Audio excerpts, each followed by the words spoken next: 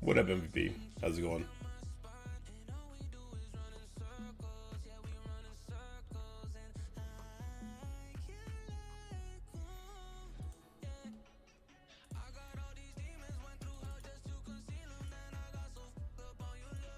What up, Risa? How's it going?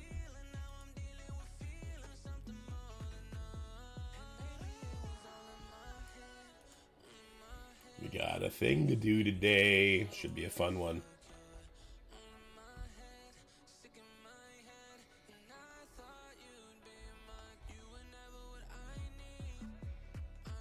Kids are good. They've been at the cottage since Friday morning with the wife. I've been solo dolo. I was solo dolo all weekend, and then they were supposed to come home last night, but wife decided to stay because there was a storm. And here we are. I've been just bedridden all weekend. Just sitting in bed, trying to get better. Voice is a little bit better. We'll not try and push it too hard today. Which is the red star one? This is the red star one, okay. Yeah, I'm gonna try not to push it too hard today on the throat because it's starting to get better. But hopefully we get a good stream out of it. Actually, if this is a red star, can I just use teams? I have so few teams that are actually at 4 stars. Okay. I have no interest in going to promote my roster, though. It's not happening. Predator Dragons, what's up? Ricky Cole, Agent Nova. Hope everyone's having a good morning. Yeah, I think this is COVID, because it's been like a week and a half, and it's bad. Would not surprise me. Especially after having gone to the hospital for the 2 days with Jacob. I wouldn't be surprised if I picked it up there. Because I was perfectly fine up until that moment. Would not be surprised whatsoever. Alright, we're doing the Red Star Blitz.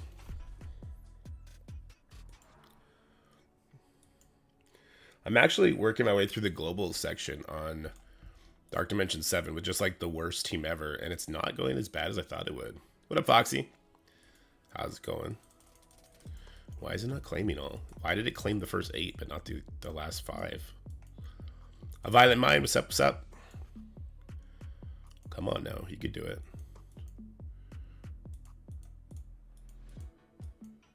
It's not claiming them. I don't know what's going on. Remember when COVID was scary? It was never really scary for me. We live in the middle of nowhere, Ontario. And at the time, I was a truck driver. So I'm still working.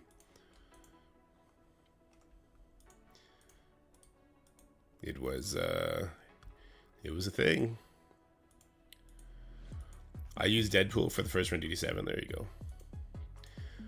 Illuminati, a Black Knight is in 1 beatable without Odin. Like 1 shottable? No. 2 shottable, you can do a burn attack followed by free to play Illuminati. I've seen that work. It's got to be a really good burn attack though. You want to pull all of the Black Panther and Captain Britain abilities.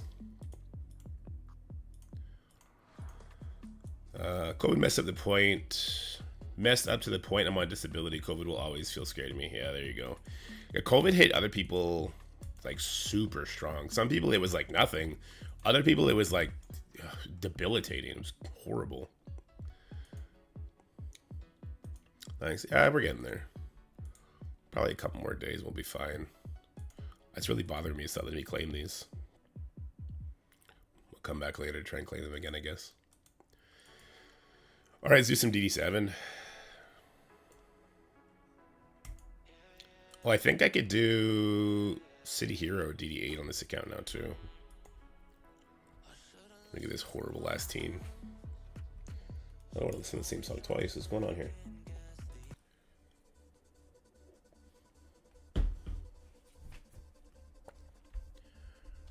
Ooh, I was... how much can I say? I have been trying out something that is similar to Marvel Strike Force that I can't talk about. And it's super fun, and I'm super excited about it. Could be the new thing.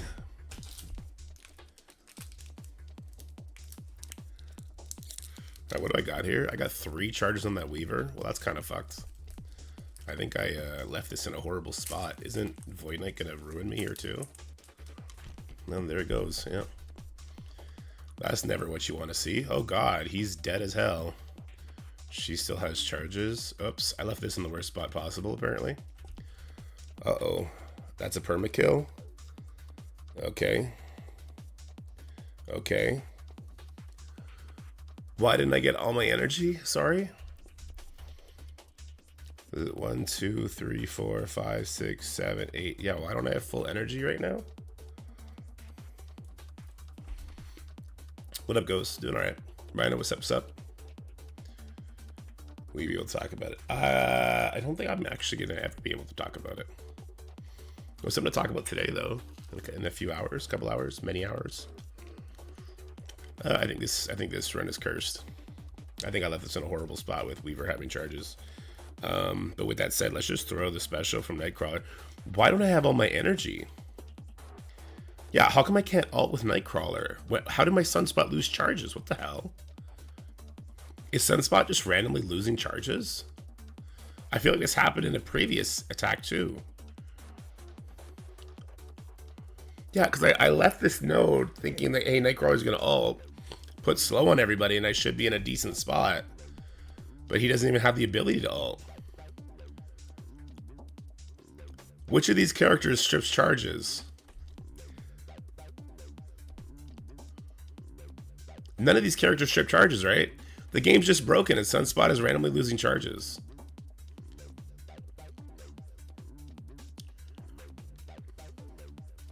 What a crock of shit. Fuck Scopely, man. That's the second time that happened on this DD7 run. I know he had 10 charges. I left a match because he had 10 charges the way it is. This is such bullshit, man. Oh my god. Forge is dead. Hold on. No, this isn't right. Casher doesn't strip charges on her ult. It's just a permakill, right?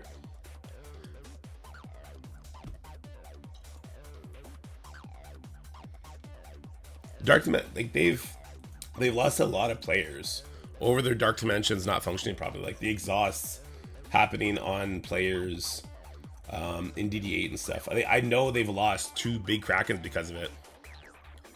If he gets killed by somebody who blocks revive / permakills, it takes away the charges. Is that part of Sunspot's kit, or is that just a bug? And if so, are they aware of that?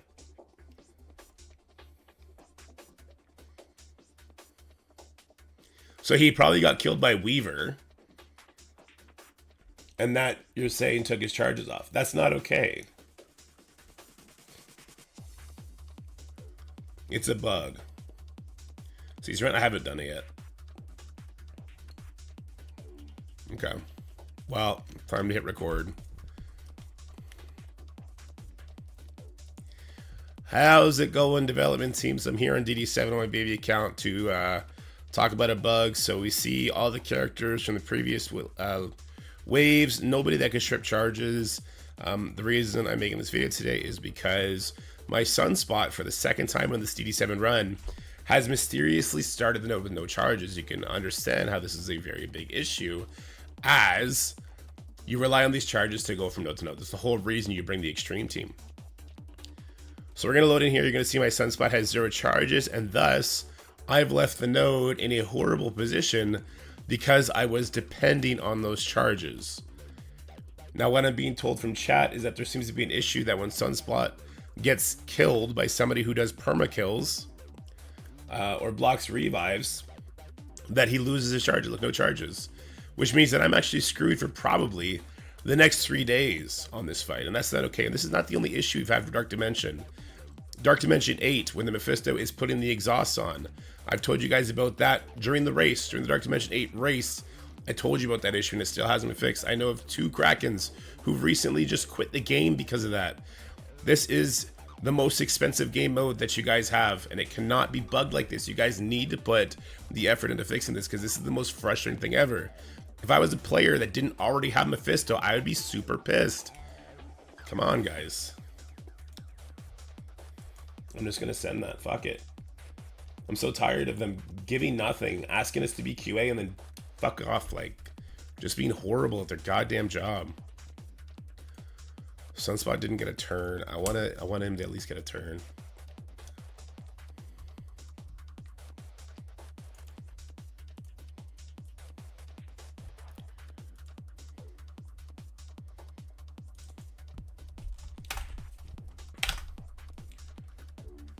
Seems like being an asshole in the Envoy program actually gets you the furthest, so maybe I'll just start doing that.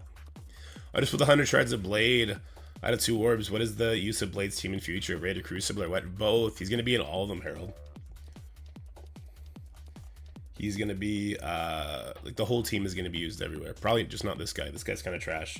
This Moon Knight guy. This Moon Knight fella. On the big boy account, I was actually hoping that was going to happen on the baby account. I pulled 100 Nimrod shards. I was like, cool. Because the baby account doesn't have Nimrod unlocked or Omega Sentinel. But anyway. This fucking pisses me off, man. Like, this is a big piss off. Is this unavoidable? This is unavoidable. I guess I could do some damage. But then she'll still have charges.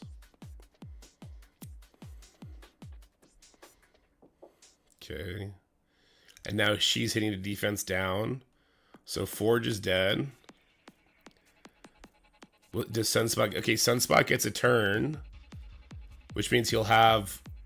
Okay, this is what I need to do. No, because she still has charge, so she would only get 1 off anyway. This would give me 1 energy. Okay, I guess it just is what it is. What a garbage thing I have to deal with. This is trash, man. That's trash, man. That's...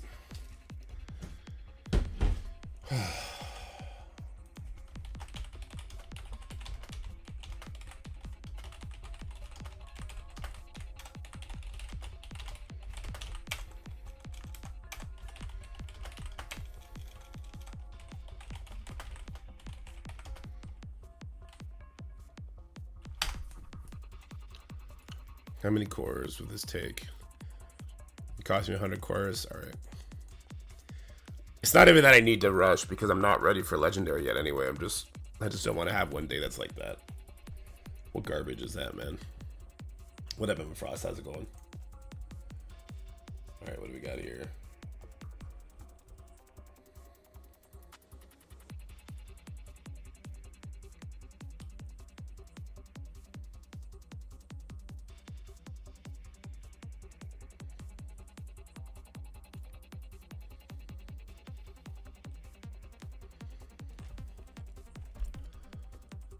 So Nightcrawler, he's so far. He's so freaking far, man. Void Knight always ults. Good times. Good times. All right. So what you're saying is, if that happens with Sunspot, like I need to cancel, because if she permanently kills Sunspot, it's just over. Like, he'll just not have charges for the next hit. This is such a stupid fucking thing to have to play around. God damn it, man. That's so lame.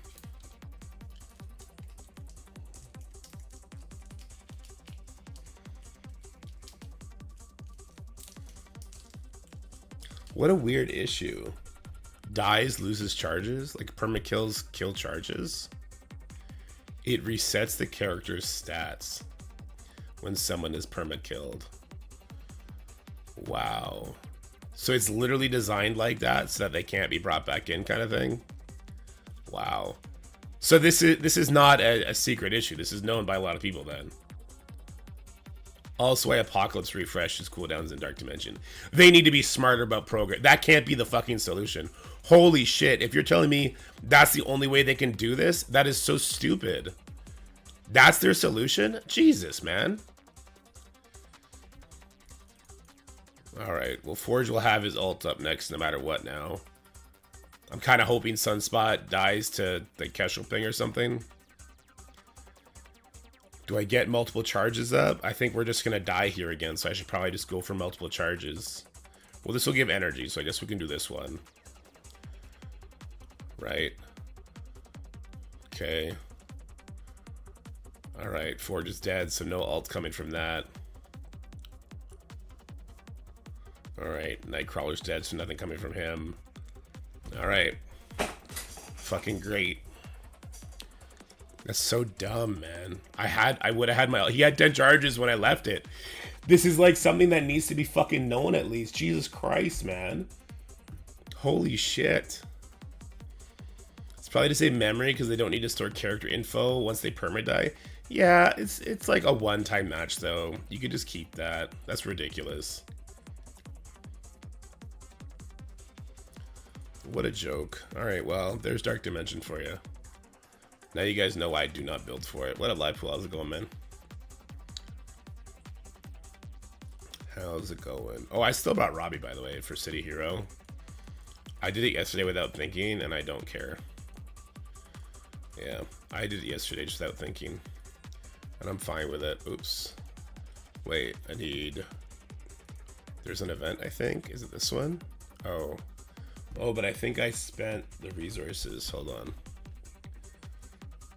I think I should be able to collect it on the web now to unlock this. What up, Luna? So with 2 Sentinels and Omega almost a week now. I'm using BK Gambit, Nightcrawler, Pimmin, Black Panther, Shuri. Is there another team comp, or should I just... or tip I should do? You gotta focus the Sentinels down. Yeah, you just gotta bite the bullet and focus those Sentinels down. It should have been the first thing you did, though. If you're left with just those 3, I'm not sure if there's some sort of infinite loop you're gonna get stuck in.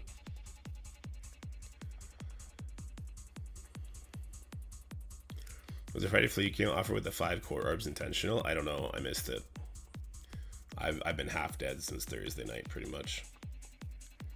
I put in Discord today, but definitely recommend Orcus over Cabal for DD8 if you don't have T3 ISO on Cabal yet and have first 4-piece. They rolled first node, second is going to take me 3 hits versus how much Cabal took on my main. Cabal, okay, random account. You're playing with just RNG, because I did Cabal 2 hits on second node, I one-shot the first node on the race, right? The Orcus, even small, works 100%. I don't think it matters, and it depends what you value. If you value using Cabal in offense more than you like to have a big defense in Orcus, then you can do either way. Alright. That should help. Did that help me? It did. Perfect. Yeah, well, like you just saw from the Dark Dimension I'm doing right now, like, RNG can just fuck you. A stupid bug is just demolishing my Dark Dimension 7 journey right now, which is horrible. Yeah, like we can hook up stream, we can hook up during stream, whenever you want. My kids and wife are gone until like late afternoon. Whenever you're free, live pool, we can do it. The Ghoulish Gold Orb is just an offer. Yes, sir. That it is. Alright, let's do this.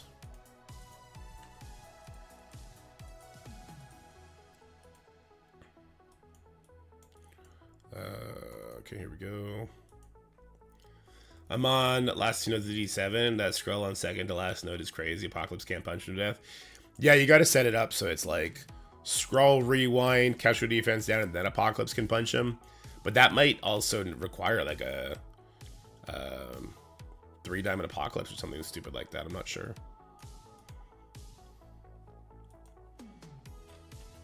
Under your plan, I've been playing over 4 years. I'm working at now and can't get the new characters I need. Trying not to be salty, but some days it's hard. I'm happy they're speeding everything up. But in also speeding everything up, they're trying to make... They actually are now. So I used to laugh when people said the events are complicated because they weren't, right? They gave you the inputs. It was artificially made so that you would hit what they wanted you to hit unless you did something crazy with your energy like some people are doing now. That's just the way it was. Now, they're like hiding events in the campaign stuff. They're running 40, 50 events at a time so people don't know what the fuck is happening at any given moment. It used to be like the events tab, you would open it up and bam, what was there was everything that was running for the day. And so, yeah. Anyway, they're purposely making things 100% more confusing now, which is very annoying. I guess I'll just go here. My guys was dead. I have 3 Diamond Apocalypse and 2 Diamond Skrull. So he's there on spawn now. You need to kind of carry the momentum into it. I've never not carried the momentum. I would probably just start killing everybody but Skrull. Leave him for last at that point. Alright. Hey, look, Robbie got a turn. That's fucking crazy, man. That's actually crazy. Vulture's gone. Penny hasn't got a turn yet. That's interesting. Penny might not get a turn at this rate.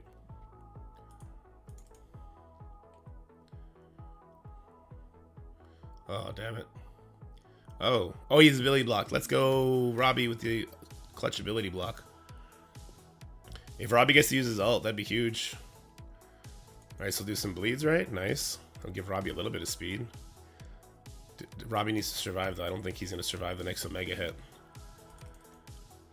Landed bleed, god damn it. God, Noir, you're killing Robbie here, bud.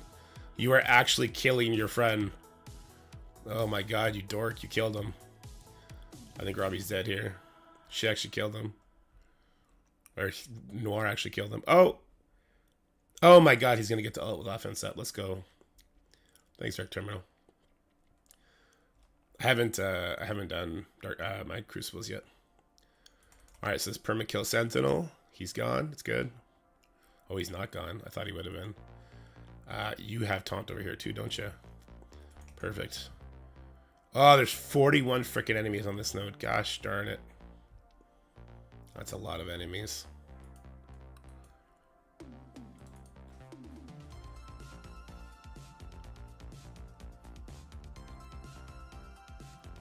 I don't think it's intentional. I don't think the UI designed for this slow drip release. Well, I mean, that's a way to look at it, I think. Yeah, I think that's fair. You're the real one? Okay. Anything spicy this week? Nah, man, I've just been on Death's Door. So I've just been chilling. I think I put Odin on defense and took Illuminati off. That's the only thing I did.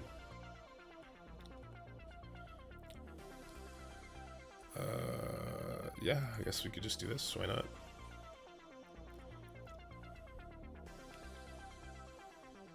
Wait, is this another real Sentinel? Sure is. Try and kill this one before it gets a turn, I guess.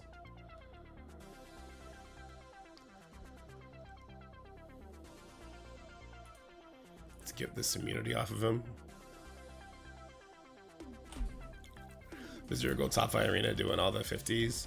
Place 1 leaderboards with still not enough gold. I actually, lately I've been getting enough trading materials and gold to do everything, which I think is very strange. It feels like they want shards to be the big bottleneck now, and they're not going to take no for an answer. You know who the genius was we have to thank for the PAV and the Annihilator Sus Room Comp in CC Stern today? Yeah, that'd be Solowner. He's in chat, say what's up.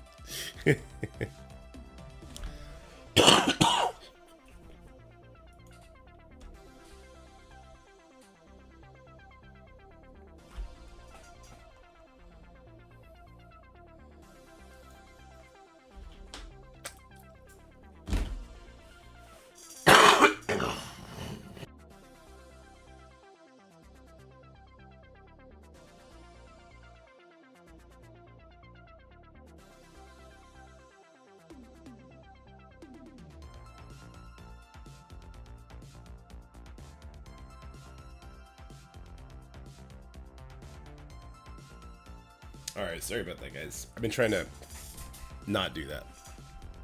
That's my bad.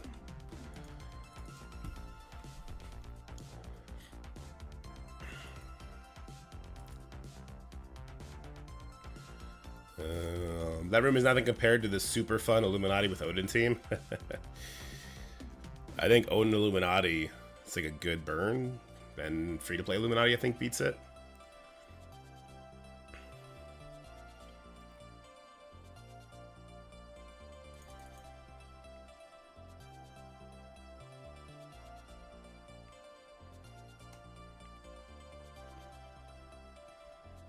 Yeah, so the normal counter against the Pav thing still works if you, I think it's an Apocalypse with a taunt can get it done.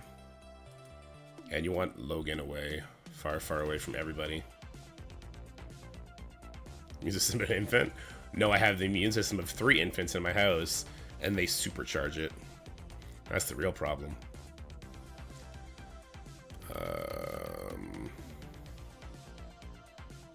Yeah, let's do this here, I guess. And did Rage his stream? Oh, because of the Pav thing? Yeah, the defenses in this game are getting a little bit out of control. It's getting bad, man. It's made me rage quit too. That 40s will never get sick again, true. I'm just building up the ultimate immune system right now. Alright, I'm just gonna try and nuke them, because if I lose this, I'm fine with it. I don't need to, I'm not ready for city villains, so I just don't care.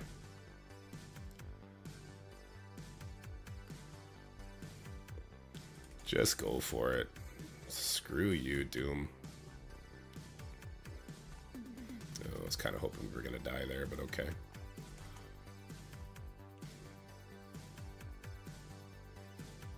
If the Pav ult can hit Weaver twice with the Weaver, yeah. Oh, yeah, the Captain Britain combo still works on it great. BB count going to finish DD in time? No, God, no.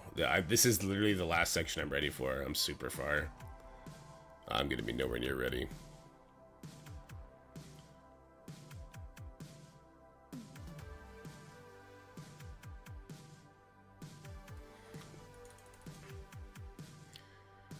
I don't know if it's because I'm running 2 accounts or what, but my game time on the baby account has taken a fucking nosedive. Honestly, I'm so uninterested in war because of how detailed all the counters need to be, given the new teams they're putting out there with just these insane stats. It's made me want to leave Onslaught, not because I don't like the guys in Onslaught, but because I just don't have, let me take a word from Cerebro. I don't have the bandwidth to give a fucking shit about 24 hours of war, having it being logged on when everyone's, like, I just don't have the bandwidth for it. And because it's changing every fucking war, I'm so uninterested. I do want to quit. I really do. I have no interest in war whatsoever. I 100% understand. I get why everyone hates war. I do. Unless that's your thing, I get it. Feels weird running 2 at a time. Yeah, it does.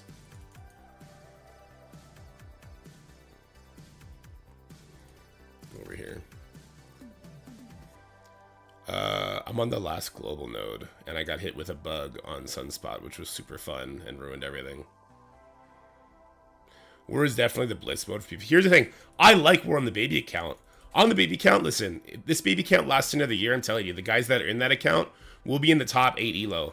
And you know what I'm going to tell them when we get to the top 8 elo? No, we're not going to do this stupid turtle shit everyone else is doing. We're keeping Ares for offense. Because with Ares on offense, we could beat wherever their Ares is. No problem. We don't need to overcomplicate it, shoot ourselves in the fucking dick, and then complain about it. We don't need to do that.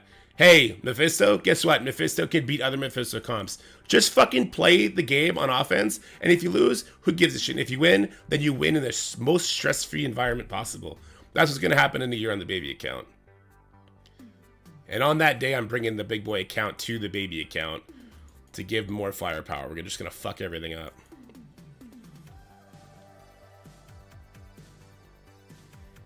Oh, also, they lied about fixing the CC rankings.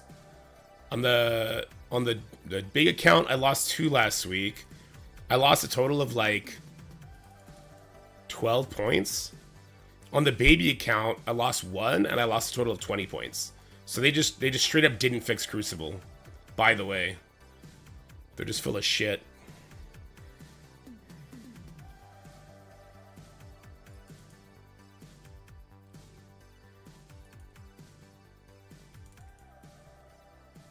We don't give a shit about war. Yeah, that's the way. This bitch has revived that many times. Get the fuck out of here. She's just fueling. Yo, I'm so tired of AI advantages too.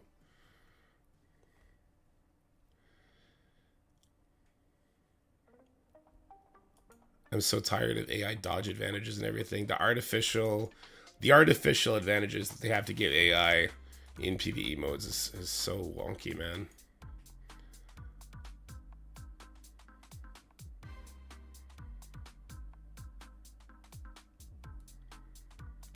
I called them out at a bunch of things. They fixed nothing, so I just stopped. I've used my time to help them in the past and got shit all for it. Remain to get shit all for it. So I'm just done, man. I'm done.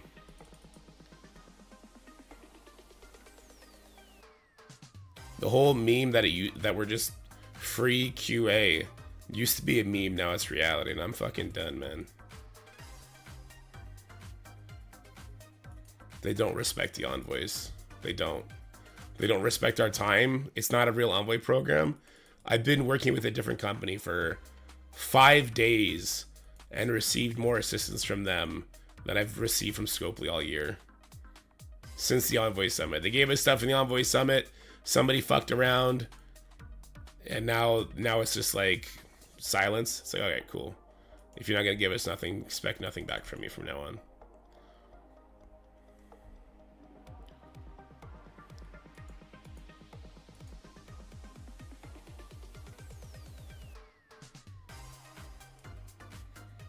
It's not Boylan's fault. It's not. They don't respect their own security. It's not his fault at all.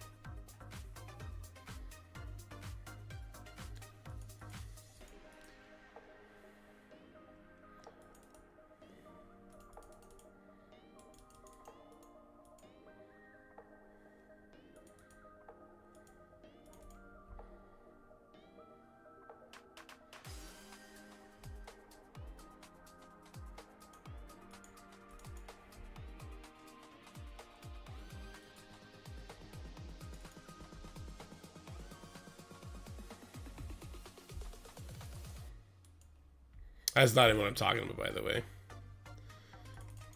I'm more referring to the fact that they are in charge of when shit goes out, and they purposely hold it back till it doesn't matter anymore. That's on them, 100% on them. Even if I get 2-1 in CC, I still get negative points because I rank 3 or 4 because last 10 CC I had to begin 90 to 100 million TCP accounts while I'm at 30, trying to beat 6 or 3 to 4 million, yeah.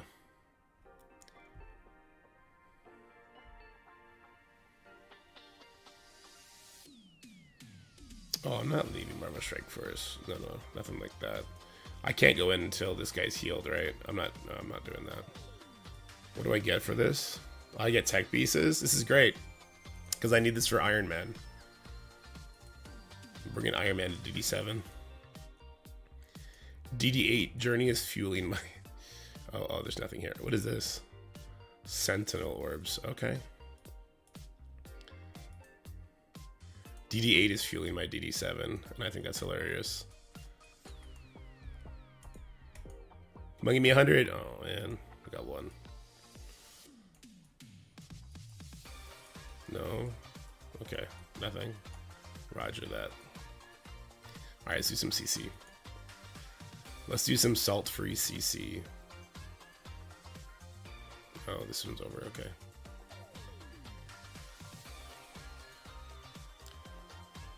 TCK Evil Stoner. That's a cool name. Oh, there's Mephisto, so we lose. Alright, well. I can't one-shot that no matter what I do. Yeah, oh man, Logan needs to be used over here too. Okay.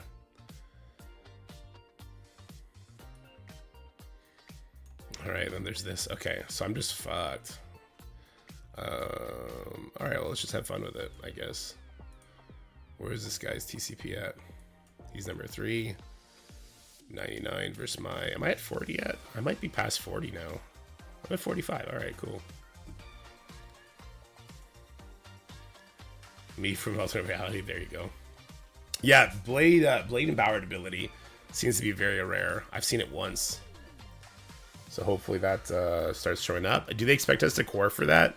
Because I'd rather them just sell it as an offer. Come on, man. Anyways, have some fun with this. Let's do a recording. How's it going, guys? It's going to be part 2 why you probably shouldn't care too much about Crucible. And we're on the baby account right now up against TCK Evil Stoner.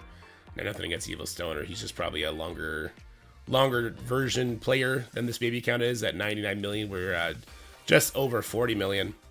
Homeboy's got Mephisto and Captain Britain, even though they're the smaller versions, which means like I have to take 2 losses here. I have to use a lot of firepower here, and it's going to severely hamper our ability. It's going to hurt our ability to get through the rest of this. Plus, we got this team over here that we're still going to have to worry about. So it's going to be a thing.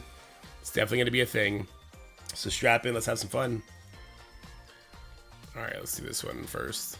Even if it is a small Captain Britain, I can't take the chance. I'm just going to sit you, I guess. And are we good here? 2 superior 6. I think we're fine.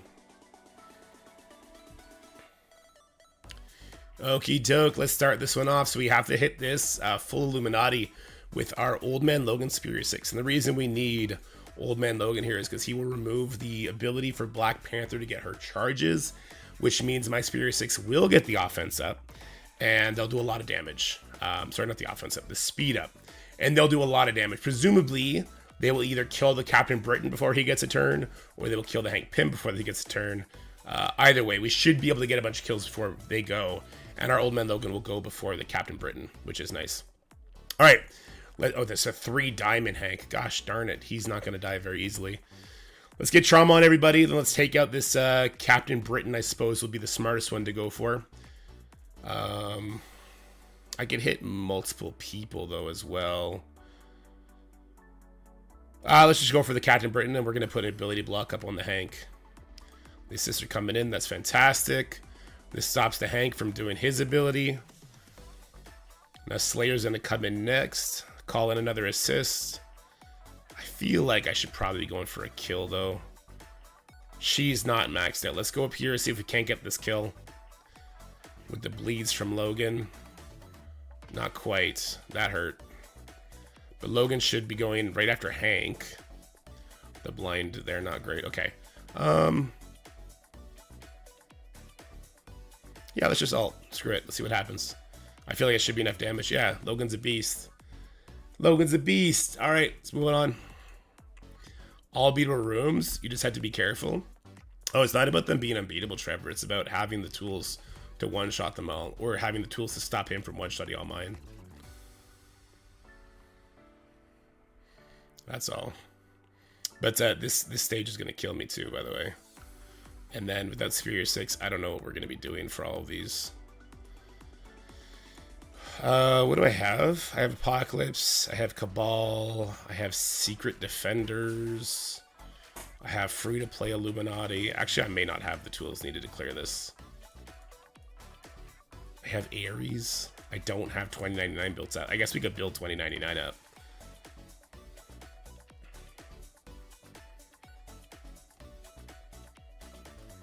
Because Secret Defenders, this Noir is going to immediately kill me is the bigger problem here.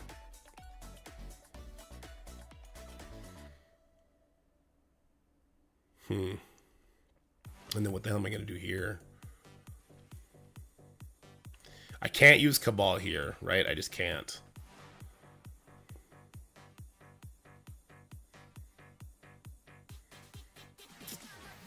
What can I use here on a budget after 2 burn attacks to get it done?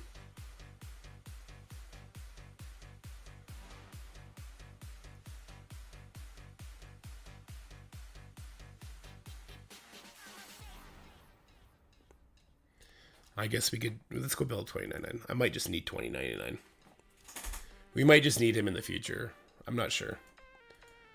He's gonna have low stars. Actually, he's gonna have no stars, right? Because I gotta node farm him or like war farm him. Ah, he'll have 6 stars. That's something.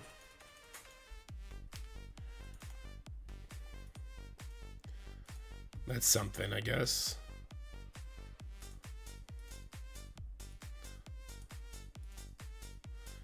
Oh, against the spiders? Yeah. Cabal with Lizard works on spiders.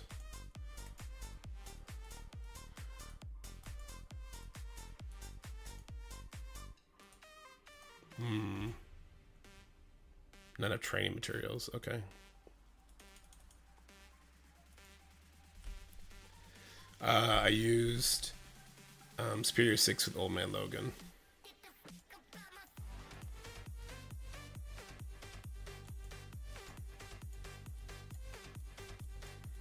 Ooh, only have 5 of these. That's not going to be enough. That might get us 1 more level. Maybe gear tier 18. I don't even care about him being squishy. I care about him stripping. That's the most important thing. Where'd he go? Yeah, only to 95. Okay. Fuck, Stoner. Stay safe, man. That's ridiculous.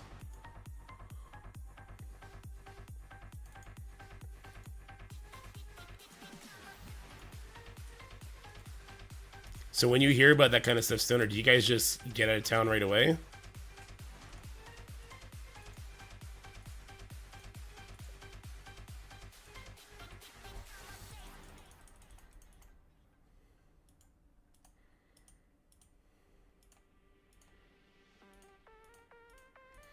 What kind of T4 is this big time need, though? I don't care about the damage. Whoops. What does the T4 do here? Apply slow for 2 turns. As opposed to 1. Okay. 25% focus for self and tangle of allies, 50% damage reduction. Okay, I mean, they're all nice, but not necessary. Wait, the passive is necessary. 25% focus. I mean, the focus is nice. Damage reduction is nice too, but not necessary. I mean, it will be because he's up against new players and he's level 95, gear tier 18 instead of level 100. So it's gonna fail, but it just kind of is what it is.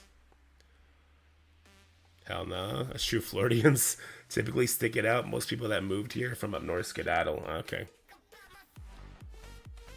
Feel a little bit better, Steve Williams. Thanks for checking in. Appreciate you. Orcus 4 plus APOC or Cabal APOC late Death Strike. Both are good. Mizu, take the team that you enjoy the most outside, whether that be for raids, a really strong defense in Orcus, or a really strong offense in Cabal. Go that route. Easy one to rework his stat tunes, pretty much, Baka. There's gonna be a lot of that for sure. What are we gonna do? I've got the same team. I don't know yet. Probably nothing fun.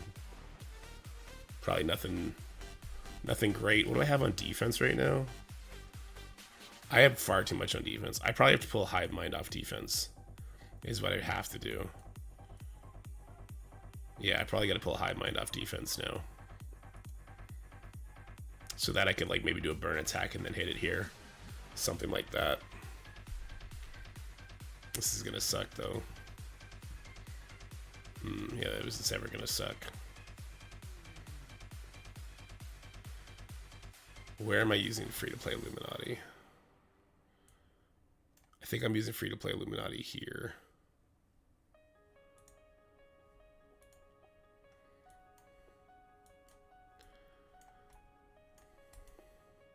But this one's not fun either.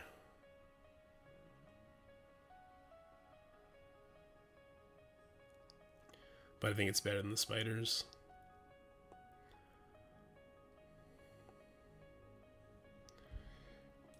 All right, we're going to use our free-to-play Illuminati up against this big extreme team. Not my favorite matchup, but better than doing this against the Spider Society team I have found. So let's see how this goes.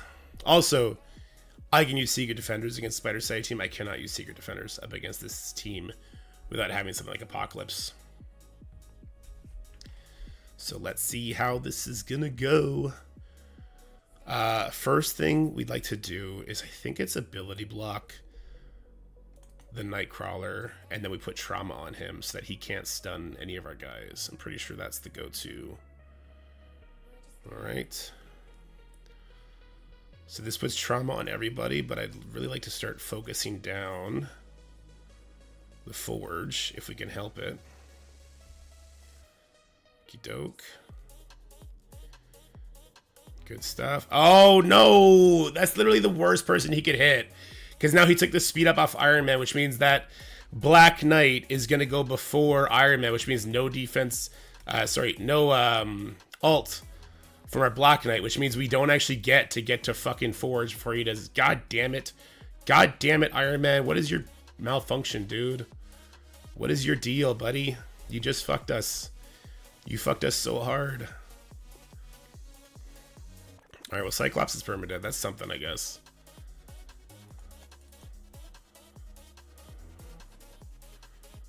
I don't know if we're going to win this. We're going to Unibeam here, just because they all have no debuffs now anyway. And Nightcrawler's going to kill us. Will you put him in the middle? Can we take our tinfoil hats off before we talk in the chat? Until you can show me a code that specifically says we rig attack rates for the middle. I just don't want to hear that kind of stuff. That kind of copium.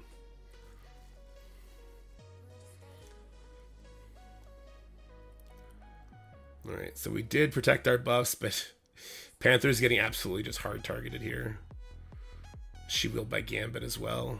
Okay, Iron Man is officially shut the fuck down.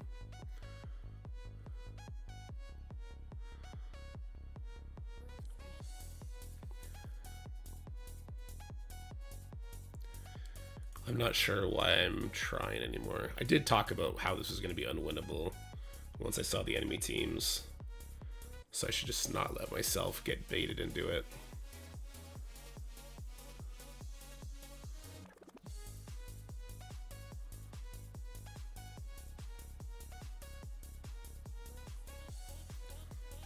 Oof.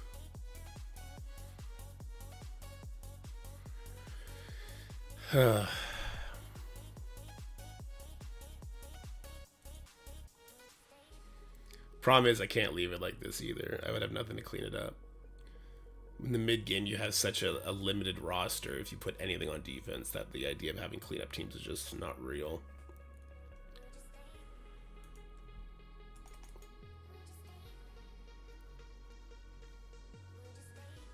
Oof.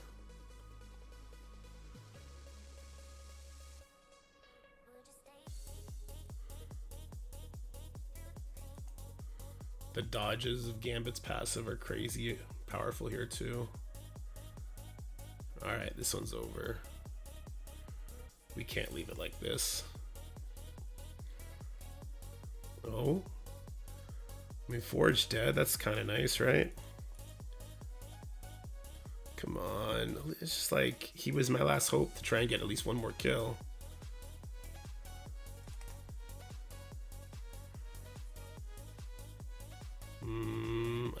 I can't beat this 3-piece. I don't think. What would I be able to do for I can't. I just can't. I would have nothing available to beat this.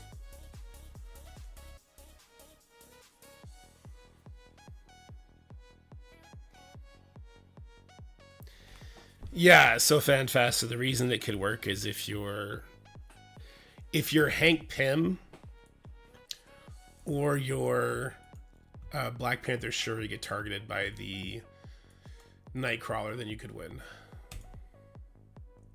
Alternatively, if you ability block the Nightcrawler, if you're Black Bolt, Mr. Fantastic, Hank, or Shuri get chosen for the basic from Nightcrawler, you could win. You just basically, Iron Man can't get his speed up taken from him because he needs to prime up the Black Bolt burp or Black Bolt yell. We'll try it though. I got nothing left to lose. Just my sanity.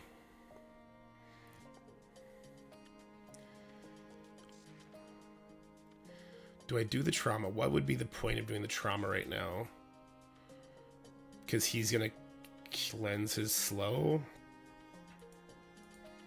What would be the point of doing the trauma? It doesn't give disrupt.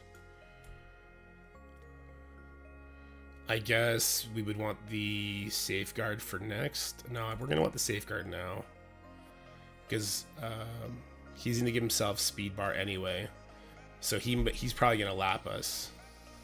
But who's he gonna stun here? Alright, it went for Hank. It's actually not bad because Hank's passive will proc even with stun.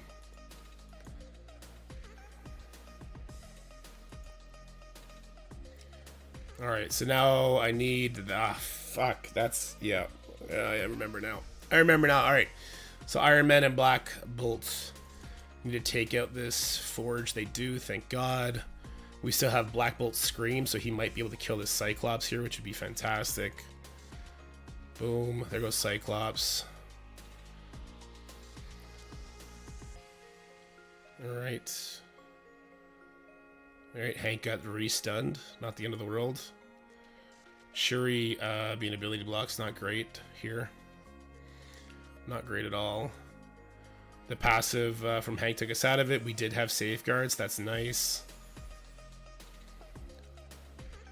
She still has her taunt up. Looks like we might be okay. Like I said, it depends who Nightcrawler stuns. So Nightcrawler stunned Hank here, and it's going to work out great for us. Which I am thankful for. I didn't want to have to fail too many times. Oh, I don't have the T4 on Hank's basic, so it only called in one hero. That's not fun. Oh, and the dodges. Oh my god, these dodges. Can't be dodged. Okay, so we got rid of one death proof. An unavoidable attack cause and unavoidable assists. This is also unavoidable. This should kill the Gambit in the back. Alright. Okay, that's just a fake dodge at this point. I don't know how he had 4 stacks of fake dodge, but hey, that's Scopely for you. At least we might full clear now.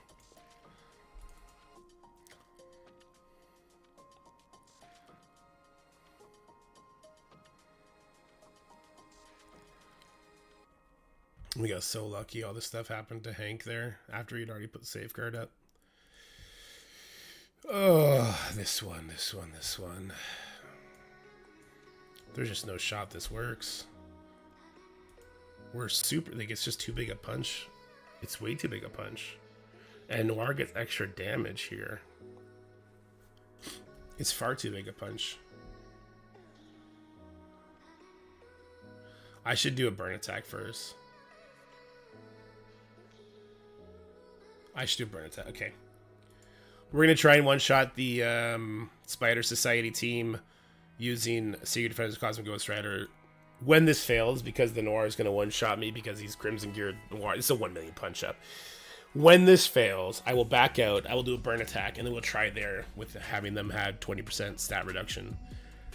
Honestly, I did just want to kind of burn this twice, just because screw it. Like, what's the point of getting frustrated for no reason when I know the scaling here doesn't add up. But I don't know, miracles, right? Alright, is she instantly dead? Oh, she didn't die. Oof. We gotta get a turn meter rewind on Penny. And then we gotta do a stun. He's gonna get speed bar if we're not careful. She's gonna do an ability block. He's gonna do massive damage plus assisting. The right call. There is no right call here. Let's just do this here. Okay, there is no right call.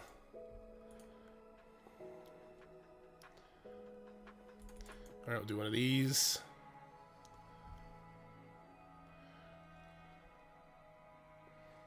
Oh, wow, she died. Okay. Let's get that, oops, I think I was supposed to basic Penny to get the deflect off. I got off anyway. Okay. Oh, our Robbie lost his offense up. That's brutal. We really, really needed him to have offense up. Okay. Him not having offense up here basically just reduces any sort of damage we do. We were so close. If he had offense up here, those bleeds would be so much more than what they currently are going to be. we just, I don't know, we just keep going for it, I guess. Alright, so he's gonna bleed out. That's good. Ugh, another offense down. Man, these offense downs are targeted so well against us.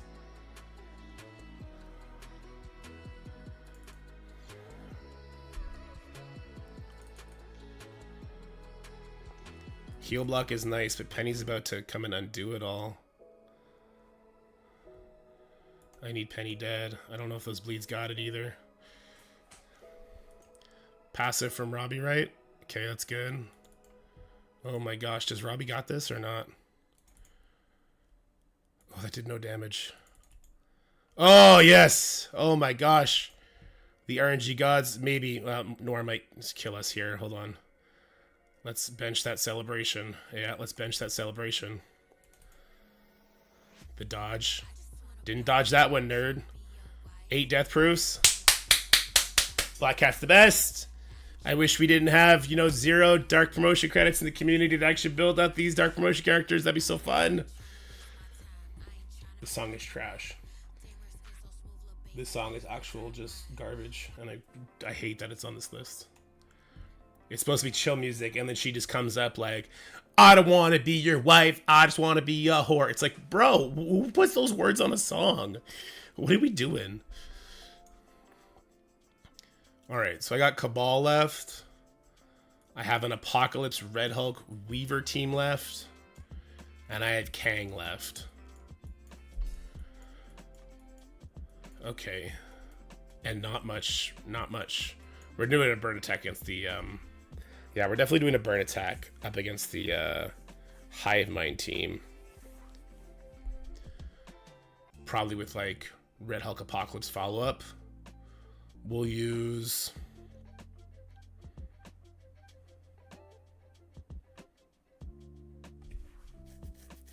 Can Tangled Web beat 2? If I do Cabal on 3 after a burn attack, can I do Tangled Web? No, not really, eh? Let's just do our burn attacks to start off. I want to make sure we don't use anyone we're going to need. Don't use Emma.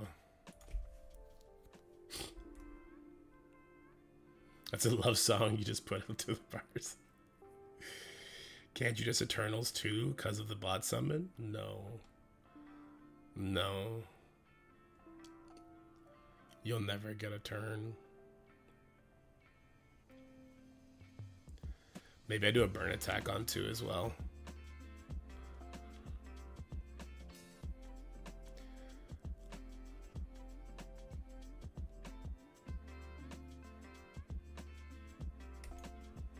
I don't think I can get any kind of lasting damage here, but...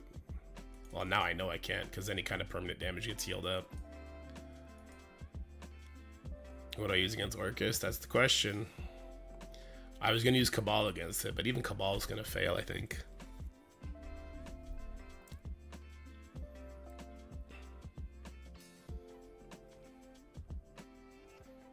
Oh wow, look at that Mephisto ult got pulled. That's kind of cool.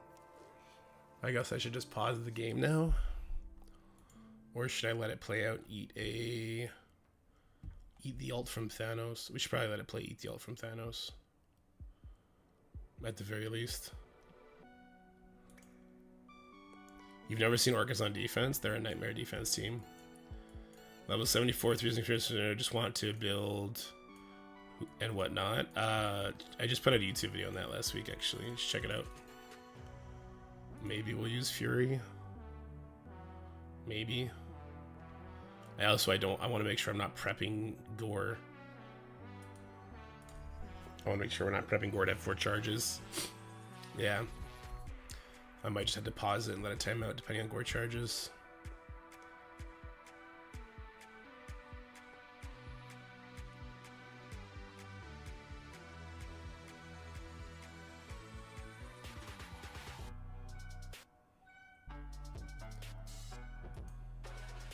What is he at? He's at 4. He's not 1. Oh, I probably should just let it time out now. Because if I don't, he's gonna... Here's what's gonna happen. I can just tell you right now. I have 4 characters left. If only 3 of them die, then Gore passive procs. That's fantastic. But in actuality, what's going to happen is all 4 of my characters are going to die at the same time, and I'm going to be walking in to a Gore passive. And so we have to pause it and just hope for the best. Because Scopely doesn't know what the fuck they're doing when it comes to charges. I just hope the game doesn't crash too, by the way. That's the next thing we gotta hope for.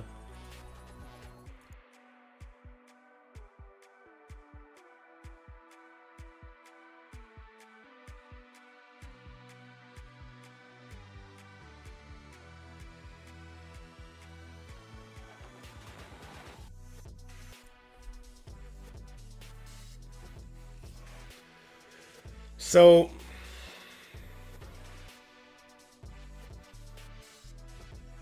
I just feel like I can't use Apocalypse here. I feel like I need Apocalypse for stage 1, because stage 1's gonna get ugly.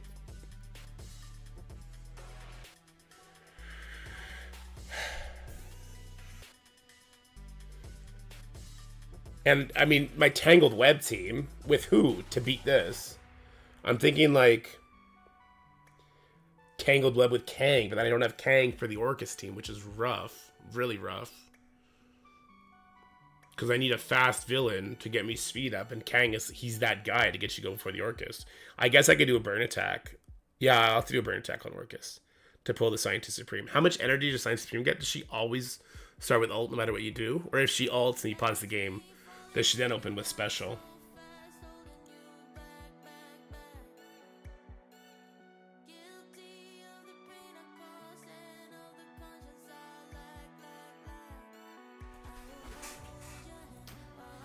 I'm sure the next legendary team is going to be a good Crucible option, even if it's not for the Crucible mode.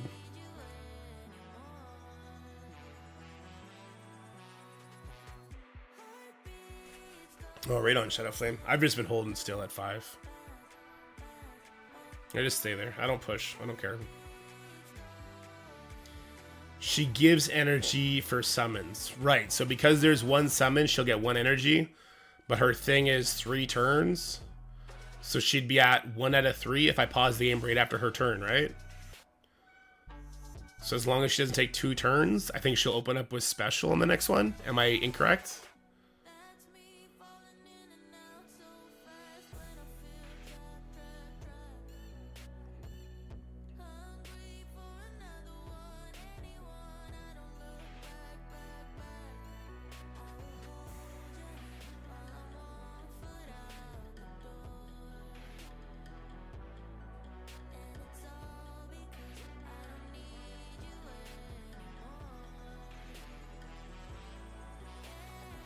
I am correct, okay. So we go in, Mega do her ult, pause the game. And maybe we just bring Kestrel in on the following hit. Kestrel Cabal with a Zemo? I don't have Zemo built up. Maybe Lizard? Lizard comes in at 126. He'd technically be the fastest. Wait, no. Omega Sentinel's like 125, right?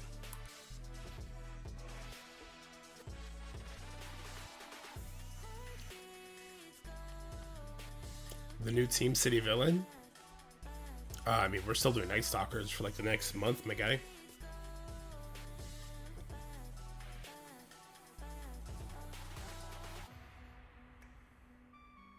I don't know how this is going to work, by the way. I'm thinking I'm going to use Kang, Tangled Web, Ares, because I have to use Ares here. Guardian? Or do I save Guardian for the other one? I probably save Guardian for stage 1 after the burn attack. So then we go Guardian, Red Hulk, Apocalypse, Emma. To get Red Hulk to go first. Something like that. Something like that, right? Do I have to... I probably have to take my Skrull off defense. I probably take Skrull Hiveman off defense for where I'm at. And just use them on Extreme. Or Spider Society from now on. Just accept, like, hey, I don't get a defensive team. It's just not a thing for me.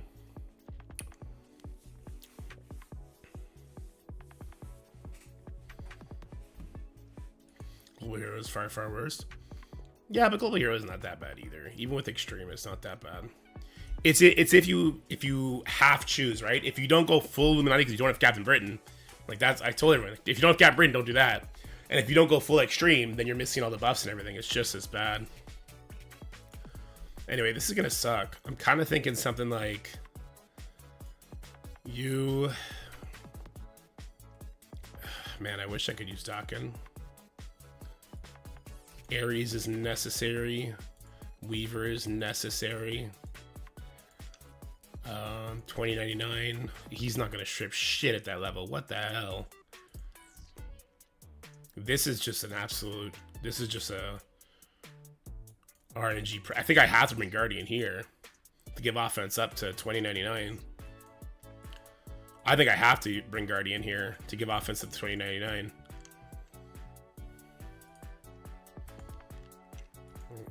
Otherwise, it's just no shot in hell.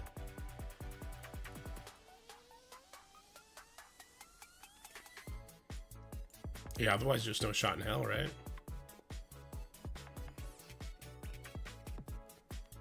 I do not have Hive Mind, no. Let's just do this. Alrighty, so we've done 2 burn attacks into this Mephisto Annihilator team. And now we're going to hit it with this Hail Mary. So look, I'm only bringing Guardian because I have to. My 2099, I just built him up. Level 95, 6 red stars. Not even 300k. New warriors are not built up. New warriors are level 1 on this account, with the exception of Deathpool. Anyway, Ares stops the safeguard. 2099 with offense up. Hail Mary strips the gladiator. We stun the gore and Kang kills everybody. I guess we still have to eat like the Thanos ultimate is primed. We still have to eat the Thanos passive, which is gonna happen. Like this is gonna be an absolute gong show. I assume we just lose this. And then I take these characters back, and then I can one-shot the other 2 teams. I guess is what I'm probably hoping for here. There's no vulnerables, so let's just do the special to get offense up on our Kang. I guess he already had it. Wow, that was super fucking smart of me to push the Thanos immediately like that. But we did get the taunt off, I guess. That's one way to do it. And you know what? She actually did land some debuffs, which is nice. Alright, I'm going to stun him because I know he's about to do his ultimate on me, and that would be really bad. We're doing a good amount of damage, which is fantastic. Let's see if we can ability block the Glad here before he does his thing. Ares is a stud of a character, by the way. Yeah, Ares is an absolute stud. Alright, Kang will have his ultimate here. Let's try and get Hail Mary defense down, I guess. Holy crap, he's doing it. He's doing it, guys. There's a vulnerable here. Let's hit into the Mephisto. The rest of the Annihilator team is just hanging in there, though. I guess we'll just keep leaning to this. I mean, Kang does have the speed up, so he's going to get to go again. I'm deathly terrified of what this... Oh, no, he had... Okay. Woo! I'm actually more afraid of this guy because he does have perma-kills and stuff. And we're doing absolutely no damage to him. Oh my god, where's my damage, Kang? I need you. Okay, Gladiator, or Guardian, whatever the hell his name is, did good. We should be terrified of this Mephisto still, though. Hail Mary, get the death proof off. Jesus Christ. 2099 is actually a boss right now. He actually peeled the death proof and gave defense down, only for Kang to tickle. Oh my god, what a roller coaster. What a roller coaster, man. Woo. Alright, the rest of this is gonna suck, though.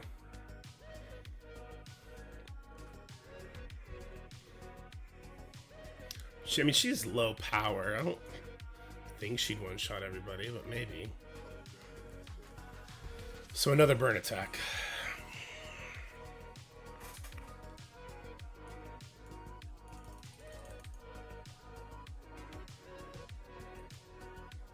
I don't know about genius, man. Lucky, maybe.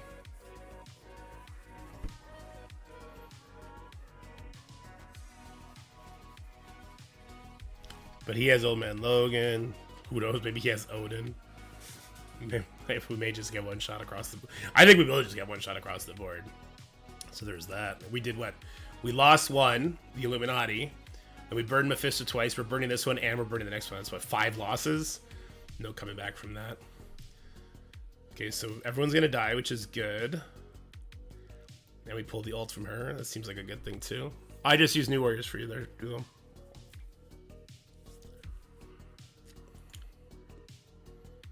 40% is too much.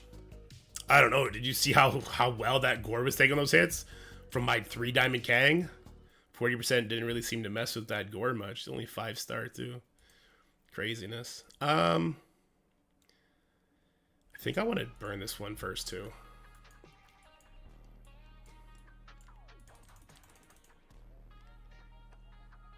And I think I'd prefer Void Knight to just instantly kill everybody, I guess.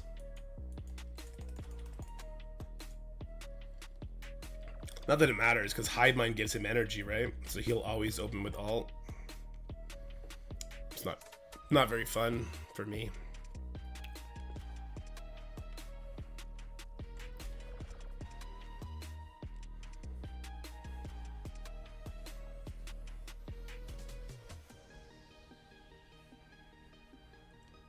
Bye, everybody. Guardian actually punched him pretty good. Yeah, Guardian did really good. That's because that's a 3 Diamond Guardian now, which is fantastic. Thank you, Killing Tower. Killing Tower. Great rewards. If you had the Crimson gear to build up those characters, I got super lucky and just was able to do it on the last day. My endgame Thanos got to 5-star on the last day. God is awesome. He was able to do it. Super lucky. Alright, I think I want to start here with the Apocalypse team. So it's Apocalypse, Red Hulk, Striker. Now we don't have Guardian, which is going to really hurt. So we're going to bring in Emma. Because that makes I think that makes my Red Hulk go first, I believe. And then a bunch of hard hitters. Vol. He's what? He's 113. I think it makes my Red Hulk go first. I should probably check, but I'm not going to. Another hard-hitting striker. So that Plat 2. He would give himself offense up, I guess. Is Dawkin? Can he be a striker? Let's go make Dawkin a striker. Nobody goes stealth, though, right?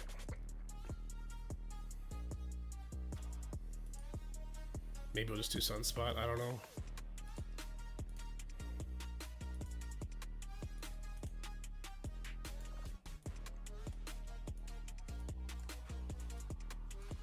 Nova, I get maybe. Nova's gonna do no damage though.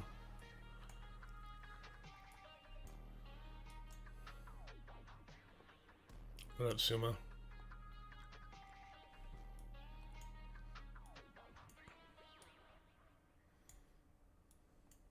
I guess. Whatever. Let's find out. Alright, we're kind of throwing caution to the wind. I didn't do the calculation, but I think Emma makes Red Hulk go before Void Knight. I don't remember. Whoever goes first should kill everybody else. Yeah, whoever goes first should kill everyone else because it's going to call assists in, and Apocalypse will do his punch, I think. Apocalypse is going to get 15%. Void Knight gets 15%. No, Void Knight gets 25%. Hold on. I think it's actually Red Hulk, then Void Knight. I think I needed to bring Cable here.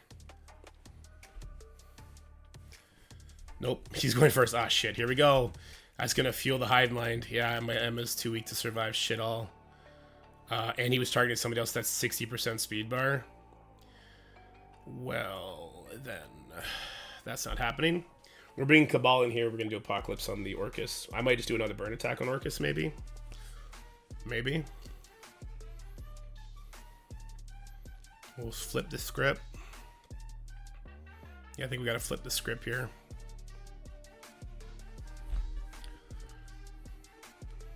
Let's try flipping the script before we commit.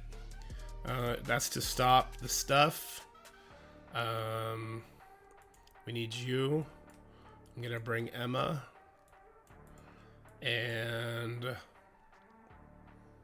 should I bring Fury? They're not gonna get speed up, right? I think Red Hulk's going first no matter what. So I should bring Dawkin. That stops Nimrod speed. That drains them 10%. She's not getting speed up. She's not putting slow out there. All right, let's try this. Not caring about Crucible feels pretty damn good, actually. It really does.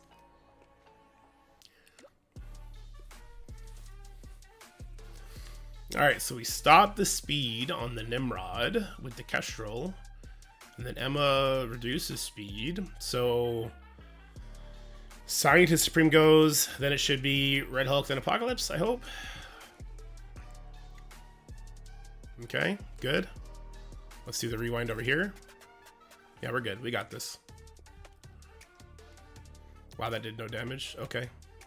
That's super fun for me that it did no damage. We're going to punch Nimrod in the face, I think. Yeah. And then we're going to Kestrel special here, and then Dawkins special. Why does she revive? Come on, man. The RNG revive gonna murder my chances here, maybe.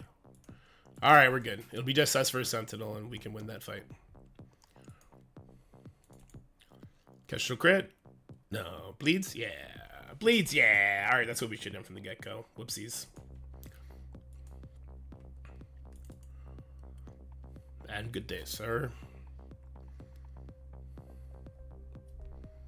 Cosmic's Legendary DD8. I don't have Mephisto. And I almost get one shot as it starts. Yeah, Mephisto and DD8. I'm not sure if that's actually optional or mandatory. TBH. Okay, Lizard and Archangel. All right, this is the team we would normally do against Skrull with a pre-taunt and Hive Mind. So I'm guessing this is going to be perfectly fine. I'm guessing we get a crit. I'm guessing Void Knight does ruin my Alligator, but because they have vulnerables, it doesn't matter. They don't get the speed bar. And then I kill everybody. I'm guessing. This is all guessing. I didn't switch my ISOs around, but I don't think it matters. Because we should get to go first. Assuming Alligator Boy gets a crit, I guess. All assuming Alligator Boy gets one crit. Here it goes. We got it. Good job, Alligator Boy. You're the best. We do have some strikers just because naturally we would, right? Alright, so we want to go over here and kill the Red Goblin. Then we want to go over and kill the Carnage ASAP. I think we'll be fine. I want to say Namor gets to go before the Goblin does, but yeah, he does. So let's see either rewind or kill everybody. Alright, well, we'll take the latter for sure. Alright, hey, we feel cleared. And that's maybe the best you can expect on a 50 mil punch up when 50 mil is more than double your TCP. And then you get to see what your opponent did. Let's see what the opponent did to us. Let's see what the opponent did to us. I'm guessing he one-shot everything. And that we just never had a prayer. 47762, one of the worst full clear scores I've ever gotten. TCK, Stoner, hasn't attacked yet. Maybe he was waiting to stream tonight just to really, really rub it in. Alright, goodbye. TCP is like 44 mil or something like that. 45 mil. How many attacks did I have to do? A lot. Alright, so this was 3 attacks on the first one, 2 attacks on the second, 3 attacks on the third. We one-shot this one. I mean, we one-shot this one. This one took 2 with some good luck. This one we one-shot. There you go.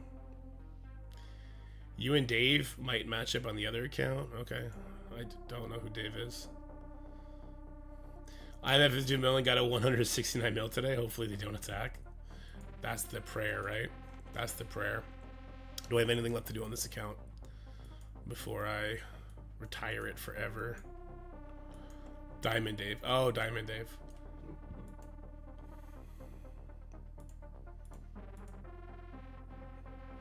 How is it possible to get Mephisto and Odin at 68 mil TCP?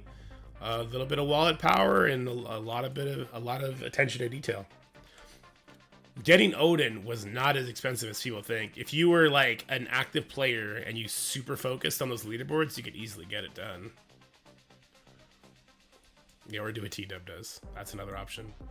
I'm gonna open a blade orb because I have no self-control. Hey, look, we got a 6. Super surprised. Odin was a lot cheaper day one than Mephisto. Yeah, it was. I mean, I got Odin day one. I didn't even spend nearly a 100th of what people spend to get Mephisto day one. I'm not going to just one account. Oh, I didn't mean that. It was a joke. One day though, if I find another game to cover full time, I might have to. And when that day comes, I might bring the big boy account to the little boy alliance instead of the other way around. I just hate war, man. War's trash.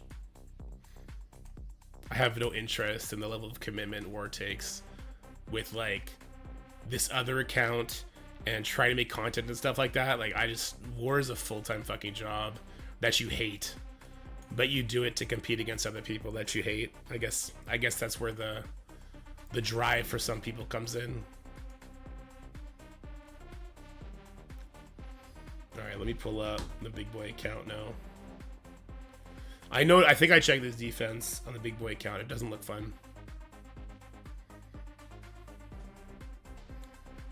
Alright, one of those, one of these, bloop. You can go big. I'm just loading. So we turn this one off. Oh, it's already here. That's fun.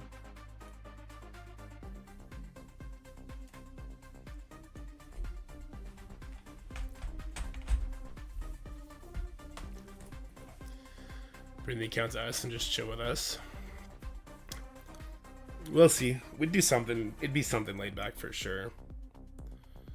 Let's get these blitz things done just because habit, I guess. I mean, this account has no use for premium orbs or red star orbs or even gold, which is hilarious. Or training materials or literally anything. When does this energy event start?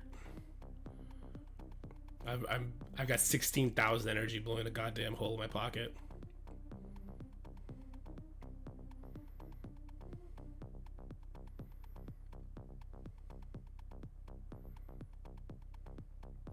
Which I don't know why I would do that. I don't need the purple ISO. Just seems wasteful. Today, well, that's good.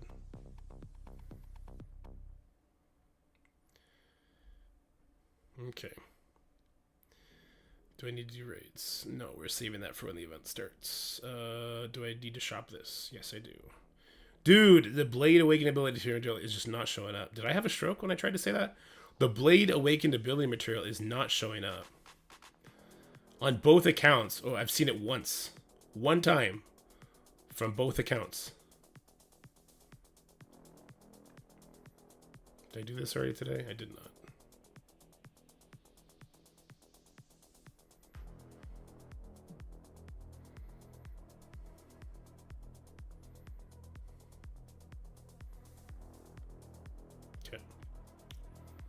You've had it twice. There you go. Obergismus Shores. Okay.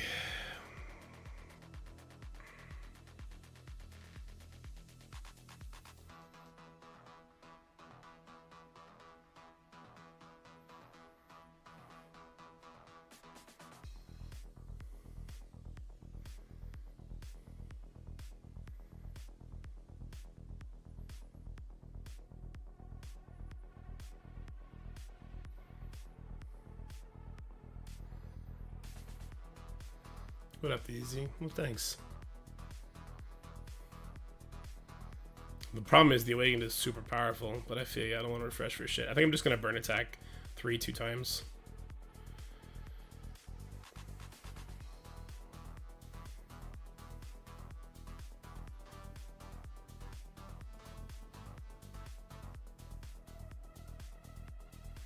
If you have the raid teams geared to 19, you can get 18 out of 20 free to play. Oh, wow.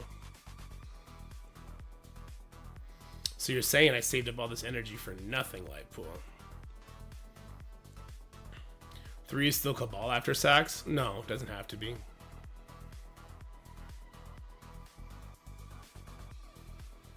No, it doesn't have to be. think this is 5.4 million Orcus.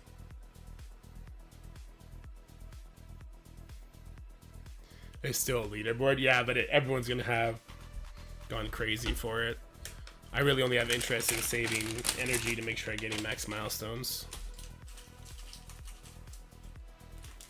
Keep saving for level cap increase. No, there's the play. There's the 9-head play. Okay, why don't we use...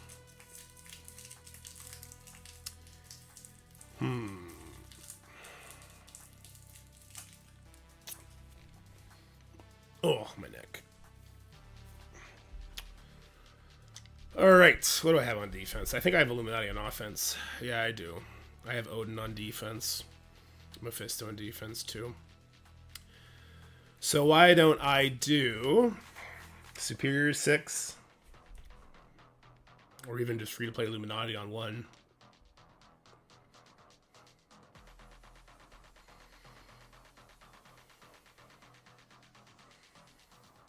Free-to-play Illuminati on 1.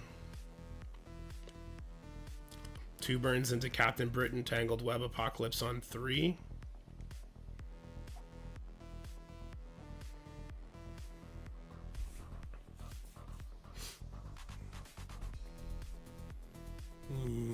Where's Cabal going?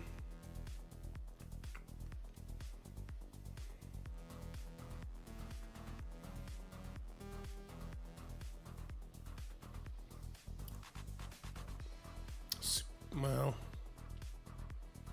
we get Superior 6-5, I guess, if we're gonna use free-to-play Illuminati on 1. On 4, what's 4? Oh, I'll have Old Man Logan, right? We can do an Old Man Logan into 4. What was the team we used last time? It was like Old Man Logan with the one that we used to beat Skrull. Does Noir go before you in 1? He sure does, but he doesn't get any assists because of Black Panther. So he'll hit into the free-to-play Illuminati, but he's not going to kill anybody. And then it'll be Black Panther. She can ability block the Pav. And then if I switch enough people to Striker, I should be able to get some kills. Okay. What do I do here? It'd be, what was it? It was Logan.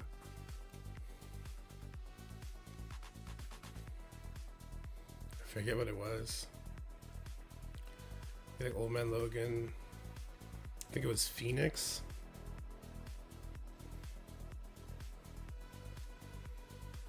Oh, that was just, no, hold on. That was just to do that.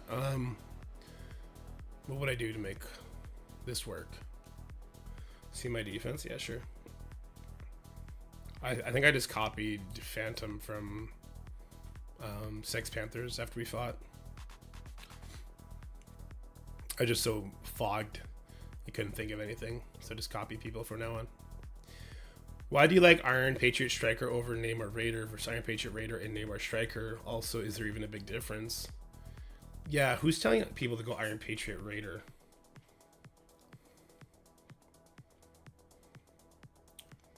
I'd be curious who's telling people to go Iron Patriot Raider over Striker. When Striker is going to clear immunity, apply defense, down heal block, and disrupt for 2 turns and slow for 2 turns. Why would you want Raider over that? It's weird.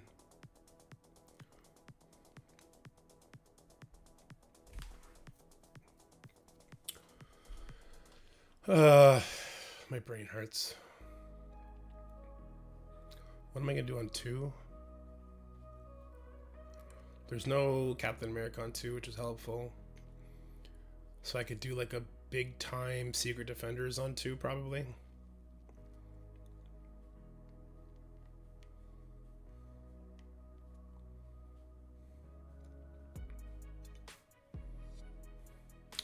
I thought Scrim is best for Scrim is the best for Iron Patriot in modes like the Trial and Dark Dimension. In very short-lived 5v5 attacks, you want the extra damage. I don't think it's super impactful either for what it's worth, because Scrim, especially if you're purple, you still get the extra assist damage, which is nice. It's not nothing.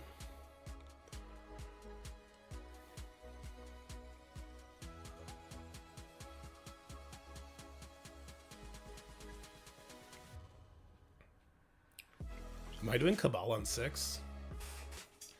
What am I doing on 6?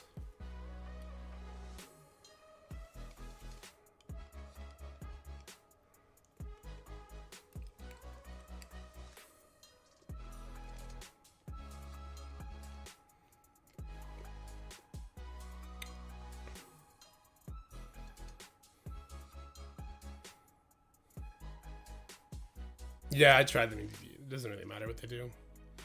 Do I have Superior 6? Yeah, I'm thinking about... Is Superior 6 going to 1 with Echo? Or is Superior 6 being used on 5? Which is not a super fun fight. But it's probably going to be used on 5. Superior 6 for 6? I don't like Superior 6 into 6 here. Yeah, until Blade is getting the 20% speed stat, he's very meh. And the Oath is very interesting too. The 5% speed bar. It makes Blade go a lot faster than you think with the speed stat and speed bar.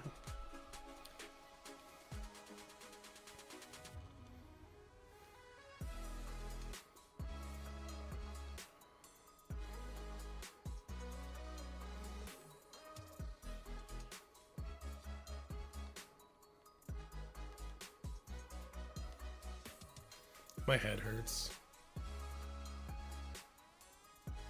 Damn, Mufi. Coming in hot.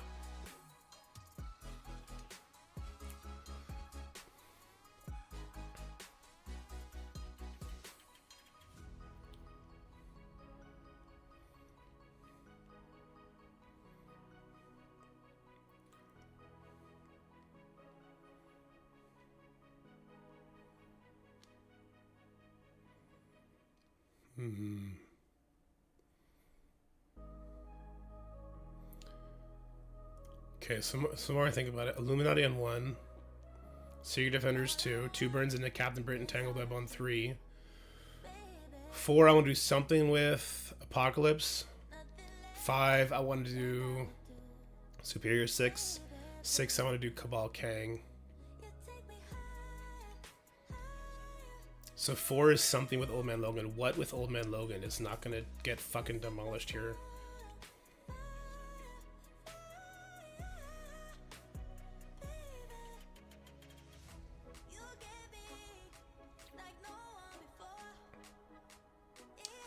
Old Man Logan with Masters of Evil on 4. That's the move.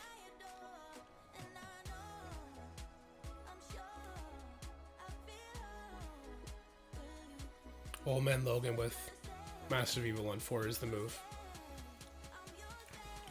No Absorbing Man. In which case, we use Cabal Lizard. Lizard's gonna get punched in the teeth, but nobody cares, right? No, wait, no he's not, because he's not gonna get the speed bar Ultimus. We do exactly to 6 what we did before, but we don't have a burn attack for... I mean, we don't have Kang to murder the Black Knight. Does Black Knight solo my Cabal? Probably. Black Knight probably solos my Cabal.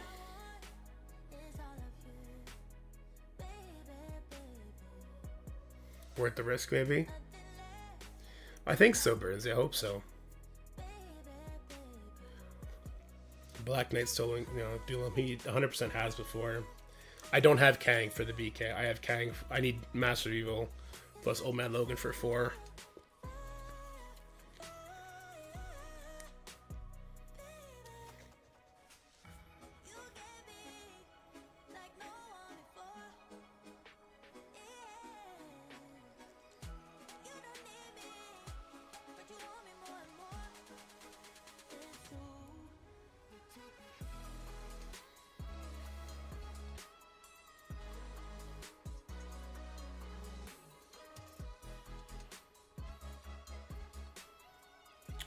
Surfer would never remove the charges, not enough focus there.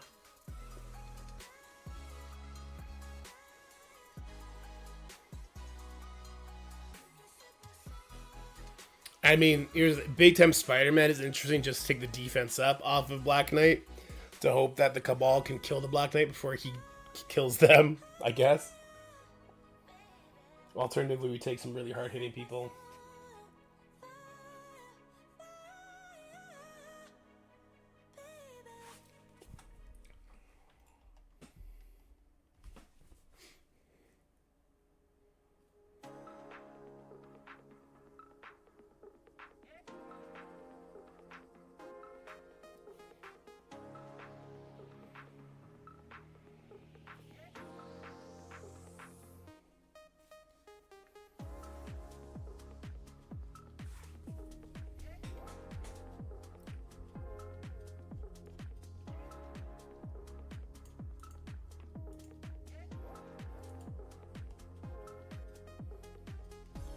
I got an answer I didn't like.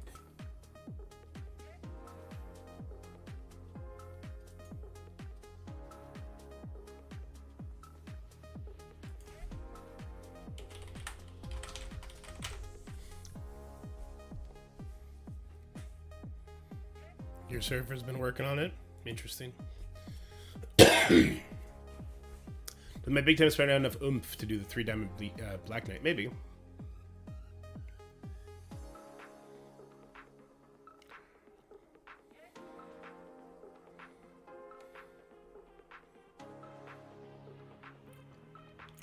I think we just start letting hands fly.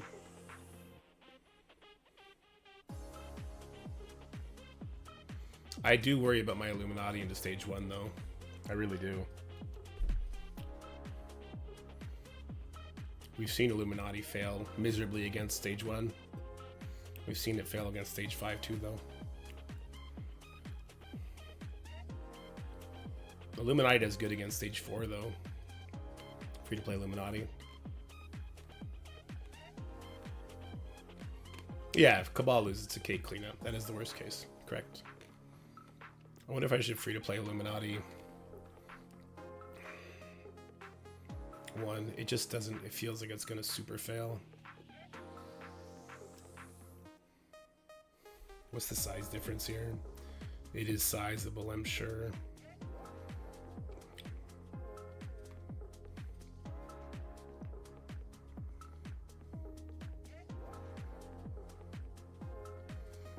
It's not that sizable.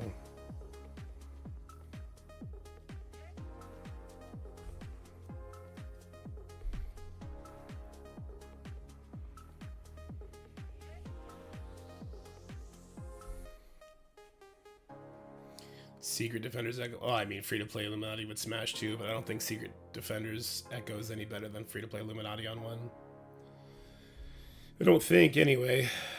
We got to switch some of them to Striker here, though. You got to go Striker. Okay, we got to go high level Striker. They all got to go high level Striker for this.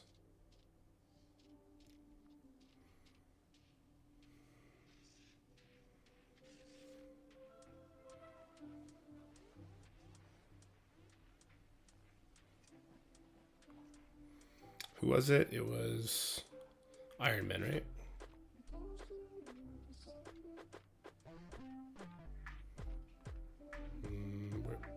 Where'd he go?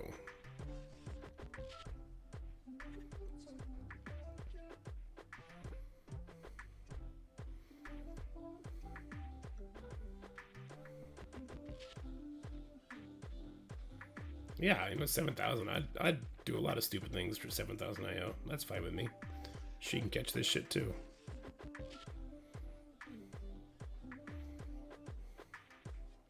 Yeah, screw it. You can catch it too, buddy. You do good damage.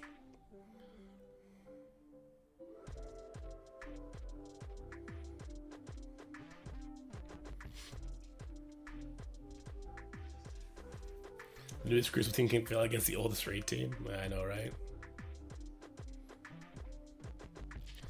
I think we just let it go now. We just let it fly, baby.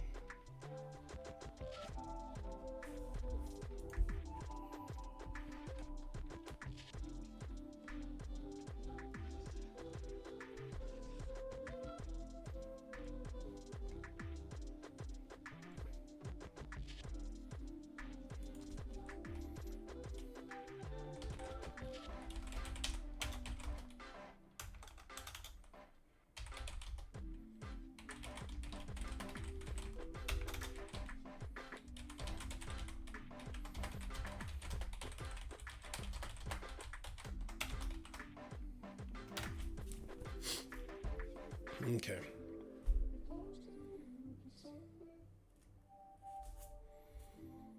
Let's just do it, yeah? Let's just do it, see what happens. What up, Storm? Yeah, how's it going, everybody? We got a rematch up against Miss Shorzy. Miss Shorzy's got one hell of a defense set for us. We got, nope, that's my defense, sorry.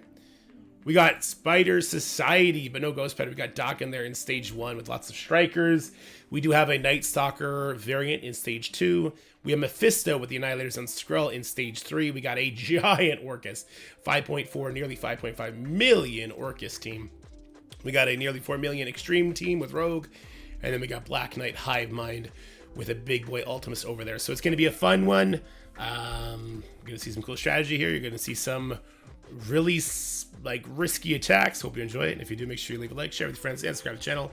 Without further ado, let's go get ours or kick some ass.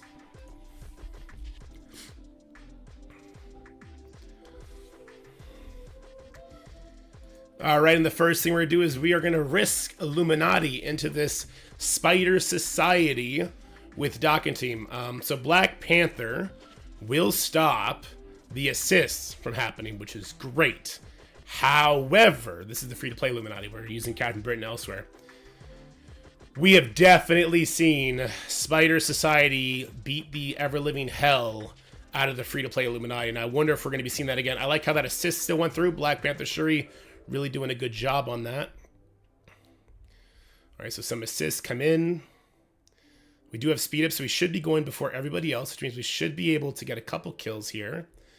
We could put trauma out there. We can cleanse ourselves. Let's cleanse ourselves here. I think the cleanse is going to be pretty important. And then maybe I go for the kill over here on Peter. Just get him out of the way. Let's do the cleanse, safeguard, get this Peter out of the way. All the assists are going to do a good job handling that. Maybe I should have put trauma out there when we had the heal block. I'm not sure. Let's go for the Peter B. Parker since he doesn't have deflex here. That's big damage. And then our Iron Man and Black Bolt should just straight up kill the Doc in. Well, Peter's gone. Okay, no, we're just fine. We're just okie dokie here. Let's get all these assists in. Hopefully Black Bolt gets the final kill. Yeah, he sure didn't. But he'll get it here, though. All right, that worked great. Good job. I don't like how that Peter still got an assist, and I guess that's the difference between a call assist now, whatever scope this excuse is going to be. You can just expect them to have one.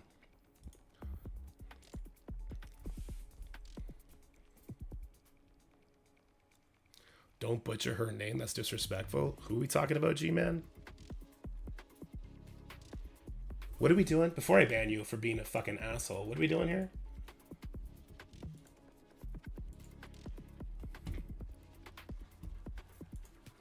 Don't butcher her name. That's disrespectful.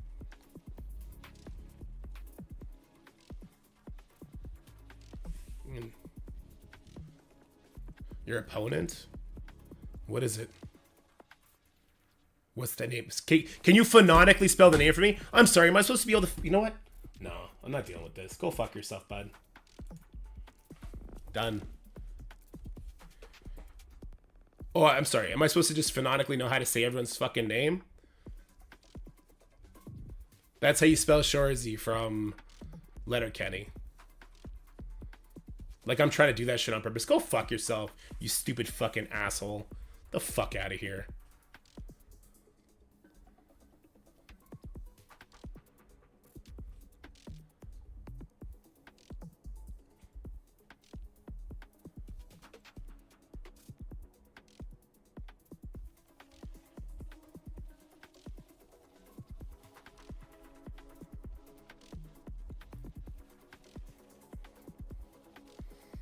Do you understand the difference between like, hey, that's actually not how that's pronounced. It's pronounced, and then you spell it letter by letter, use a phonetics or whatever, or you say it nicely instead of that's just straight to an accusation that's disrespectful. Go fuck yourself, bud.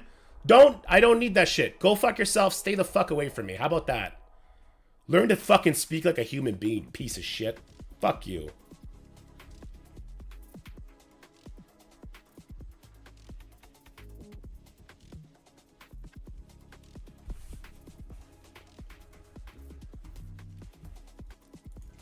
All right, we're going to attempt to use Secret Defenders with Big Time Spider-Man up against this Night Stalker team. Let's see how it goes. I actually don't know how it's going to go, because the Night Stalker is going to have new stats, can be really powerful.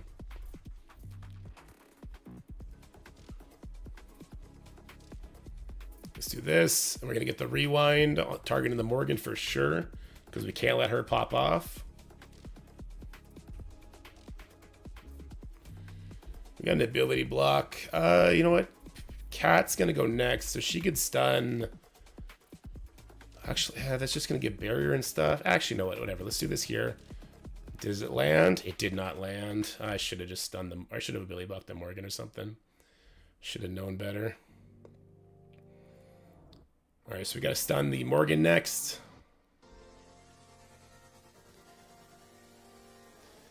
Actually, I have no idea if blind works or not on Blade. Let's find out.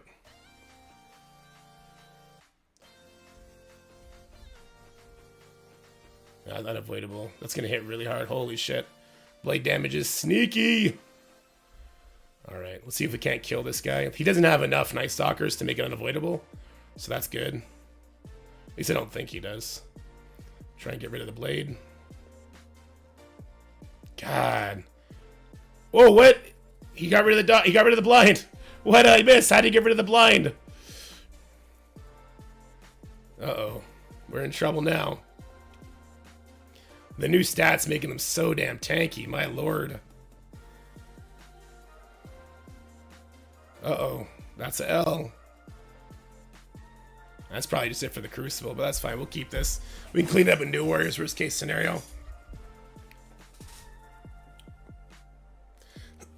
Doesn't he need a certain amount of Night Stalkers for that to be unavoidable? I thought he needed to have 3 characters with him.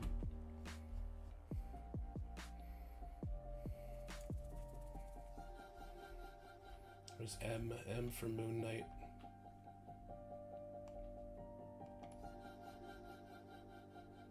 Oh, he's reworked. He's at the top. Oh, did the Egg of the Passive clear it? Is that what happened?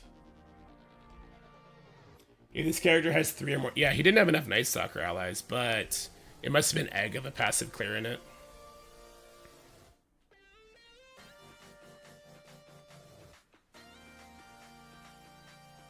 Alright, well, we'll clean that up later. Let's go try this one now.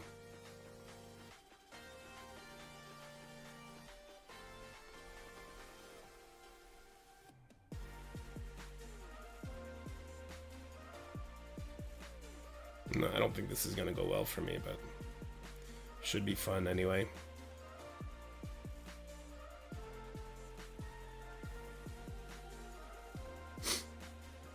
Okay.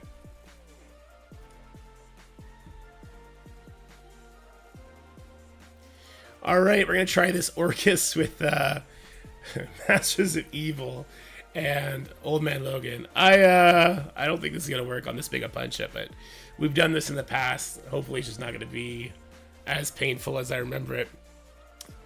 We're going to steal the speed ups away from them, which is nice.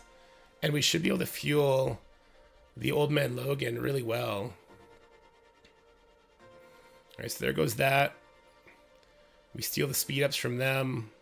Let's get offense up on our Kang. More speed bar to Old Man Logan.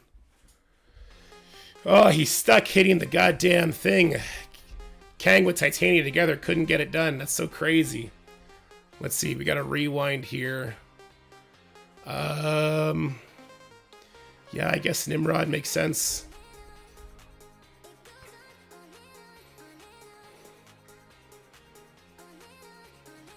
All right. We have another. This is AoE rewind. It's going to rewind Jason's too. League District has slow. So I could do this here. I think Logan's going to lap is the important part here. And now that we stun her, so she's no longer beaming us down. I do have a turn meter rewind. Let's use it on Lady Deathstrike here. Because Logan's going to go first, and Logan's going to get trauma up on the Sentinel. Right? So we can do one of these. No Striker attack, though. Let's go over here. Let's get the Striker attack on the Scientist Supreme. So that should kill Scientist Supreme, which is nice. We'll just keep doing attacks because it keeps fueling our Logan. Logan's an absolute monster. Let's keep it up, keep it up. We got an ability block here. Let's stop any clones from coming in. So this is, look, this is actually a really safe fight. It's just taken way too many turns. Always kill Omega Sentinel last. Don't get fooled by those vulnerables up there. Or if Kang get a perma kill on her, that'd be even better. Sentinel gone. Lady Deathstrike gone. I'll ult here so that he still has his... Wow, I should target her, I guess. How tanky is she? My lord. She bled out. Perfect. It works for me, bubba.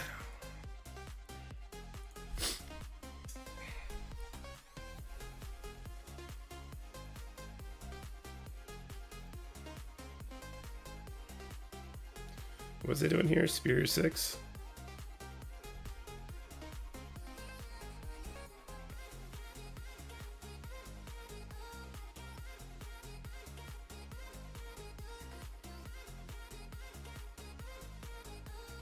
You and you.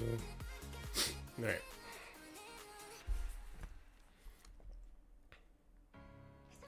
All right, so we're gonna use Superior 6 up against this Extreme Rogue team. Here we go. This, especially in Stage 5, we're going to be constantly getting defense down. Is not safe at all, which is why you really want to get a offense down in Gambit. So I'm thankful that Gambit was placed this close to Forge. Damn, you can see how that damage comes in fast. Yeah, I don't want to push the Gambit too much because there is a Cyclops on the enemy field. So if we kill, that's going to be really bad for us. And also, I really want Kraven to get an ability block up on Forge before we go too hard here. Good stuff. And now we'll get a flippy on our Vulture's debuffs. Now he's got Death Proof to protect him a little bit here. God, I really don't want to kill the Cyclops, but this might do it. Okay, I'm glad it didn't kill the Cyclops. That's good.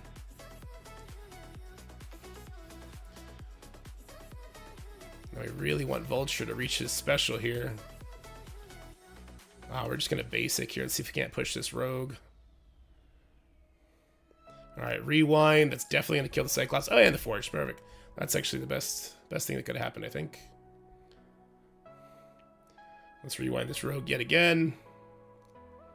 Big damage. Puts her in stealth, I'm sure.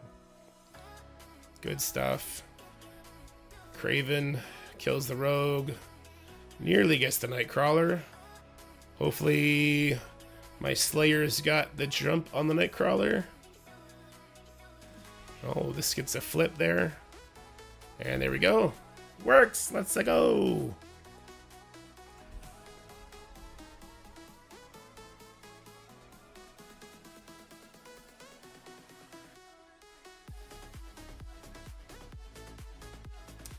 I plan on using Cabal on 6. I'm just gonna do it. We're risking 3 at this point, no matter what. I guess I could use Ultimus for an early crit too. Where's Cabal? There they are. No you, no you. Grab our lizard. Make him a critter.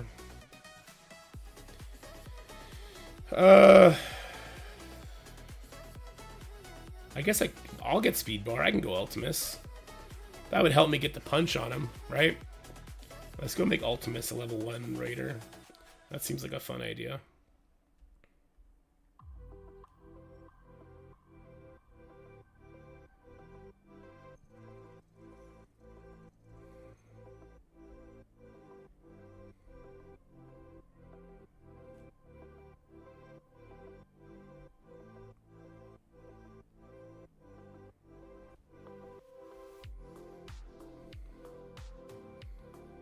We should make him, yeah, let's leave it like that. I have a gameplay mechanic question that I've always been curious about. On War Offense, when Zim applies bleed to the primary target, and then Hela spreads those, the damage that the bleeds on the target, are they based on Hela or Zim? They're based on Hela. Yeah. Crit Zard? Yeah. Alright, let's get in there.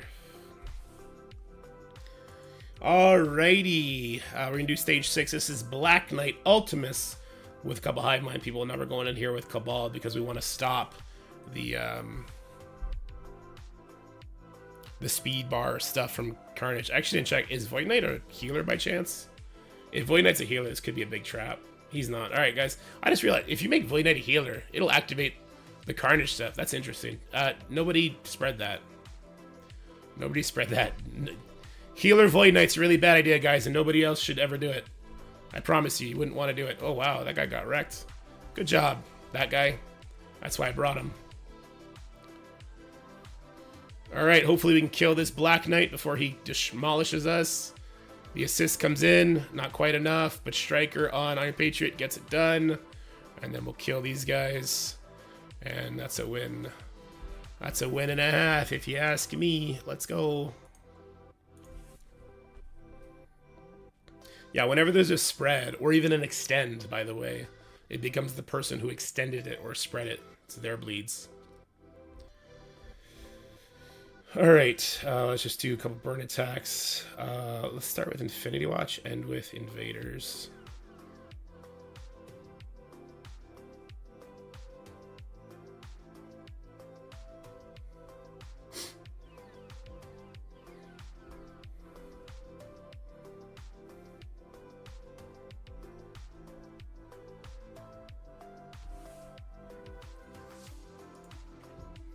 Three diamond hella go. There you go.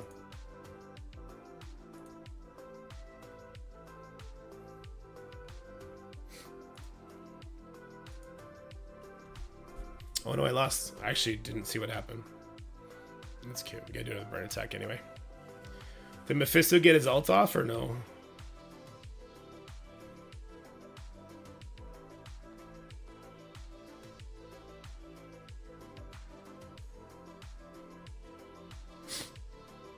He ulted? Okay, well, I should probably just pause the game then.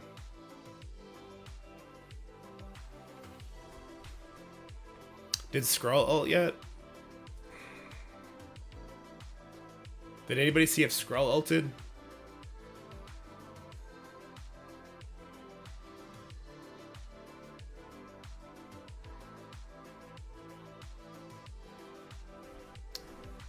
Mephisto ulted. We don't know about Skrull.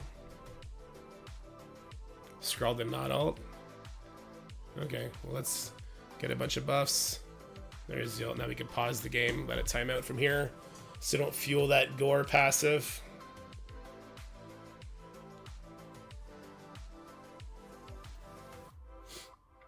Thanks, Lightpool. Appreciate it.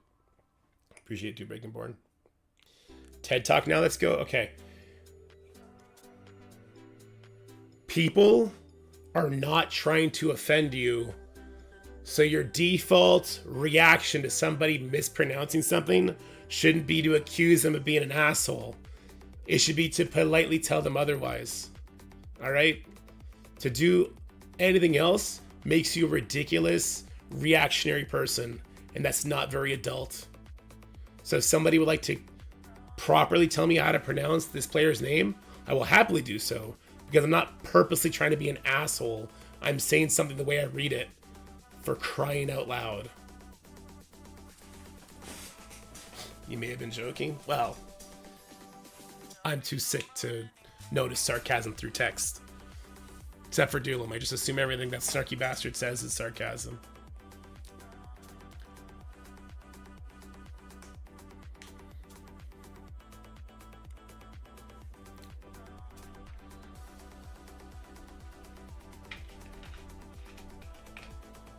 Yeah, I just love Letterkenny. I just thought it was another cultured person who likes Letterkenny. If you haven't seen Shorzy clips, you should 100% YouTube Shorzy. It's so funny. In fact, if you haven't seen Letterkenny, you should 100% watch Letterkenny.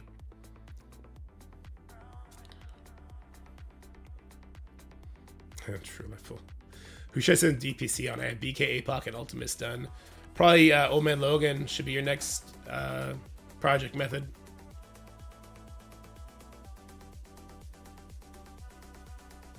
Tulum doesn't like Star Wars, so he is full of shit. Oh, wow. Look, there's only 3 Star Wars movies that are worth a shit, okay? And everybody knows it. It's episodes 1, 2, and 3.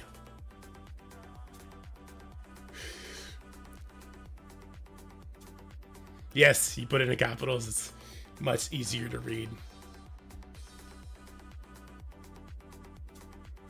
Diddy's party last night. I'm actually the thrower of Diddy's parties.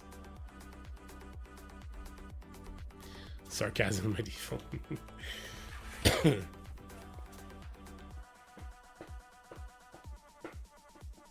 3 was low-key good. Everyone just had fun flaming the movie.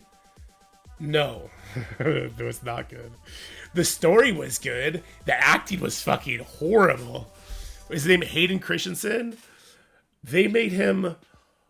They created the word simp. Like, they really did. It's kind of crazy how they made that Anakin just super stupid. Incorrect. Star Wars Beta's got to be recovered from. True. I actually really loved episode 1 because I saw it when I was a kid, right? So Jar Jar Binks to me was hilarious. Episode 2 was fine. I don't really remember it very much. Episode 3, awesome choreography in the fight scenes, right? But what led Anakin to just do the opposite of what he wanted, like, I guess what do you call it? Like, mind manipulation for the dark side? I guess. But from an outside person looking in, it doesn't make sense. It's just an excuse to make somebody do stupid things, as opposed to build it into that in a more organic way. It's basically just like, oh, mind corrupted, be dumb. I don't know. I don't remember episodes 8 or 9 at all. And that's not a good sign, because I've seen them way more recently than 2 and 3, which I do remember more.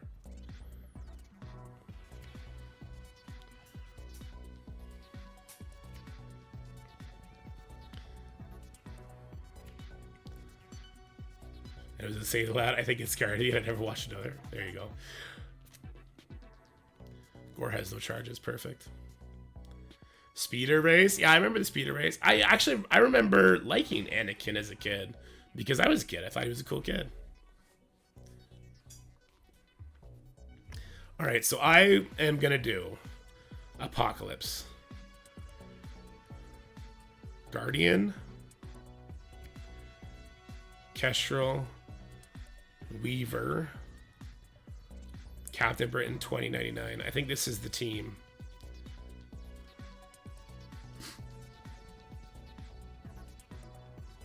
I think this is the team.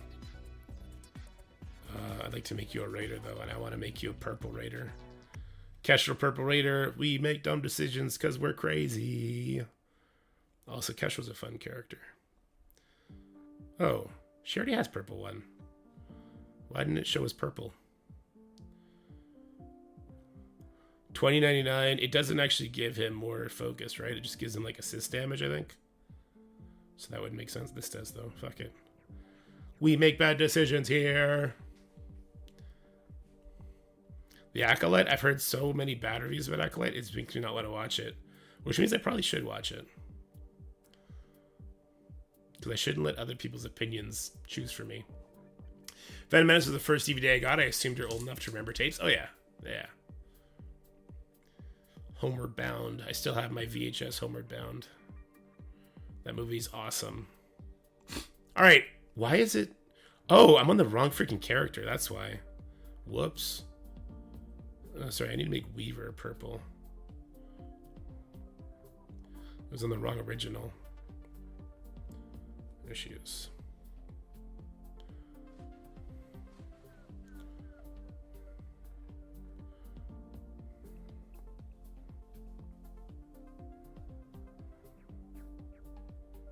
Okay.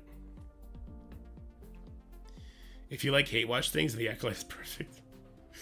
I've been watching... Okay. Fuck you guys. The CW shows are the best, okay? And I've been watching The Flash, all right? And it's perfectly fine. Anyone who says CW shows are shit, Supernatural. Boom. Trump card. Get out of that pit.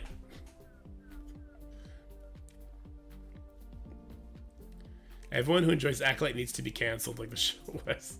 Supernatural's also shit. Dueland's bad. Oops, I didn't set this up.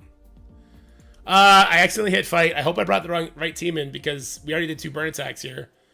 All right, well, it's got to work, hopefully. We immediately got the taunt off of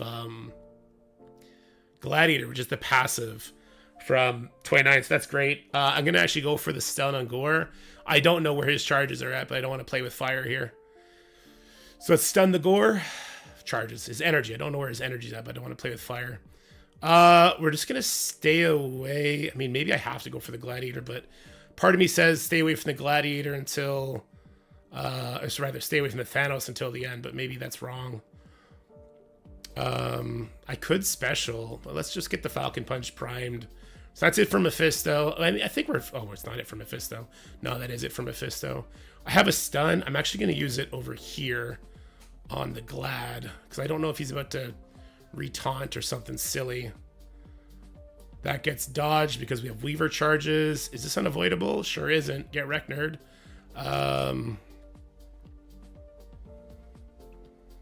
Well, this is going to push him, probably. Let's do it anyway, screw it. This should kill the Gore, good. I'll go for the kill on Gladiator next, I guess.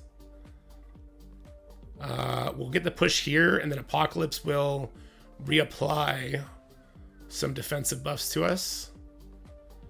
Yeah, 2 burn attack. Oh, he's not. Actually, I was like, he's going to do a special. No, he's going to punch. But it doesn't matter, because I believe we just win now.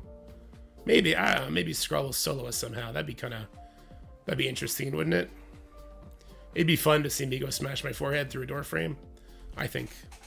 I know a lot of people in chat would agree.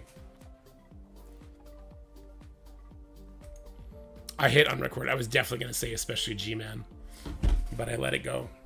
I'll watch the entire Arrowverse. I think it's good, man. The fuck kind of 4chan opinion is that? Wait, what are we talking about? That Supernatural's good? Dorky dick, am I right? What did I miss? Supernatural's a good show.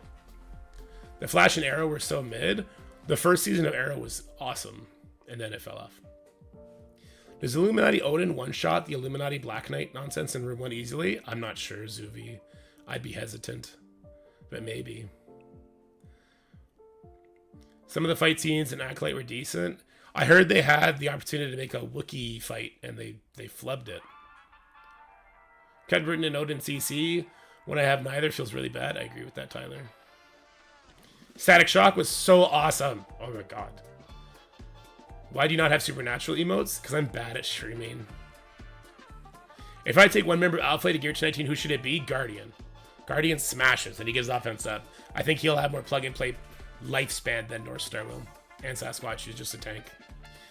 Really liking the new Penguin series. Oh, I haven't seen it yet. They like PG-ified Arrow when it was pretty hardcore at first. I did not see either Joker movies. I heard Joker 2 is a musical, though, and it's getting really bad reception because of that. Alright, let's go New Warriors. Surely they can 5v3, right? Maybe I'll take her out for Guardian. Maybe I'll bring a Red Hulk for another Terminator rewind. Maybe it won't matter. Alright, we're going 4-piece New Warriors with Guardian up against the remaining Night Stalker team. I actually think this is going to be super funny if it fails, because then we could really just nail that coffin in the New Warrior life. But I mean, I don't think it'll fail. That'd be really crazy if it did. Look at that goddamn stealth that was just applied to Moon. God damn it. Alright, here we go. Let's get the heal block and all those debuffs up on Blade. Let's spread bleeds to Moonbutt, okay? Let's get a bunch of damage out there. We did get some blinds, which seems like a good thing. Hopefully Blade dies. I think Blade will bleed out. I think we're safe, but just does this hit adjacents? No, just primary. This does hit adjacents. Okay, let's do this. Surely Agatha's not going to one-shot me, right? Surely? Perfect. All right, I think we lost because we lost this fight to Night Stalkers, which is kind of funny that we would lose to Night Stalkers, but let's go find out. All right, and the results are in, and I got 48982, so that's 2 burn attacks plus the loss to Night Stalkers, and our opponent hasn't attacked yet. Okay. My opponent hasn't attacked yet.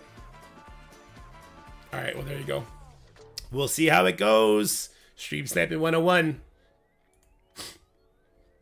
All right, what else do I want to do today? I want to make videos today. Isn't North Star the better plug and play over Guardian? I don't think so. Guardian hits so much harder. He hits really hard. He gives defense down on his striker attack. He gives offense up. Offense up on spawn is crazy. Don't call me Shirley. It's Shorzy. There you go. It's Colin Farrell. They will not trust you until you look it up. Who's Colin Farrell? Not the best show. So the problem with Supernatural, stream sniping and MSF. Okay, Ninja. I mean, people have admittedly done it, Diamond Dave. I don't know what to tell you. They know how many burn attacks they can do now, kind of thing. Supernatural should have ended on the season where Sam is in control of Lucifer and jumps into the pit. That's what it should have named. Bacon is played by Colin Farrell. Oh, yes. Yeah. Not Will Ferrell, Colin Farrell. Yeah. Okay. I'll be in the loser bracket, licking my wounds. There you go. Maybe I'll just start pulling everything to offense and say screw it. Match me. Meet me in the yard. Guns for guns. Yeah, Arrow was really violent and real in season 1, and then they CW'd the shit out of it, which made it able to kind of intermingle with shows like Arrow, with Flash and Supergirl, I guess. I didn't hate Supergirl, by the way. I didn't. For like the first 2 seasons. I didn't watch the rest, but maybe it gets bad. I'm not sure. It's just CW. You know what CW shows are? They're stupid, innocent fun, and there's nothing wrong with stupid, innocent fun. Adam never should have existed. Adam. I'm not sure who Adam is.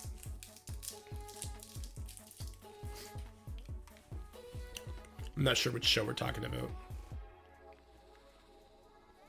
If we're talking about Supernatural, there's a bunch of Adams in there. All right. Let's do a tier list. Tier lists are fun. Change your name before every CC so people won't know you're a streamer. Yeah, I mean, they'll know. And, they cost cores.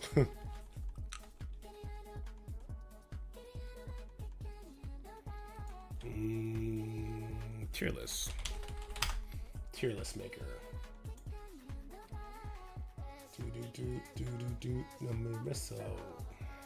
Okay, let me pull this up for you guys.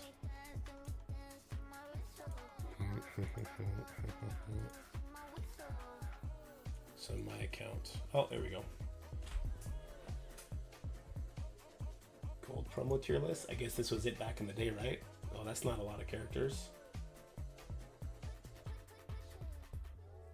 I wonder if my portrait list is complete or not. It might be. Best characters max. Is this one complete? Oh, this one looks complete. But probably doesn't have the new ones. You know what? Let's just start over. Let's start over, I think. Let's make a new tier list. Make a template.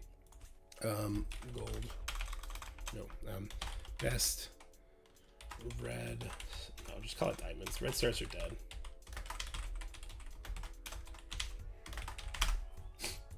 Okay. Oh, whoops.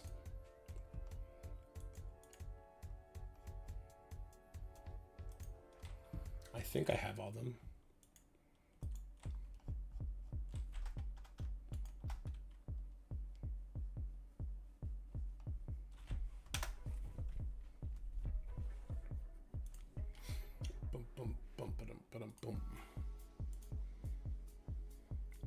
Marvel was much better before Disney bought it, yeah.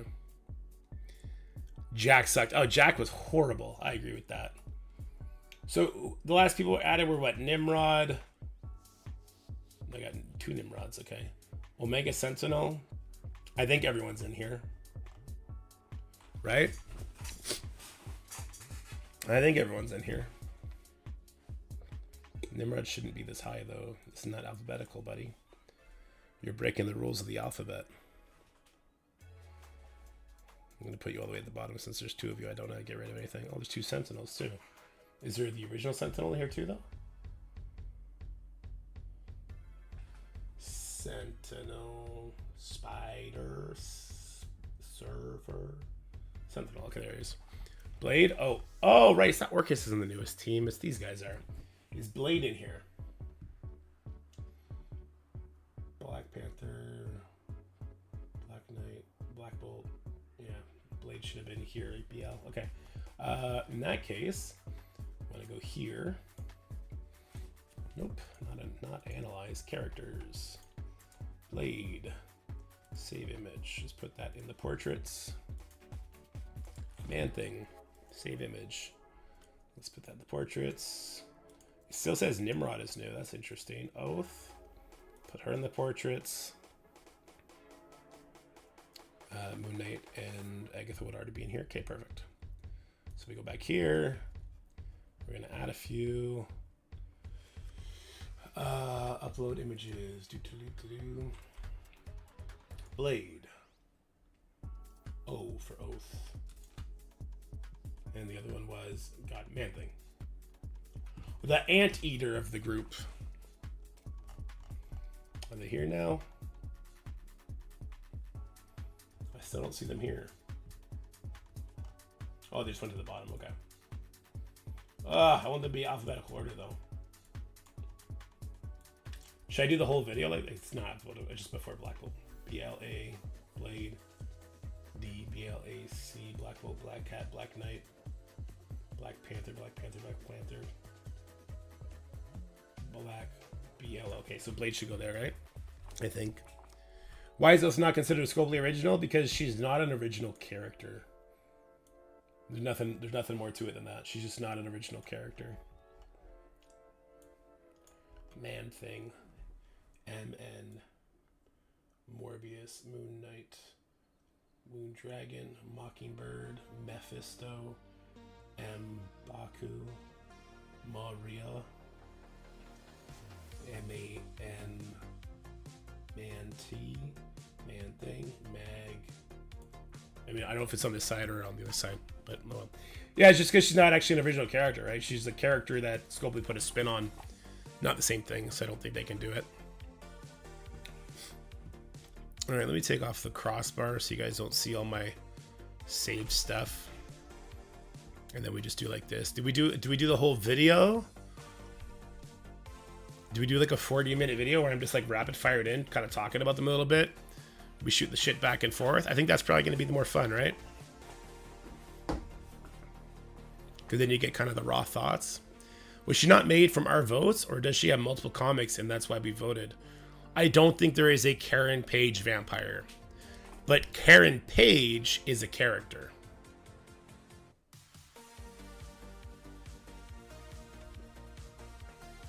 It'd be like, say we use Wolverine as a template, but then we did a bunch of things to Wolverine that he never got in the comics. They still wouldn't be able to make that a Scopely original because the core ID of Wolverine is in the comics. Same thing, the core ID of Karen Page is in the comics. Yeah, Vol, Spider-Weaver, Kestrel, Deathpool, they are completely nothing to do with Marvel. At least not yet. Hopefully one of them gets into the comics one day. Do I just skip the Dark Promotion people, or do I just throw them up here too? Let's do this. This is going to be 3 diamond, 2 diamond, 1 diamond, nothing. Well, I guess we could do like 7 red star and then nothing.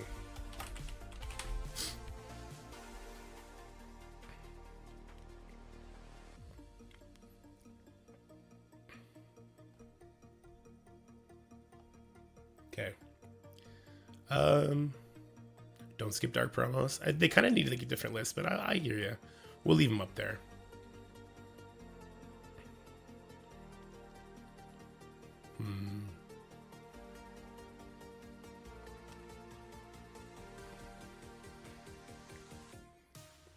All right, let's just do it. It might be an hour-long video, but it is what it is. How's it going, everybody? In today's video, we're going to be ranking characters based on their worthiness of diamond promotions, whether that be dark promos or regular characters. We're going to do them all here And what I'm going to do just to kind of differentiate the two is I'm going to put all the dark promos on the left side of the tier list, and we'll rank the priority of what we do there. Otherwise, priority is going to be all over the place, and we'll give them our quick thoughts on everything as we go. So I'm going to be pretty strict on this list. There's going to be characters that are worth 1 diamond because you use them in one mode, and 50 diamond credits isn't the end of the world. Some of these characters you may not agree with, and just if you have any questions, ask in the comment section below, and we'll talk about it for sure. So, Abomination, the whole Gamma team is still usable in War. If you are a big Warhead, then Abomination would fall in the 1 diamond camp. If you don't care about War at all, the rest of the Gamma team, with the exception of Red Hulk, is completely dead in Crucible and elsewhere. So I would actually put them at the 7 red star mark because you will use them in War if you have them built. But there's going to be a very big slew of people that don't have Abomination built at all. Same thing for Absorbing Man. Absorbing Man is not worth any of your diamond promotions because he is very often subbed out. Like I just subbed him out today when I needed to use Masters of Evil with Old Man Logan to do a 2 million punch-up into Orcus. It's just something I had to do. So he gets subbed out quite often. Adam Warlock, the Infinity Watch team, we used to say that they would never die. They'll never get out of the meta. Guess what? They're out of the meta. So Adam Warlock and the rest of the Infinity Watch members are going to be finding themselves in the 7 red star category. Agatha Harkness. Zagatha all along. The show is actually pretty good if you haven't checked it out. I'm really enjoying it. And she's actually going to be a 2 diamond promotion. She actually borders 3 diamond promotion for free-to-play players who are going to have like a really small blade, really small man thing, a really small oath, 2 months from now when we finally get events for them. Because she's going to be doing a lot of heavy lifting if you don't have characters like Mephisto or Odin to carry those 3. So she is very much worth it. She's great in War, great in Crucible. The same way the Orcus team is currently a defensive nightmare in those modes, I assume that the Night Stalkers are going to match that. Alright, then we're going to go ahead and we'll talk about Age of Venom. He's going to be a nothing character. I don't think Rebirth will have any use ever again, whereas opposed to these guys, they can sometimes find their use as burn attacks, potentially used in War offense as well. We're going to go ahead and we'll slap Valley Fly right beside the Abomination because the same sort of story there. America Chavez, a lot of people still use her on War defense. It's the only place she's used for. She will never do anything for you. She's just there to give 25% speed bar to her allies that are adjacent, and that's it. Age of Venom. Age of Venom, unless they do something interesting with Null and the symbiotes, I don't think he's going to get any play anytime soon. Ant-Man, part of that Infestation War defense team. He's going to be a 7 red star character too. If you have the team built for War defense, cool. I would not put anything else into it because there's very cheap Sinister 6 options that destroy it, even with the current buffs to Spider-Man big time. So it's just not worth it. All right, our first dark promo character is going to be Apocalypse. Apocalypse is going to be a 3 diamond promo. This is going to be a really, really tightly reserved category, but Apocalypse definitely makes that tier list. He's got to live to do his Falcon Punch, and his Falcon Punch is going to be evergreen. It's going to be used forever because he's actually using the enemy's health against them. Very, very powerful character. Very, very, very strong buff to your team, so he still is valued that highly, even with the coveted Dark Diamond promos. Like, my baby count is still going to be doing Apocalypse at 3 diamonds. Archangel, definitely don't promote him. Nothing. Shalister with 10 gifted subs. Thanks, Shalister, you're the best. Don't waste any dark promos on Archangel. Just not worth it. Ares. Now, I think they're going to be holding Ares diamonds for quite a while because they kind of auctioned it off for people. But when he do get the option, if you don't have him 2 diamonds because he bought all the premium battle passes, he's definitely going to be worth 1 diamonds. I know a lot of people are still down on this guy because he's slow. I think that's a foolish take. Ares is such a powerful character. In War, he basically gives you a 1 free win unless you're one of the sweaty alliances that forces you to use him on defense. In which case, yeah, I wouldn't promote him either because why promote defensive characters? That's dumb. Promoting offensive characters, if you do use them, super strong. And I do use him in Crucible quite often to get around safeguards, whether that be from Extreme or from a rogue gladiator or even from Darkhold members with trying to make use of Night Stalkers currently. Ares is getting a lot of good work in. Mordo, he'll be nothing. Just leave him where he is. Beast, that'll be nothing for quite a while. Beta Ray Bill, he would have been here until the Night Stalkers came out. Now he's a nothing character. Bishop, definitely don't put anything into Bishop because there's actually going to be moments where you want a mutant who's going to be instantly killed so that you can activate, say, the Forge passive, or you can activate the Rogue passive to get the taunt off. So having a small pre-taunt is always beneficial. Black Bolt, easy 2 diamond call in my opinion. Black Bolt is so much damage on that Illuminati team. We're using them everywhere, whether that be War, Crucible, in the upcoming Legendary event, in Tower modes, you're going to get so much use out of Black Bolt. All right, this one hurts. Black Cat. If you were here when Black Cat was new, she would be an easy, like, 1 diamond character. Easy. If you don't have her there already, she falls into the category of nothing. Like, on my baby account, I have her at 4 red stars. There's just no DPCs in the game. The game has moved away from letting mid-game players catch up in that regard. I've been working on that. I've been trying to push Scopely to loosen up the reins, whether it be to make these older legendary characters cost less DPCs or to spit more DPCs into the community. And their response was to start an event that asked people to use DPCs for donations instead of giving them, they're trying to take them away, which I know lots of endgame Krakens have a lot to spare, but it's kind of the opposite of what I asked for. Anyway, I'm not the boss, so it doesn't matter what I say, unfortunately. All right, give me 1 second, guys.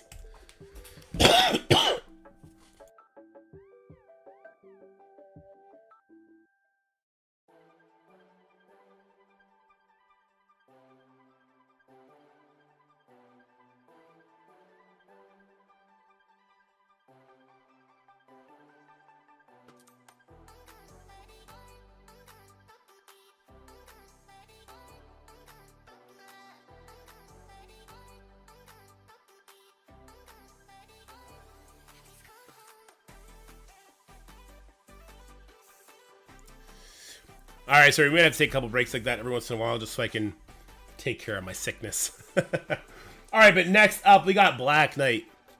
Black Knight is not the same as Black Cat, all right? Definitely still has that value, definitely still worth the promotions. He's going to be an easy 2 diamond promotion character level for me. That doesn't mean he's at the top of the DPC list, okay?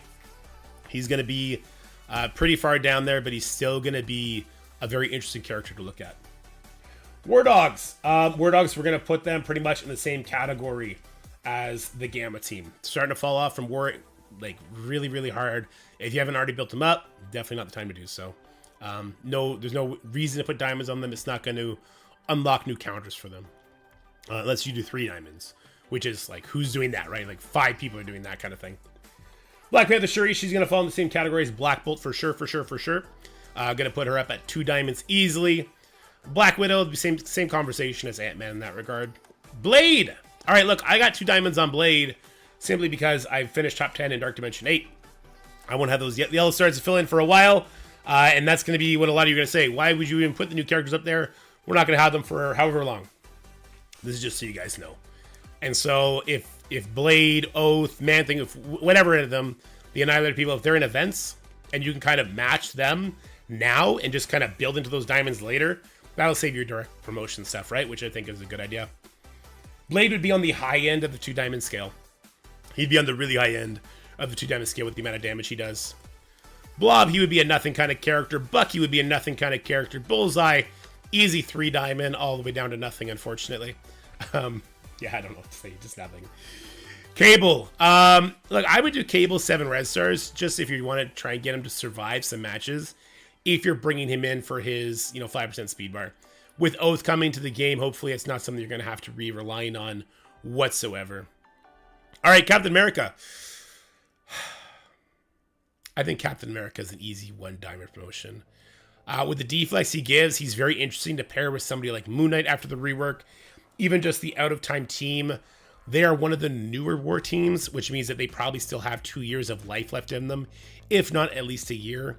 So slapping on 50 direct promos into your Captain America, I think, actually does really increase the strength of that team. Then we got good old Captain America World War II. He's nothing. He's garbage, trash. All right. Captain Britain. We don't know how much his diamonds are going to cost, but he is certainly worth diamonds. I know a lot of people that bought him have 1 diamond. I'm going to assume that his 2nd diamond isn't going to cost 20,000, which would put him pretty high up on the 2 diamond priority list. I don't think I would go up to 3 though. Peggy Carter would be the exact same thing as Captain America, throwing him in at 1 diamond. Captain Marvel, if you have Photon Force, they are still lasting a lot longer than the War Dogs and Gamma are. They're still able to take out teams like Orcus with the right power combo character with them, whether that be like a Kestrel or that be someone like Apocalypse. They can still work. If you have them right on the cusp and you're debating putting 1 diamond on them, I think that's actually not a terrible idea. Captain Marvel would fall low on that priority list, though. Carnage. Carnage is an easy diamond for me. Still use him in raids. I don't think you need that for raids as long as your Skrull is big enough. But he's a very, very influential character. Cloak.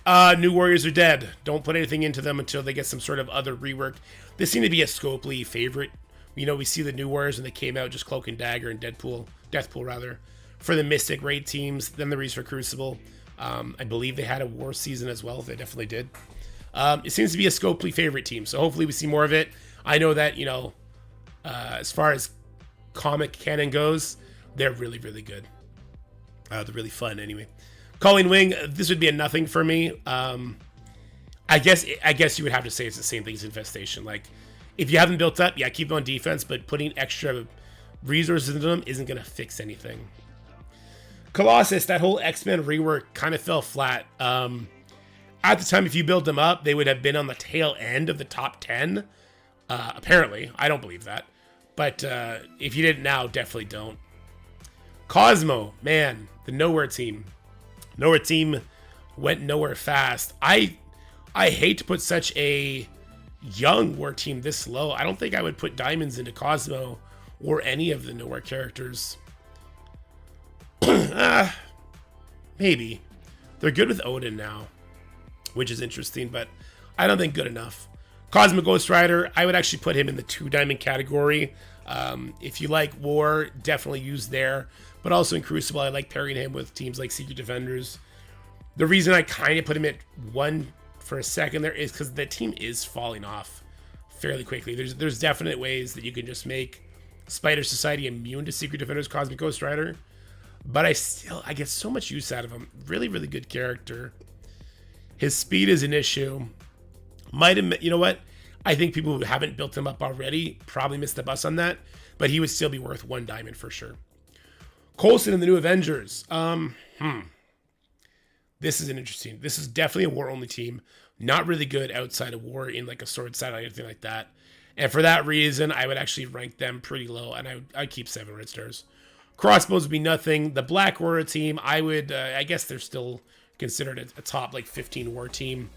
But still, they don't crack the diamond medal. Like I said, guys, I'm being very strict on what goes up here. It's going to be like the top War teams, top Crucible teams, top sort of plug and play teams. But it's going to be characters that really are only super valued here, though. You know what? Venom is a good point. Ghost Rider with his passive stopping opening attacks for more teams. He has plug and play value. He does. I'm going to switch him with the 2 times because he does have the plug and play value. He gives the barrier. More importantly, in War, he's like a new America Chavez, where he stops the enemy control stuff from landing. So, you know, speed is the name of the game, and Cosmic Ghost Rider uses an enemy's speed advantage against them. I'm fine with that. Yep, good call, Venom. Crystal's going to go nowhere fast. Dagger, I put her in the same sort of category as Cloak.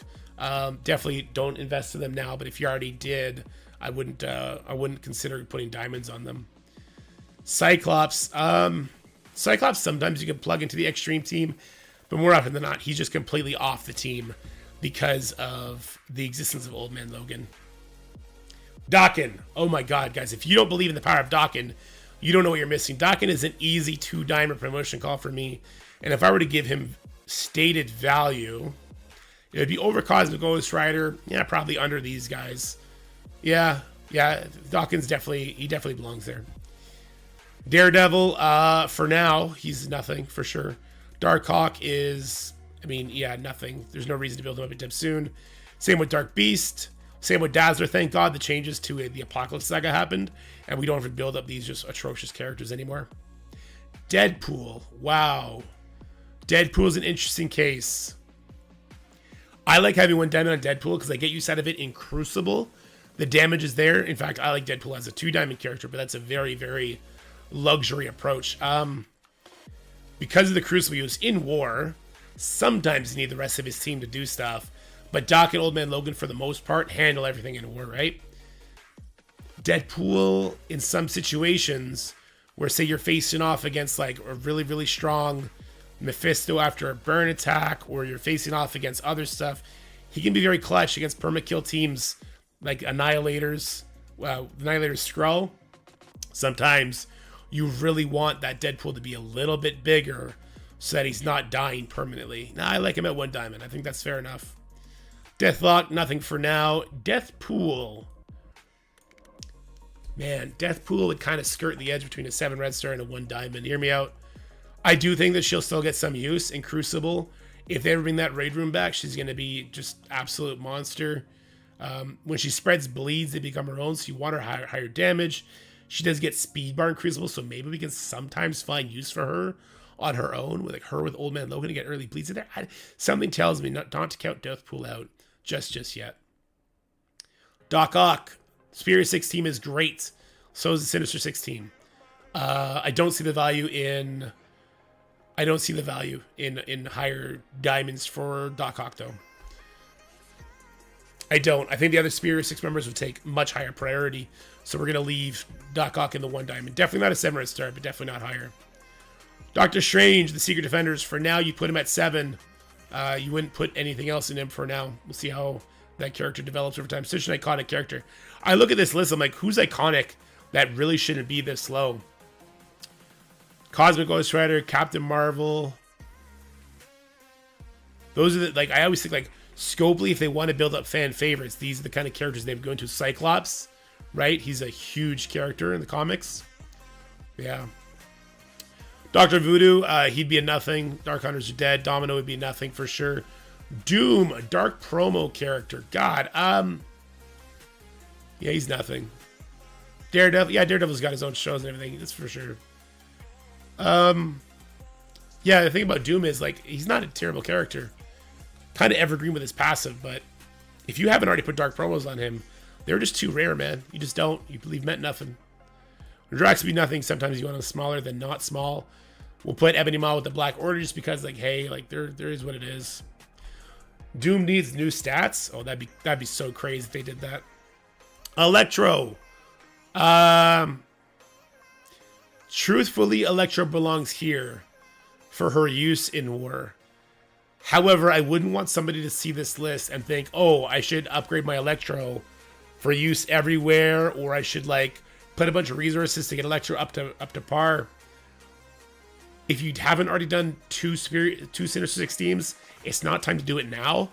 I'll leave her at 7 red stars for that. But if you do have this team built up and you're watching this, just know Electro really does hypercharge that team to make them very usable against Spider Society.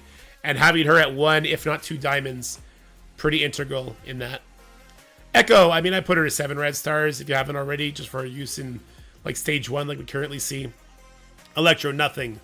Elsa, nothing. Falcon. Falcon is one good movie away, hopefully, from an awesome rework.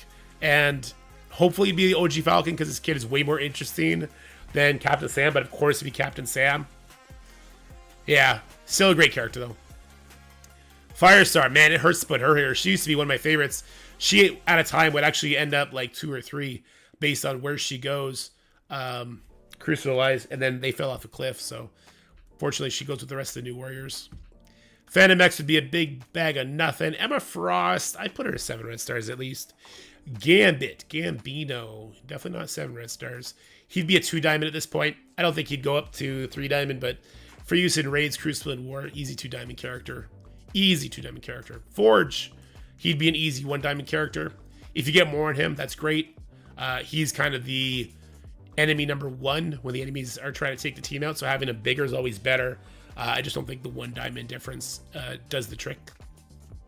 For now, Ghost would be nothing. Gamora would be, well, I guess we'll just put her with that in Warlock. Like, if you have the team built and she's not 7 red stars, you definitely should top her up. Ghost Rider Ghost Rider regular, nothing. Ghost Rider Robbie. This is tough now. Man, this is so tough. On the baby account, I have to leave Black Cat where she is. And so I've dumped a lot of resources in Robbie. I put him to 2 diamonds, Crimson Gear. Hell, I even did ISO Purple 3 on him, even after knowing that he doesn't really do good in Dark Dimension 8. And he has saved my bacon so many times. He has amazing use with Undying and War. I don't think Robbie's out yet. I don't. I think Robbie is still a 2 diamond character. And I think I'd put him over Gambit still. I think that's fair. Ghost Spider, hopefully you got the 3 diamonds from her Kiln Tower, I think it was. If not, at least 1 diamond for her for sure. Graviton, nothing. Ooh, here is one of our first dark promo characters that is I'm going to super struggle with putting priority on. Such a good character. Goblin is crazy, powerful, crazy, impactful. Definitely worth the 2 diamonds. Where he falls in that priority list, that's a different question, unfortunately. Crew would be a big bag of nothing. Gwenpool, put her with her new warrior allies up here. Guardian, hopefully from the recent Kiln Tower, you got at least 2 diamonds on him, if not the 3rd diamond. But if you got nothing on him, I do think Guardian's actually worth the diamond promotion. He hits really hard. He's got defense down on his striker attack. Or if he gets called in for an assist, like he can currently in stage 1 of Crucible. But him giving offense up is crazy. So you're going to bring him in just for that reason. And the fact that he can kind of bang with that attack, I think 1 diamond is warranted on him for sure. Hank Pym is an easy 2 diamond. Easy 2 diamond. And I put him definitely ahead of these 2. I actually put him ahead of Agatha. Not quite ahead of Blade, but yeah, I've had Agatha for sure. Hank is amazing. Gwenum. Gwenum is a 1 diamond. I mean, it's just for raids, some Crucible teams. Yeah, I think 1 diamond's fair. OG Hulk, it pains me to put him here. I wish OG Hulk didn't suck, but he does. Hawkeye, obviously. It doesn't matter that he sucks. We put him in rank 1, Dad of the Year Hawkeye. We'll take him out later, but he's gonna sit on that throne while he can. Let's put it that way. Heimdall, nothing. Unfortunately, Odin did not bring life to any of the Asgardians. Hela. Ooh, I love that Undying team. If you have the Undying team built up, great. If not, and they release another Undying character, it might be your opportunity to sneak in there under the wire. Hela to 1 diamond, I think, is fine. Hela is min 2 diamonds. That's only for people that are hardcore war, though. Undying is such an interesting team because if they get another member, they just keep coming back. And so I'll tell you what, if Hela does get another Undying member, it doesn't kick her off the team, then I would move her up to 2. Because it shows that they are going to keep refreshing this Undying team. And so as a war team and getting reworked every single year, it basically just adds another year to their life. Right now, I'll put her in 1. I would put her high on this list, though. Let me just prioritize this list real quick. Forge would be at the top. Hela would be close. Doc Ock would be over this. Guardian would be over here. You'd be down. You'd be down. You'd be there. Yeah, it'd be something like that. Okay. All right. Johnny Storm. God damn it. Rework the Fantastic Four, man. Just do it. The Eternals. Oh, God. This is actually a rough list because I would not put 2 diamonds on the Eternals anymore. Speed-wise, they don't really get it done on their own, so they need like the juiced up characters to get them there anyway. And even when they do get there, they're not there for the damage anymore. They're there for more control, turn meter rewind, buff flips. I think the Eternals are now 1 diamond upgrade kind of guys. If you haven't built up, you might be completely disagree with me. If you're in the mid game, you don't see interesting defenses, but the interesting war and Crucible defenses now, they just counter the Eternals simply by speed or stats. And that's only going to get more true with the new stat meta that we see from Night Stalkers, Orcus, Annihilators. Yeah, Eternals are going to be falling off a cliff. Iceman, nothing. Invisible Woman, goddamn, nothing for Invisible Woman, eh? Dormammu, another dark promo character that I would do nothing on. Iron Fist, nothing. Hulkbuster, nothing. Gladiator. All right, here we go. Gladiator is an easy 2 diamond. Easy 2 diamond. It's weird when you put tanks this high up. I would actually consider 3 diamonds on Gladiator. I really would. Super impactful war, Crucible. Very annoying with his no vulnerables, no exposed mechanics. The only question is, how high does he go? Does he go there? Does he go here? That's the question. Is he the number 1 non-DPC priority to 2 diamonds? No, I think Blade. I think Blade and Hank might still. No, we'll put Glad over Hank. Glad over Hank. All right, Gore. All right, Gore. And he's not actually going there. I just need to scroll up. Gore, a lot of people are sleeping on his power. When you have a big Gore, which I guess in 6 months everybody will, his passive damage is actually crazy. The fact that he can get permanent kills really shores up some counters or adds RNG to counters that don't currently have RNG, so he becomes a 2-diamond character for sure. However, on the priority list, I think he would go ahead of Dawkin, but below the Illuminati people. Yeah.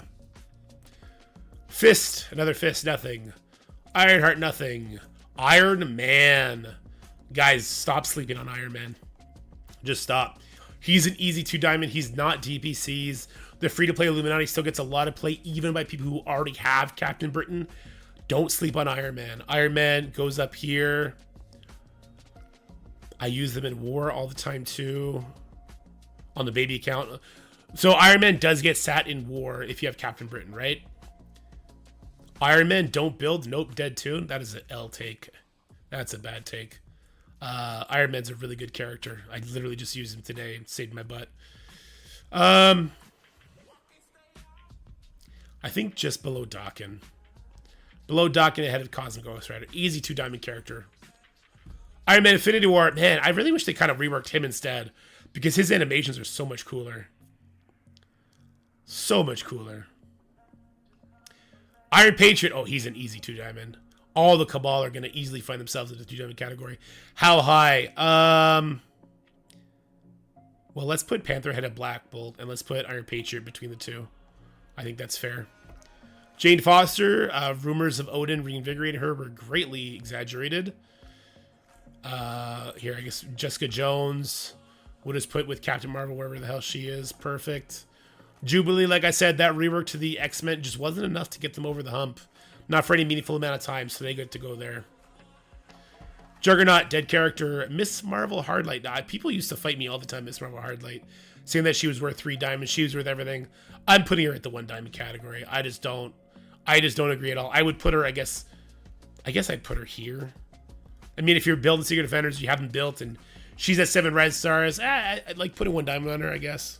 You know, we might start seeing some interesting Apocalypse defense teams. All it takes is one random character to come out and do something like Mythic Characters. You get 30% speed bar on spawn, something stupid like that, and all of a sudden Hard Light is your go-to counter to Apocalypse teams.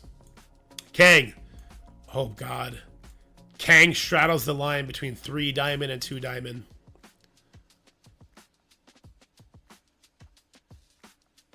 He activates the Cabal team.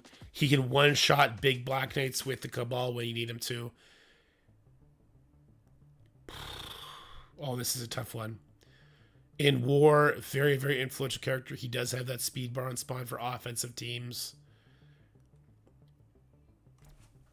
He's either the tippy top of 2-diamond. It's so crazy because he has the old stats. You know what, though? My 3-diamond Kang today, he tickled the Gore. He did no damage to the Gore. He's not a buff character these days, guys. He does so much damage still. But he's going to be falling off. Every new character that comes out, he's going to be falling off more and more.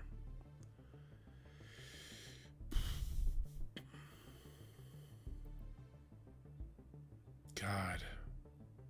Oh, this doesn't feel right. That doesn't feel right.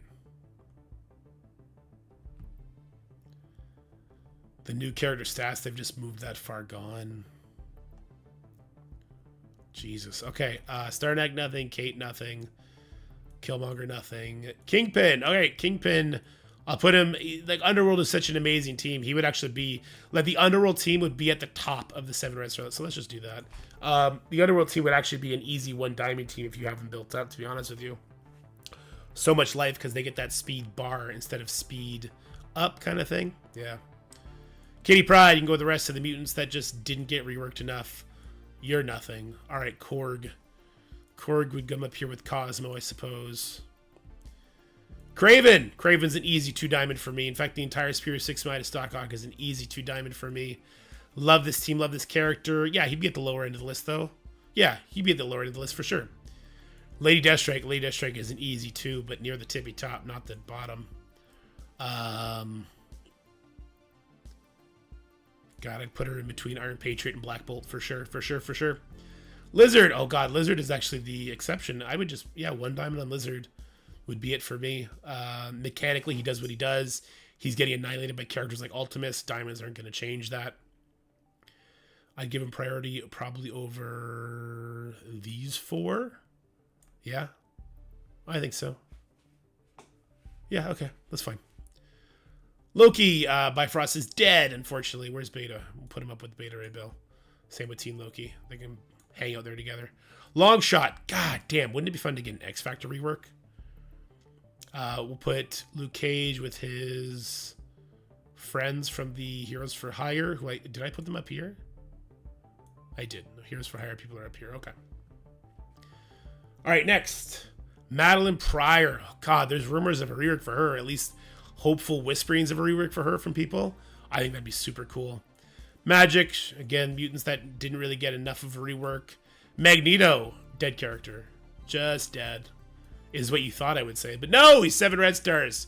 Because of that blind with the speed bar, man. I'm telling you, there's still some people getting use out of that. With just very few characters coming in.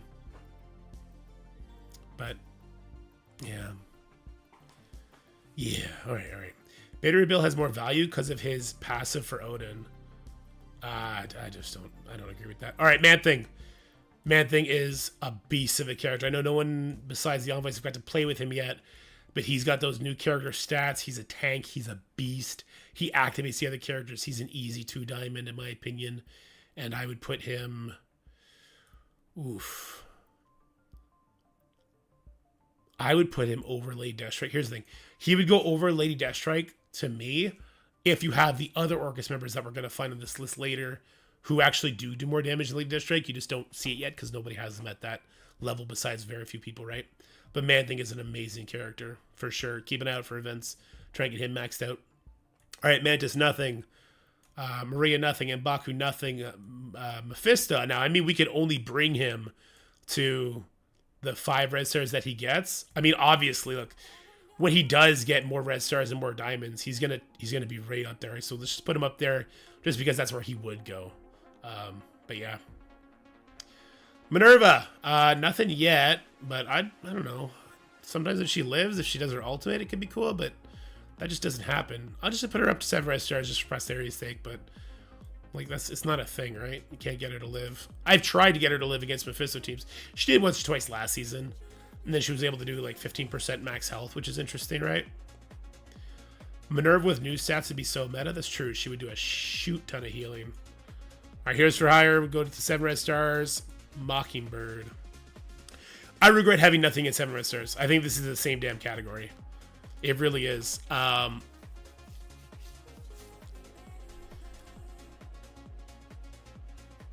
it really. The only caveat I'd say is like if you have these teams like on the cusp of being completed, they don't have red stars for some reason, then that would be why. Yeah, 7 red stars and don't build are pretty much the same thing. Moondragon, we'll put her with the Infinity Watch people. That's where she belongs, of course. Moon Knight. God. Geez, guys. Oh, what can I say about Moon Knight? On the baby account, I got him from 6 red stars to 2 diamonds today. I went into raid and I used his ult. And you know what changed? Fucking nothing. He still sucks. The RNG on his ultimate is horrible. But you know what else happened? I also faced him in Crucible on the big boy account. And he was with his team. Agatha cleansed the blind, and then he did wreck my team. That also happened today. Question is he worth 2 diamonds? He's definitely not a 3 diamond character. Is he worth 2? That's a tough one.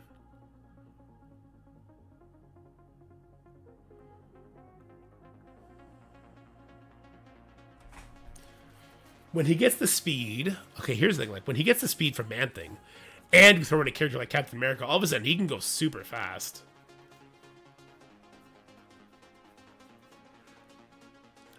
You know what? I think there's going to be some use for him somewhere.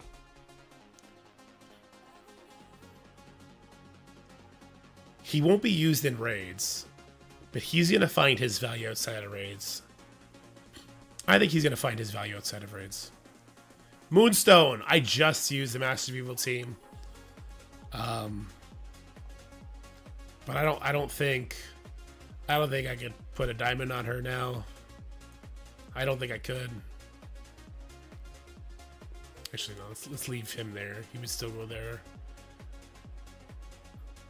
If I had the entire Master Evil team built up, and like Kang was 3 diamond, like maybe I'd put a diamond on her. If I had a weird matchup where I had to face off Orcus, I had Old Man Logan and Master Evil. I thought the 1 diamond on Moon Knight or Moonstone. Jesus, so many moon characters. Moonstone would make the difference. I'd probably do it because I'm a silly person. Morius is nothing. Morgan Le Fay, she'd be nothing too. DPC character, right? That's her folly there. Mr. Fantastic. God, I hope you guys got the 3 diamonds from that first temporal dimension because he is an amazing character.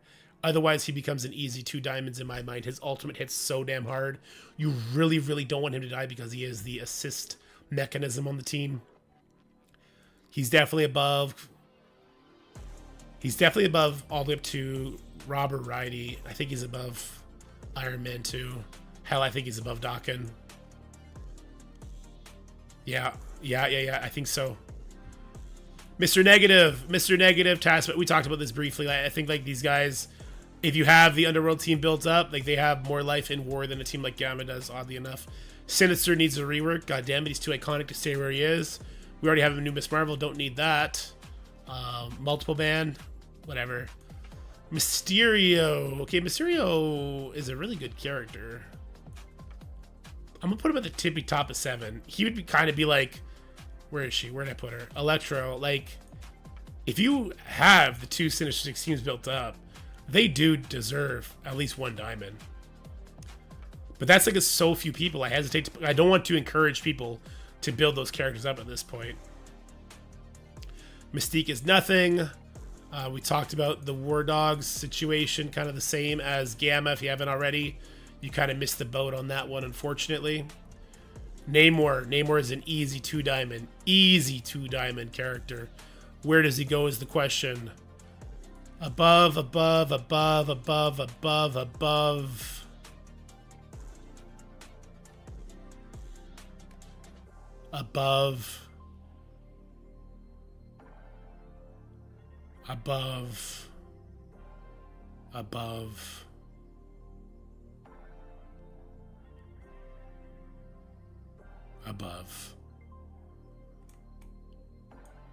But as I was doing that, I got stuck because I was thinking like this.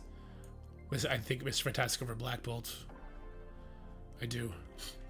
Nebula, put her with the rest of the Infinity Watch people.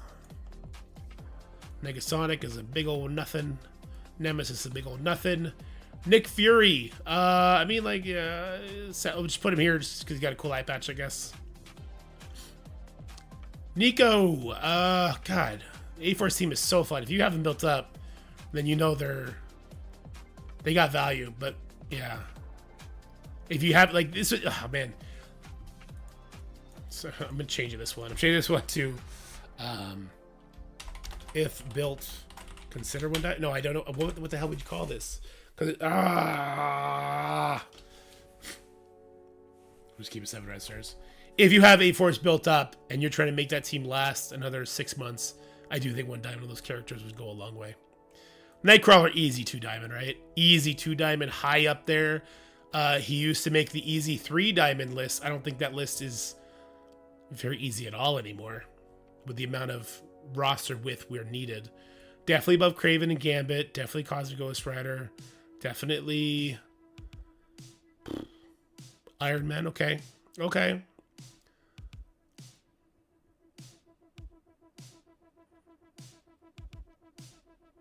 Okay, over Dakin.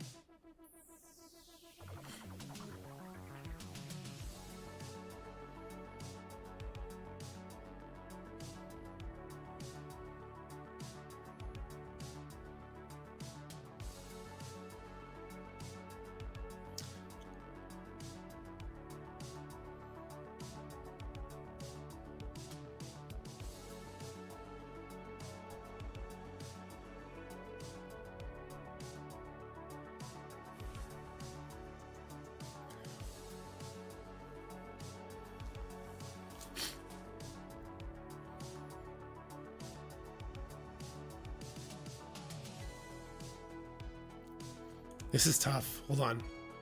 My brain's gonna break here in a second. I think right there.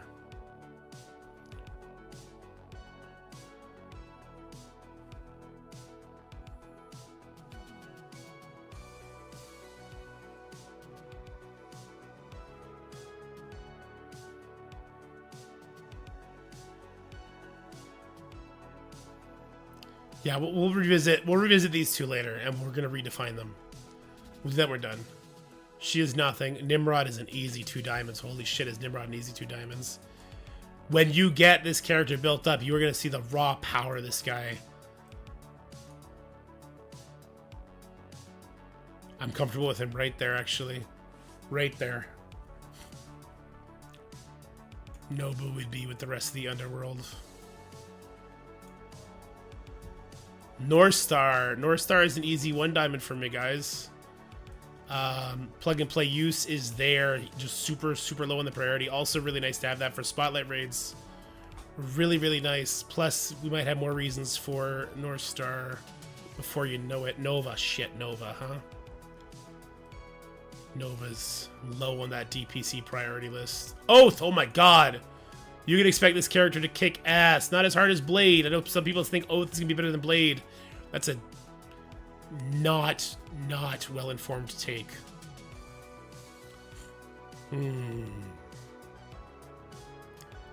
Oath. Over.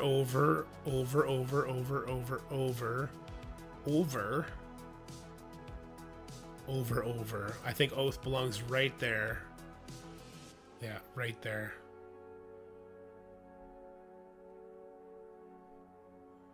Oath above Cabal? Not on your life. Not on your life. Alright, we'll do the same thing with Odin that we do with the other people. Like, of course, we would want to bring them to 3 diamonds if we could. They take the highest priority. Even though that's not possible, put them there for now. Okoye! Put her with the War Dogs for now. Old Man Logan. Okay, Old Man Logan is another easy 3 diamond character. The question is, priority-wise, where would it go? He is actually in the shop for diamonds right now, isn't he? I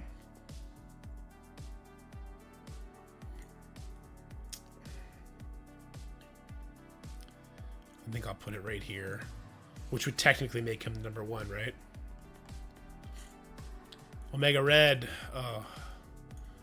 The Weapon X team would find themselves here too, I guess, just with the reworks to X23 and Lady Deathstrike and all that. Omega Sentinel, easy 2 diamond. The question is where? She's the new Gambit. Right beside Oath. She's the new Gambit. Yeah, she's new Gambit. Okay. Panda Pool. The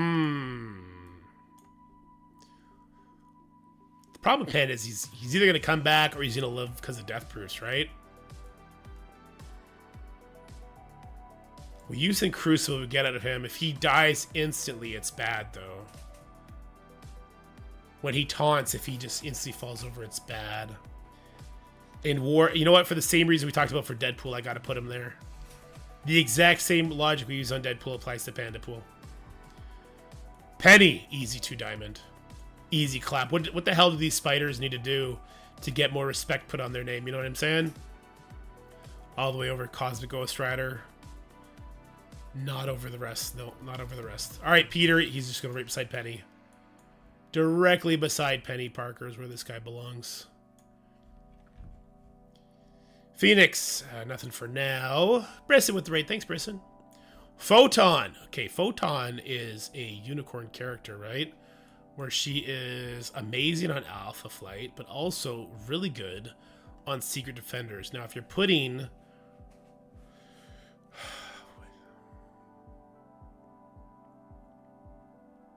This is the thing, like, if you have Secret Defenders built up, I actually think Photon belongs at the very, very bottom of... The very, very bottom of 2 diamonds is where I think Photon belongs. Especially if you have A-Force built up somewhat for War 2, then Photon becomes an easy 2 diamond character. If you have the A-Force team built up, Photon makes so much sense because you're going to get used out of her with Secret Defenders in Crucible, and you get used out of her with A-Force in War. Man, I just can't. I'll put her at the tippy top of 1 diamond for now. Tippy top of 1 diamond. Phyla, let's just put her with the Infinity Watch team. Boom. You're nothing. You just belong with the Black Order people wherever I put them. Where'd she go? We almost lost her. Okay, there you go.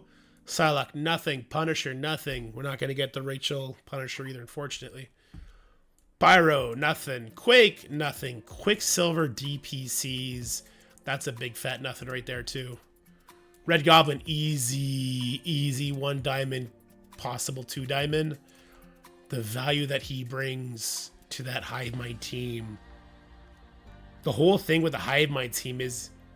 Okay, wait. The whole thing with the Hive Mind team is that if you let them in War or Crucible get to Red Goblin's turn, whether he has offense up or not, he is very often pushing people, activating the Carnage. He is the catalyst that performs that.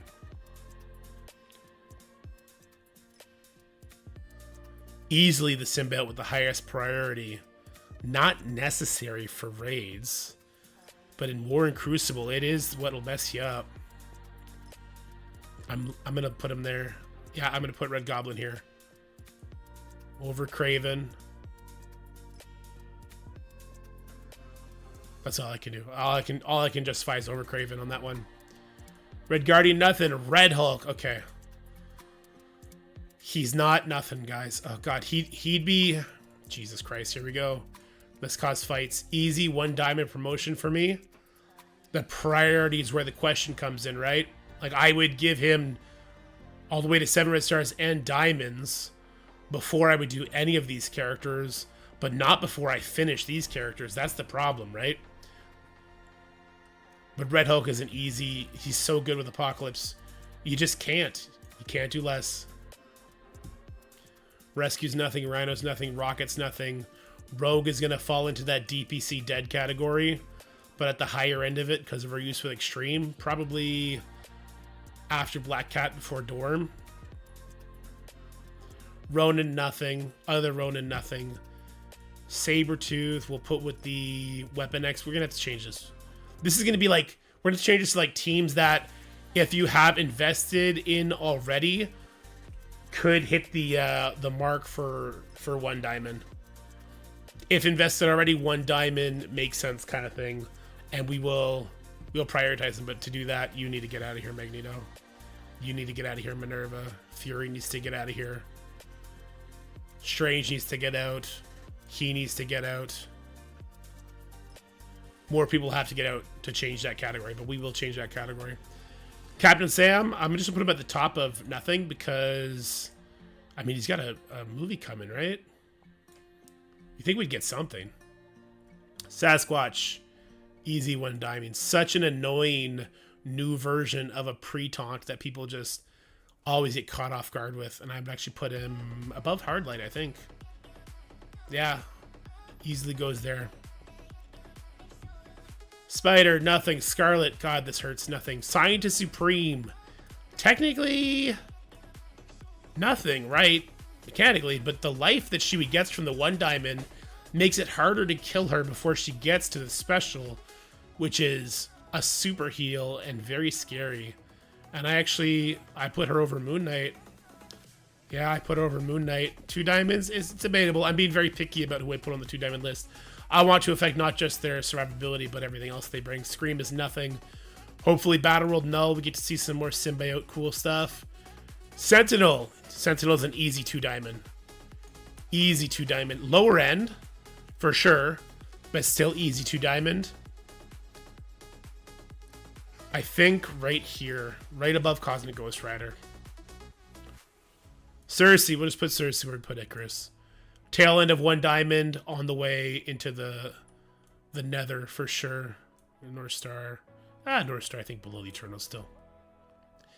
Shang-Chi, big bag of nothing, but we'll put him with the Hero for Hire folk. Sharon Carter, unfortunately nothing, but I'll put her with Maria Hill. Long shot. No, or sorry, Shatterstar. I'm going to put him with long shot. She-Hulk. I mean, She-Hulk would be the bottom of the gamma tier 2, right? Like, if you are going to put diamonds on the gamma, I think She-Hulk is last. Shocker. I mean, he's got to be up there with the other Superior 6 members. Sinister 6 members, sorry. Shuri. Throw her with the War Dogs. Sif, nothing. Silver Samurai. Throw him up with Weapon X. Surfer. God, where does Surfer go? Surfer's a trip, man, because he actually does pack a wall up. But he gets subbed out so often. If you're like my Baby Alliance, putting him in with the Annihilators to tackle regular Alpha Flight in like mid-game war is so good. But he doesn't do it. It's endgame Thanos who does it. We'll keep him at 7 red stars. Put him at the tippy top. We'll put him at the tippy top. Ooh. This guy, he's going 7 red stars. He'll be near the tippy top too, though. We just saw great use out of him. Big Time Spider-Man, he makes the do not promote list. Dark promos, killing characters before they get a chance to survive. Wait, where'd he go? There he is. Dark promos, killing characters before they get a chance to survive, unfortunately. Noir, easy 2 diamonds. Easy 2 diamonds.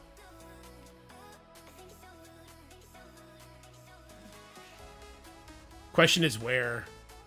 A 3 diamond Noir can one-shot counters before they get a chance to set up. So his like value from the diamonds is so high. I think it goes like here maybe. 3 diamond Noir is falling off because of new stats, but for a while he's still going to be that guy.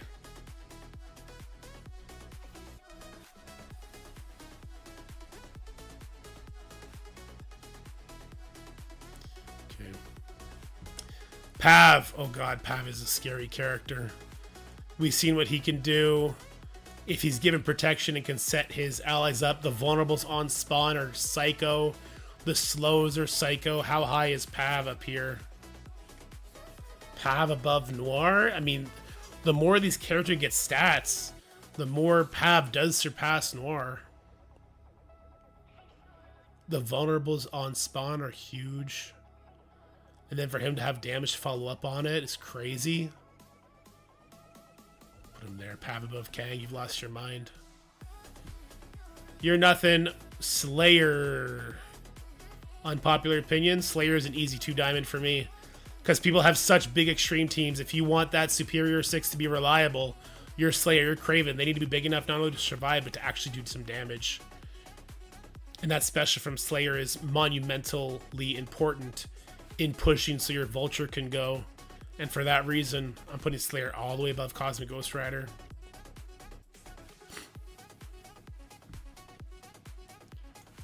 Weaver. Once upon a time, Weaver was future-proof, and then they decided to make everybody have all unavoidable attacks. We still use her to this day, with Tangled Web, Red Hulk, and Apocalypse, though. The perma-kills, you need her to do the perma-kills. She still makes 2 diamonds. Above Kraven, above Red Goblin, above Gambit. I can't go above Slayer here. I can't. No, sorry, I can't go above Sentinel here. Spider-Woman. Oh god, she's so good. I love this character. We're going to put her here with A-Force, but just know it pains me to do so. Pains me to do that. Squirrel Girl, nothing. Starbrand, we'll put him at 7 red stars, but pretty much nothing, right? Star-Lord Annihilation, I'll throw him with Cosmo and Company. Star-Lord, I mean, look, on the baby account, I use Star-Lord at like level 20, just so he has his passive. You don't need to have him built up for that. Stature, nothing. Storm, this hurts, nothing. Nothing here, nothing there. Look, for those of you who need to do the lane, two diamonds on Sunfire was the move, but now that you can actually farm Guardian, Sasquatch, and North Star, I think 1 diamond plus getting those other characters built up is more than enough.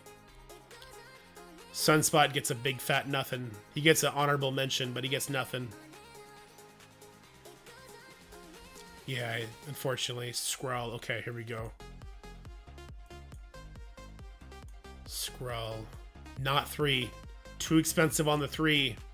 But up to 2. Up to 2. We can fight about that one for sure. But for now, at the very least, up to 2.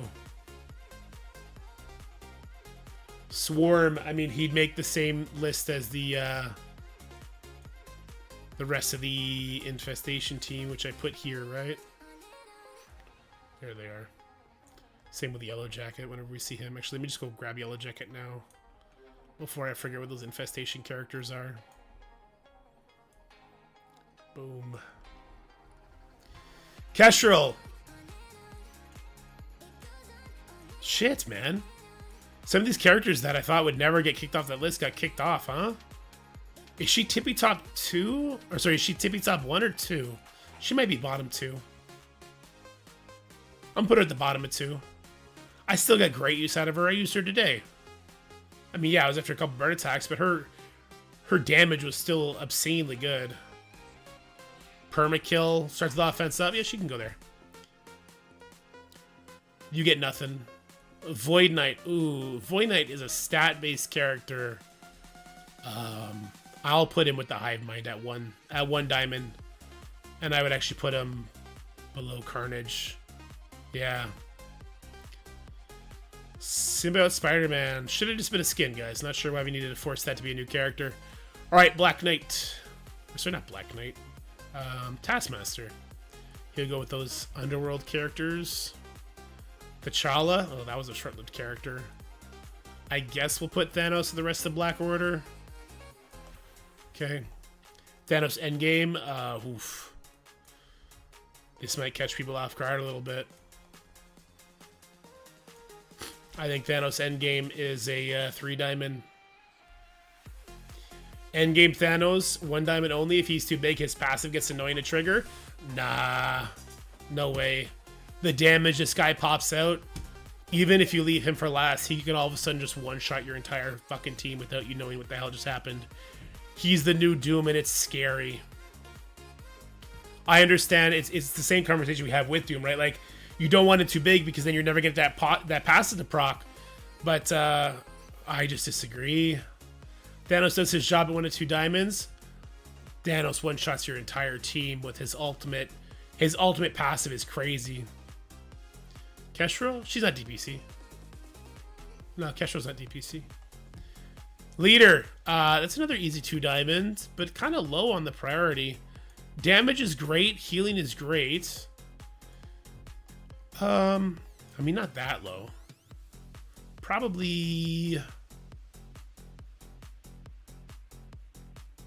Huh. Not that low at all. Maybe like here. Yeah, I think I'm comfortable with it there. Okay.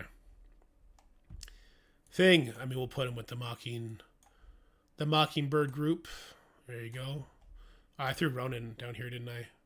Ronin, we need to throw up there with them. I know what I'm going to do with that tag now. Yeah, I know what I'll do with that tag. Let's get the music going again. Whoops. Let me blow my nose, too.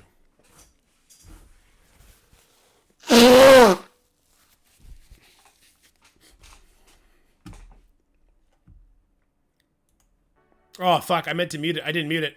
My bad, guys. I missed the mute button. I'm so sorry. I'm so sorry. I meant to mute. I'm so sorry. I'm so sorry. I meant to mute it. I missed the little banum. Okay. Match. Yeah, sorry, guys. You were so gross. Yeah, I know. That's my bad. Alright. Thor gets nothing. Thor Infinity War goes with the Cosmo. Tiger goes with the New Avengers.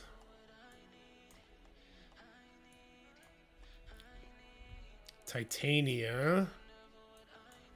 I mean, I would put her with Moonstone.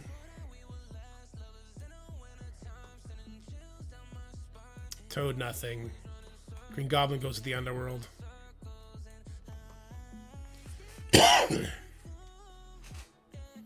Where did I put them?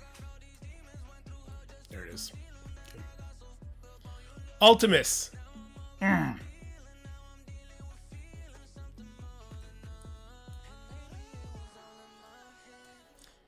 He kind of is a 3 diamond just because of his cost, but how do you convey that?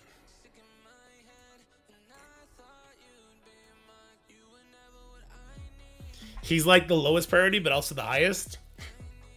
He's like the lowest, but also the highest, right? Because you could just do it like that. And then he is this crazy plug-and-play character. Ultron. Man, this hurts. DPC's cripple the game, huh? There he is. Miles, nothing. Union Jack, nothing. You, nothing. Vol. Fuck. Vol is tough, man. Vol is super tough because she's a Scopely original. I'm just going to put her here. Valkyrie, nothing. Venom, nothing. Vision, nothing. You, nothing. Vulture, 2 diamonds. Because Vulture will get pegged out into the Netherrealm by Gambits if you don't have him where he needs to be.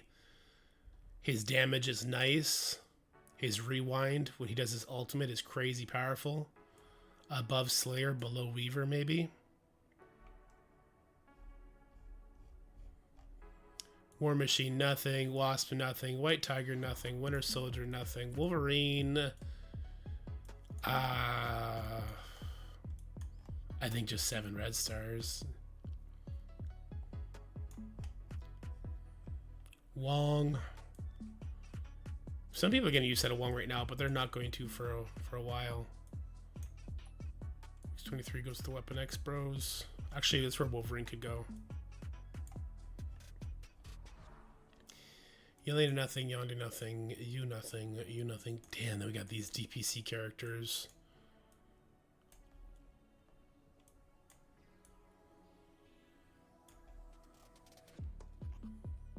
I mean... Shoot. I'm doing Zugs before I do Rogue. I'm doing Zim before I do Dorm.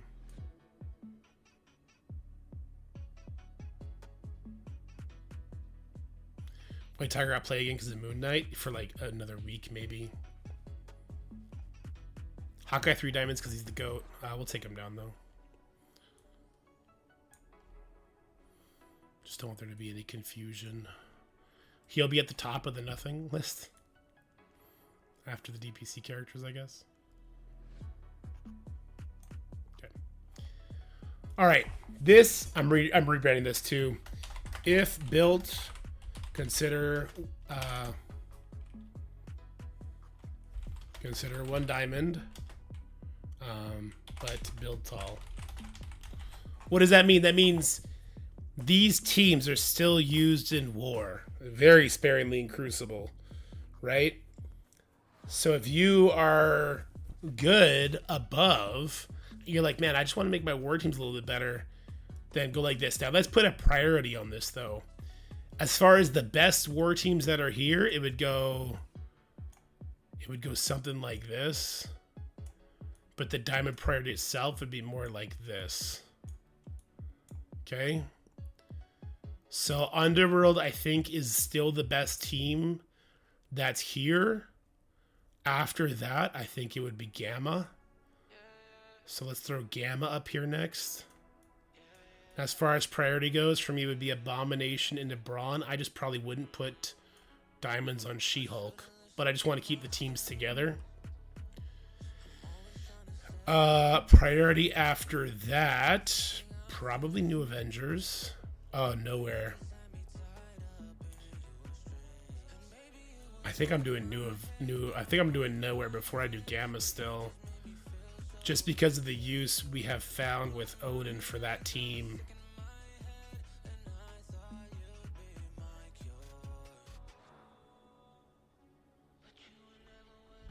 New Avengers after Gamma. Because we see how the Gamma, like, passive defense thing that they get from... Let's also change his priority. Actually, you know what? I think Star-Lord gets subbed out for Odin. Alright, interesting. Alright,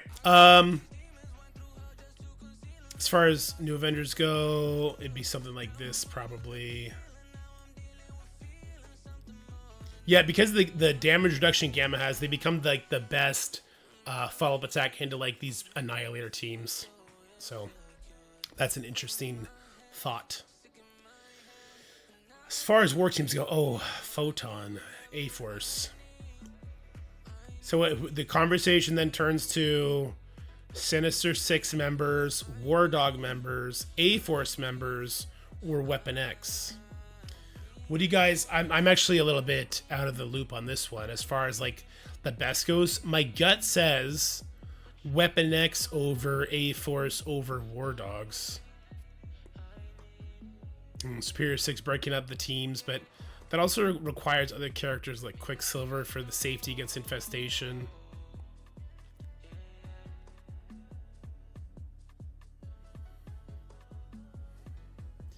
My gut says Weapon X, A-Force, War Dogs.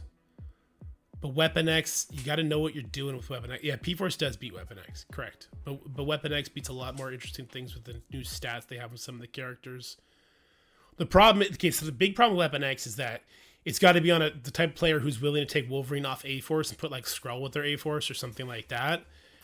And then knows about X-23. So, you know what? I'm going to put A-Force ahead just for that reason. So we'll go A-Force next. Nico. Jessica Jones. Spider-Woman is definitely top priority. Followed by Nico, JJ, then Captain Marvel. Okay.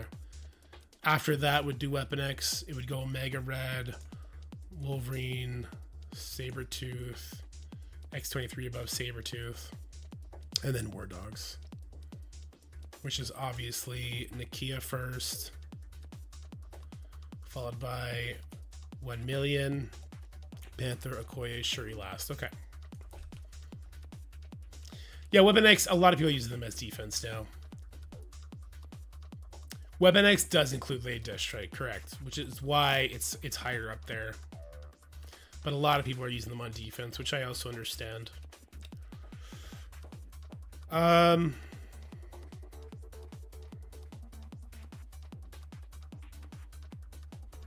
Starbrand would actually be very high on this list because if you have them built, throwing 1 diamond on Starbrand so that he can mix with the other guys is pretty important. Oh, you need to go here. Where do you go? You go... Yeah, right there. You're assisting every turn. You assist above Sabretooth. Okay. Now we're looking at a lot of defensive teams. We still have the Sinister Six, a 3-piece Sinister Six to talk about. So this is not, and we have, what, 6 of them above this. So really we're only missing 1 character from this list. Yeah, if you got them built, I think they would go on one side of Underworld. I'm just not sure which. They would go around here with Shocker, Electro Shocker, and then Mysterio. It'd be something like that.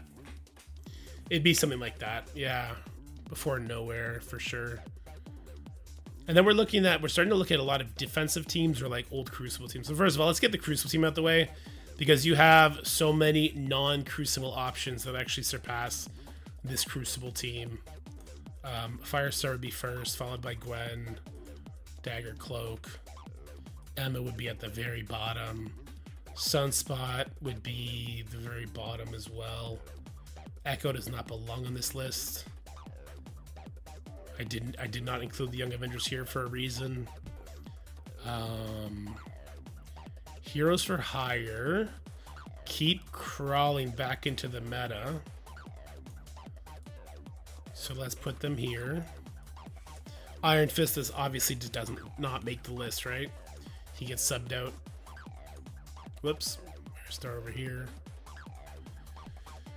Cyclops and Sunspot can have a little party down here with Cyclops being the bottom, but Emma's the bottom. Cable would be right next to Emma at the bottom. Now, Heroes for Hire is already dead. Like, that's why they're at the very bottom of this list. The very, very bottom. Teams after War Dogs. I guess you would do Infestation or Infinity Watch. Neither's gonna make them better. Neither's gonna, like, magically make the team function.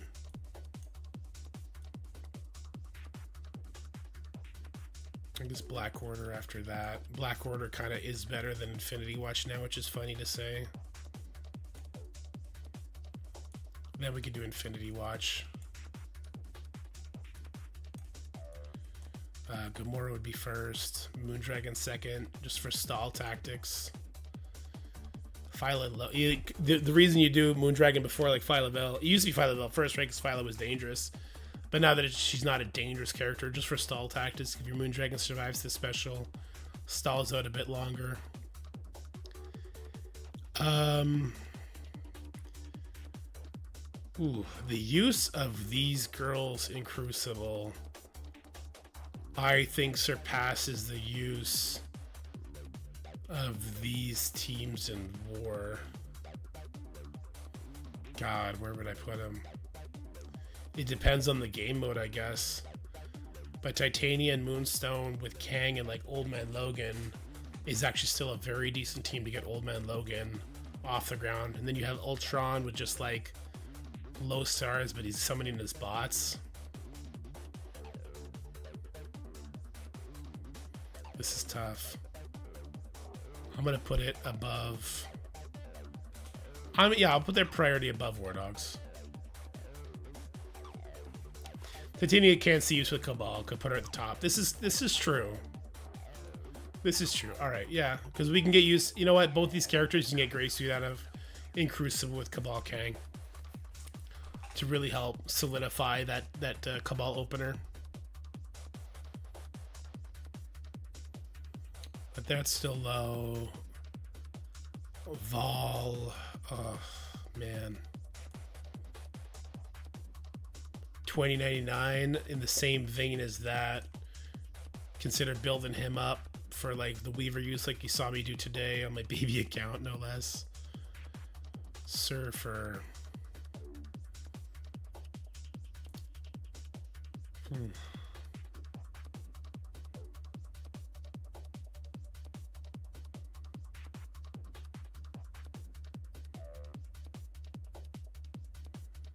Right here.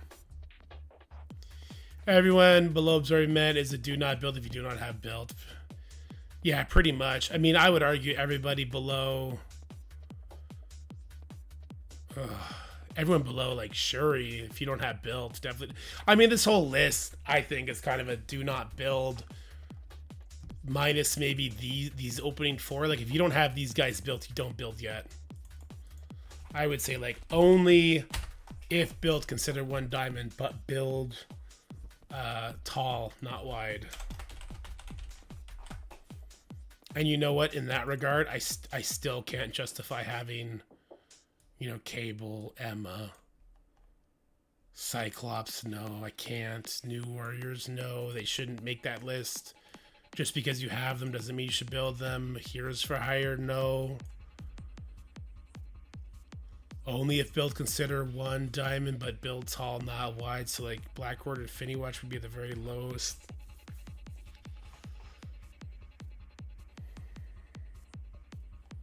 So if I had Underworld built, I would consider one diamond. Superior 6, yes. Nowhere, yes. Gamma, yes. New Avengers, yes. A-Force, yes. Weapon X, starting to get dicey. War Dogs, I wouldn't do War Dogs. I definitely wouldn't do Infestation because it's a defense team. Black Order, I definitely wouldn't do even if I had them built.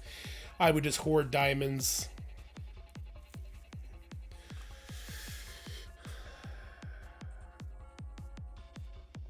I'm sorry, they gotta go. I would just hoard my diamonds. I wouldn't even consider putting one diamond on them. I wouldn't. This is the Great Purge. This is the Great Purge of characters that just, even if they're close, why? Why build up Infestation when the hard counter's hard counter? Why build up War Dogs when the new stats just push them further and further and further off the cliff. Weapon X still pumps out so much damage. A4 still has so much control. These guys kind of get it a bit more. Sunspot and Eval need to go too. Sunspot, man. Sunspot's pretty good on the team. He does like offense up to Gambit in the current Crucible Stage 5. Vol. Shit. Vol, we almost want to keep there just because she's the original character, but I understand what you're saying. You're not wrong. Like, if you think you do abandon her at this point, don't you? Unless we find like she can replace Agatha or Moon Knight in raids, maybe. What's Vol's use going to be in like Sword Satellite and stuff? So Sunspot has use in modes like Sword Satellite and stuff like that. I don't think Vol's going to get use in modes like Sword Satellite. Sunspot having the X-Men tag giving offense up to his team. I can see him still getting use in those modes. Besides Kill and Tower, what's Vol got for us?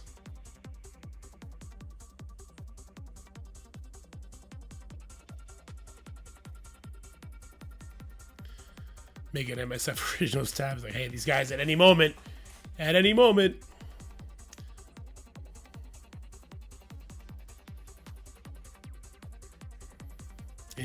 All right, let me take a look at this. Oh shit, I stopped recording.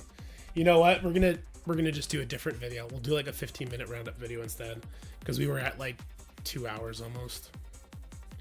Val will be a DD character for a lot of people going forward, but that doesn't mean she would rank high here. I don't know. I would tell people not to build for Dark Dimension ever.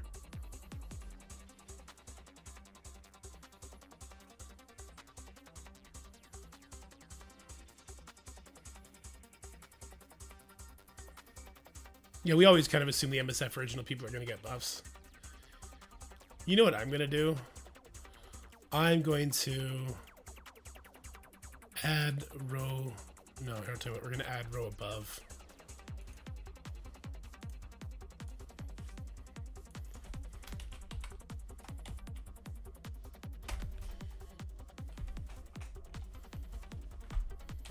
It's a DPC 3 diamond.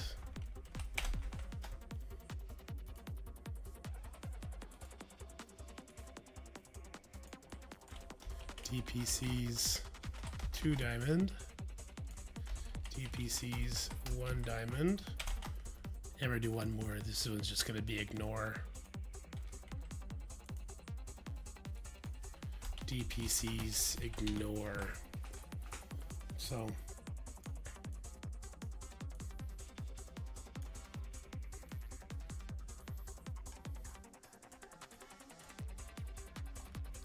just to kind of clean this up, you know? He's not DPCs. No, I'm not crazy. The more exposed characters, the stronger she gets. She needs so many hits for that to become true, though. Wait, where did Juggernaut just go? There he is. I'm trying to bring up 2 at a time.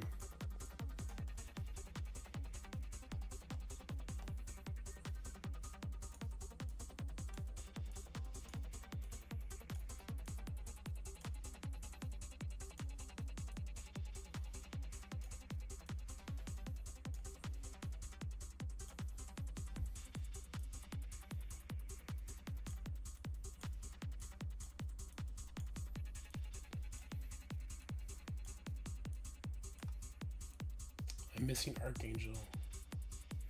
There he is. Am I missing any other DPC character?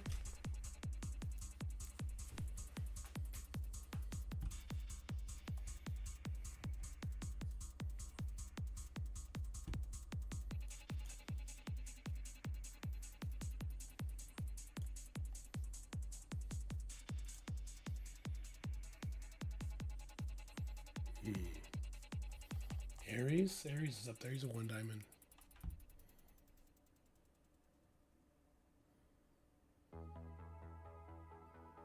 Yeah. Ares? No, he's not DPC. He's not. We know he's not. No, they told us he's not. He's not. No. They're probably just gonna vault his stars for a long time. Yeah, they told us that when it first came out. No, he's not.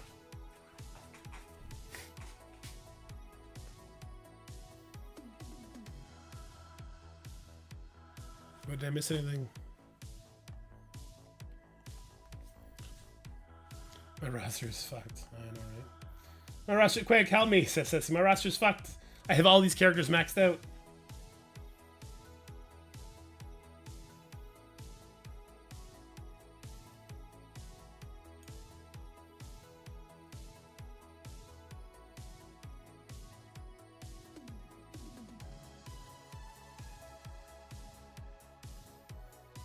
Man, it's just there's so much caveats when it comes to dark promo characters. Like, yes, if you have Skrull at 7 red stars and bring him to 2 diamonds, it makes a lot of sense. If you don't have Skrull at 7 red stars, I don't actually suggest you put Skrull at 7 red stars before you do both Goblin and Black Knight, because I feel like the cost of Skrull is so close to being the same as both of those characters. So the DC call him into 7 red stars and ignore. I mean, it's the same for me, the live pool. I would ignore them completely. The only characters you're putting DPCs in are the characters you're going to put diamonds on. That's my opinion anyway.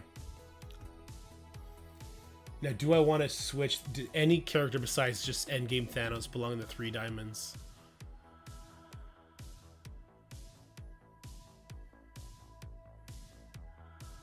Blade and Gladiator and Kang.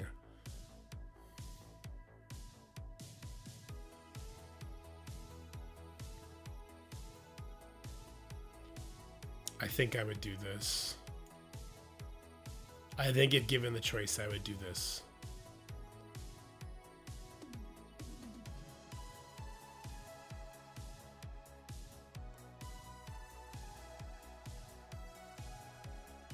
I think Zim is worth 7 reds, if not diamonds.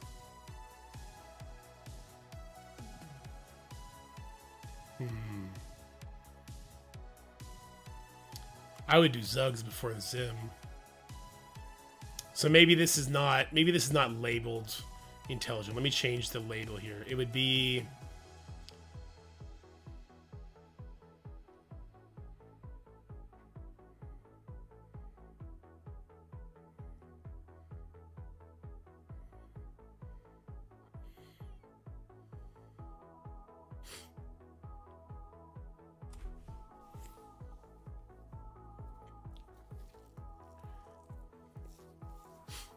no, it just means you wouldn't put any DPCs on her. Red Hulk is an amazing plug-and-play character with Apocalypse. We're finding so much use for him.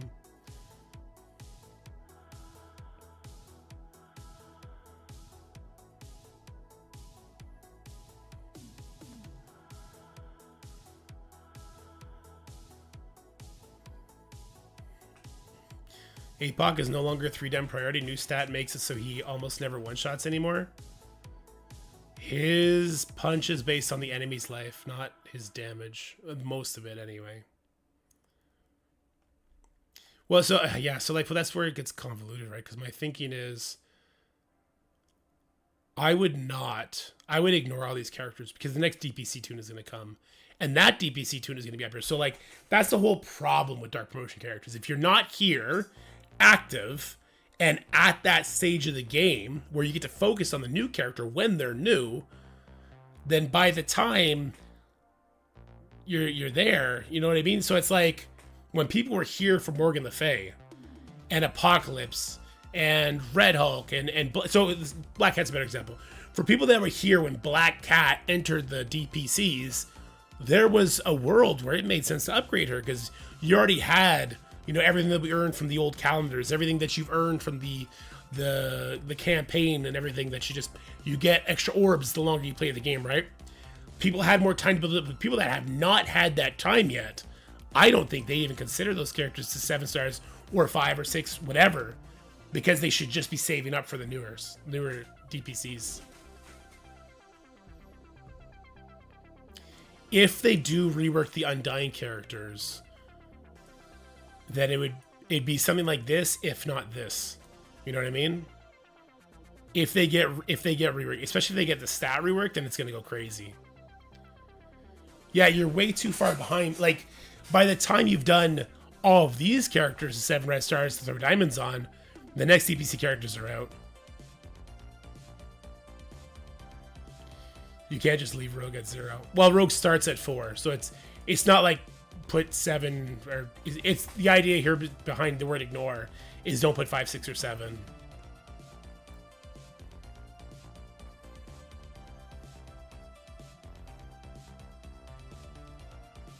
And the new DPC characters cost more, yeah.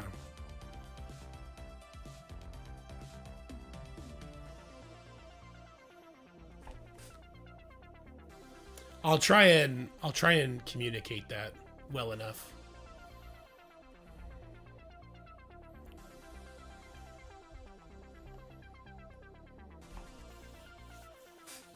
But there you go. There you have it. Let me do one of these.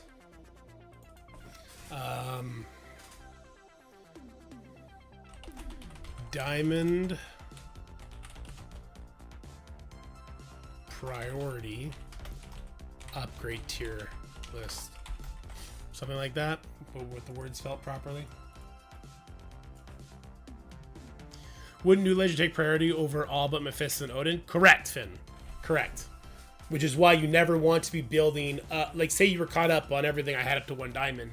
Then I wouldn't say start doing Black Cat. I'd be like, no, hoard. Hoard everything.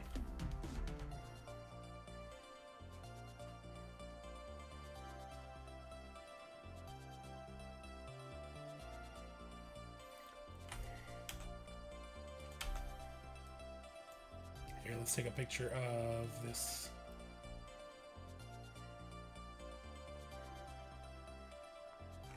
Into it from like here, I think.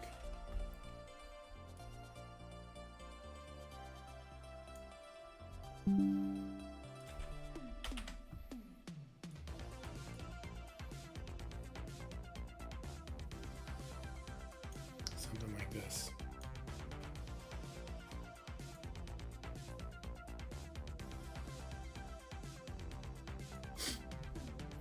What do you tell the devs that thought all that stayed in Discord chat?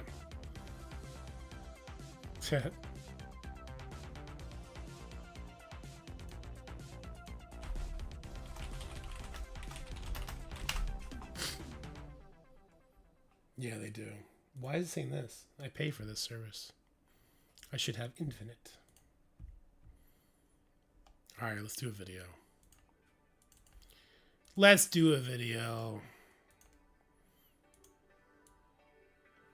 Boom.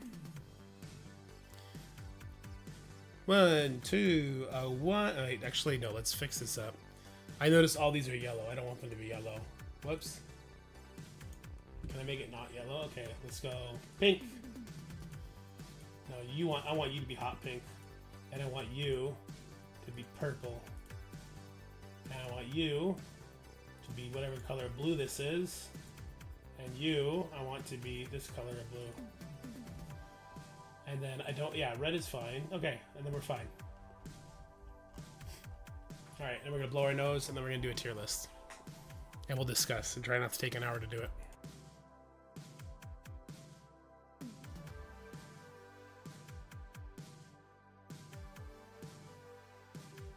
And I've done my Crucibles. Yeah, I did all my Crucibles. Let me check if Miss has gone yet. She hasn't. Scroll above Odin. Whoops. Thanks. No, I want you to be hot pink then. I don't want you to be poop pink. Okay. Inflation in goods increasingly exponentially faster than the actual income. There you go. Okay. Let's do this. 3, 2, 1. How's it going, everybody? It's been a while since we've done a diamond priority video, and I've been getting asked a lot of questions about who the best characters to promote are currently, given all the new characters that have come to the game, and given the increasingly small amount of not only DPCs we get, but of also diamonds, because hey, Crucible is not for the faint of heart, and once you get to Platinum, it's kind of hard to stay in Platinum. There's everyone's with Odin's, the Mephistos, Captain Britain's Platinum is no joke. So I did a tier list, because of course I did a tier list. We did this live on Twitch. If you want to go, you can check out the live version of this, which was about an hour, 30 minutes or so, of explaining why some characters went where they went. We'll discuss that in small part here, but we'll try and keep this under an hour and a half. We'll try and keep it under 20 minutes. And let's start just by talking about the Dark Promotion characters, because this is a very interesting conversation, right? Odin and Mephisto, you literally can't upgrade these people past the red stars. I guess Odin is 7, Mephisto is 5. But the reason I threw them all up here is because if for tomorrow, whatever reason, Scopely waved their magic wand and you could bring these guys up, they would be the instant top priority of what you would do. Then you might be surprised, hey, there's Ultimus. But other people told me Ultimus is a trap and I shouldn't do that. Those people are wrong. I'm sorry. Let's start a fight. Ultimus is actually an amazing character because of the cheap cost of his DPCs and his diamond promotions. He is actually very, very powerful plug and play, because you can get him so quickly. He can help redefine your roster in big ways on both the offense and defense. I use this guy all the time on the baby account, and I couldn't imagine not having him at the build he's currently at. Now we get to the real characters, the characters that actually cost a lot. And we'll start here with Old Man Logan.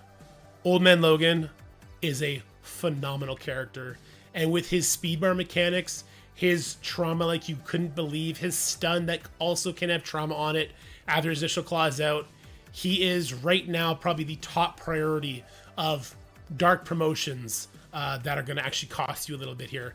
Bringing him all up to 3 diamonds, I think does make some sense, though I would say that 3rd diamond, I might wait until I have some of these other characters built up to more usable levels, but definitely the top priority. Then we got Apocalypse. Apocalypse does have his Falcon Punch, but hey, he needs to live to use it against some of these new teams. That's proven tricky. I've had Orcus teams in war. What I do yesterday, I did Orcus with A-Force. Sorry, I did Apocalypse with A-Force up against the Orcus team. My Apocalypse died before he got a single turn. But even then, his passive helped my A-Force team get the job done, which was very scary and very stupid. And it would have been even worse if Apocalypse was lower diamonds. He wouldn't have gotten to at least taking the hits that he took. But the whole idea is you want to try and keep him alive to reach that mark, and thus he is worthy of going all the way to 3 diamonds. He also doesn't have a stupid cost associated yet. Skrull, the reason he only goes up to 2 diamonds, though he is the top priority of that bracket, is simply because his cost doesn't make sense. The amount of diamonds that we get, it doesn't make sense. Like, if you're not a Kraken who's buying those offers, or a Whale or Mini Dolphin, whatever the case may be, 30 diamonds on most Dark Potion characters is just a terrible idea. It's not a good return on investment. You will hemorrhage more diamonds than you're able to keep up with the new characters. Speaking of new characters, we got Captain Britain. For those who did buy Captain Britain all the way to 1 diamond, congratulations. You saved yourself a lot of DPCs and diamond credits. And when he is available for the promotion, I think a good stopping place is going to be the 2 diamond mark. Black Knight. I wish we could put Black Knight up here. Black Knight is such a phenomenal, impactful character. But the cost is just too high. I think it's like 7,000 dark promotion diamond credits, whatever the hell you call those things. Phenomenal character, super impactful, but he's still going to be sitting down here at the 2 diamonds. Then we got Green Goblin Classic. What else is there to say about this guy, man? This guy with Vulture and the other Sinister Six members, usable in War, usable in Crucible, extremely defining, roster defining when it comes to modes like Sword Satellite and Kiln Tower. He definitely still deserves that 2 diamond respect. And then we go down to Red Hulk. And Red Hulk, he's going to be a 1 diamond character that might catch you off guard after you see all these ignores.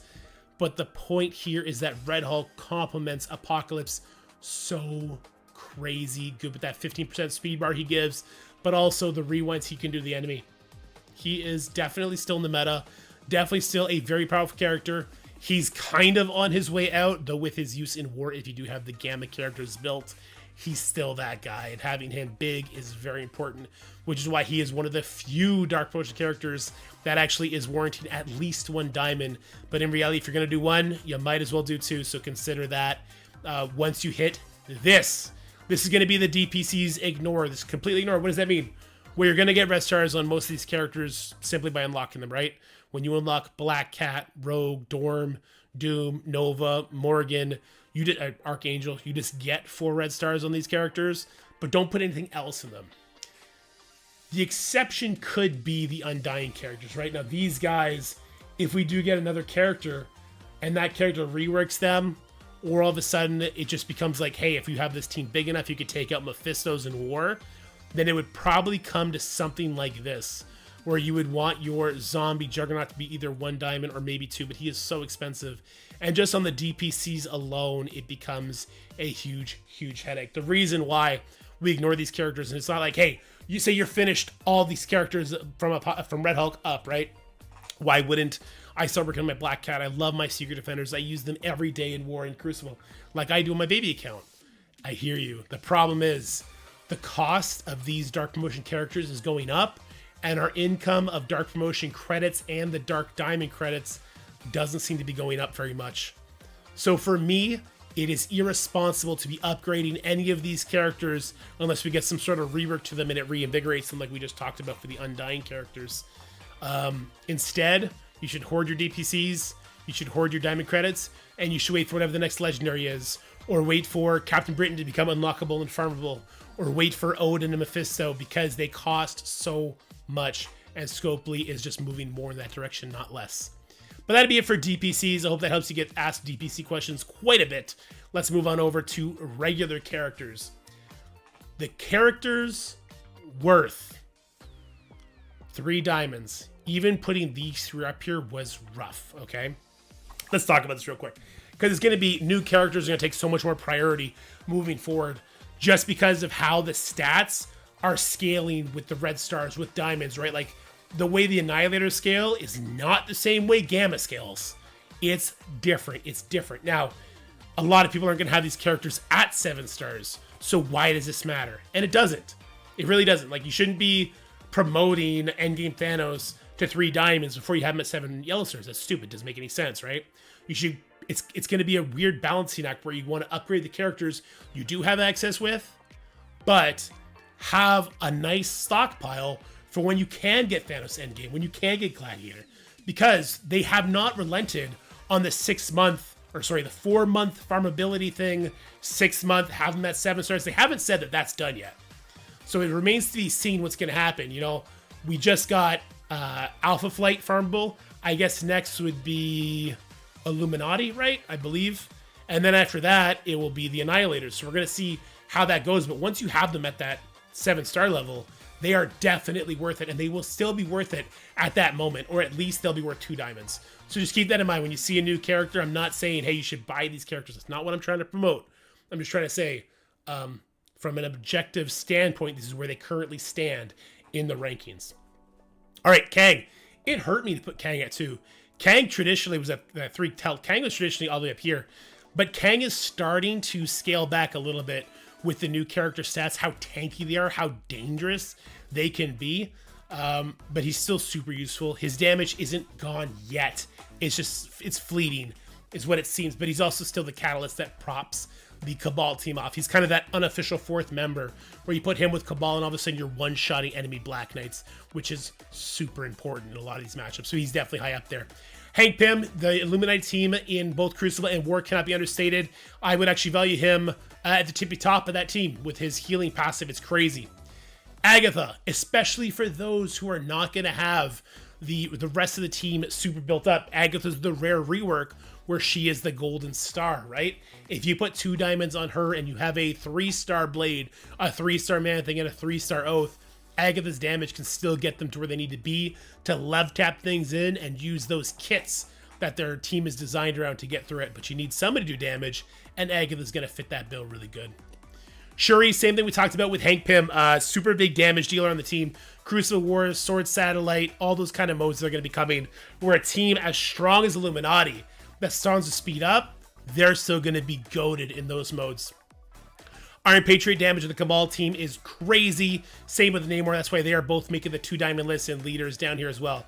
Just a little bit lower. Now, just so you guys know, I didn't put these teams in, or these characters in at random. I did prioritize from left to right, up to down, the characters I would give priority in the upgrades to. If we were to talk about all the reasons why, we're already at 10 minutes. This video would go a little bit longer than I want. So I'm just going to keep it simple. The Cabal members, all worthy of the 2 diamonds, but I would do them in this order. Man-Thing, amazing character. I skipped 3 diamonds. Okay, let's talk about 3 diamonds real quick. Actually, let's reset. Let me blow my nose and take a sip of water.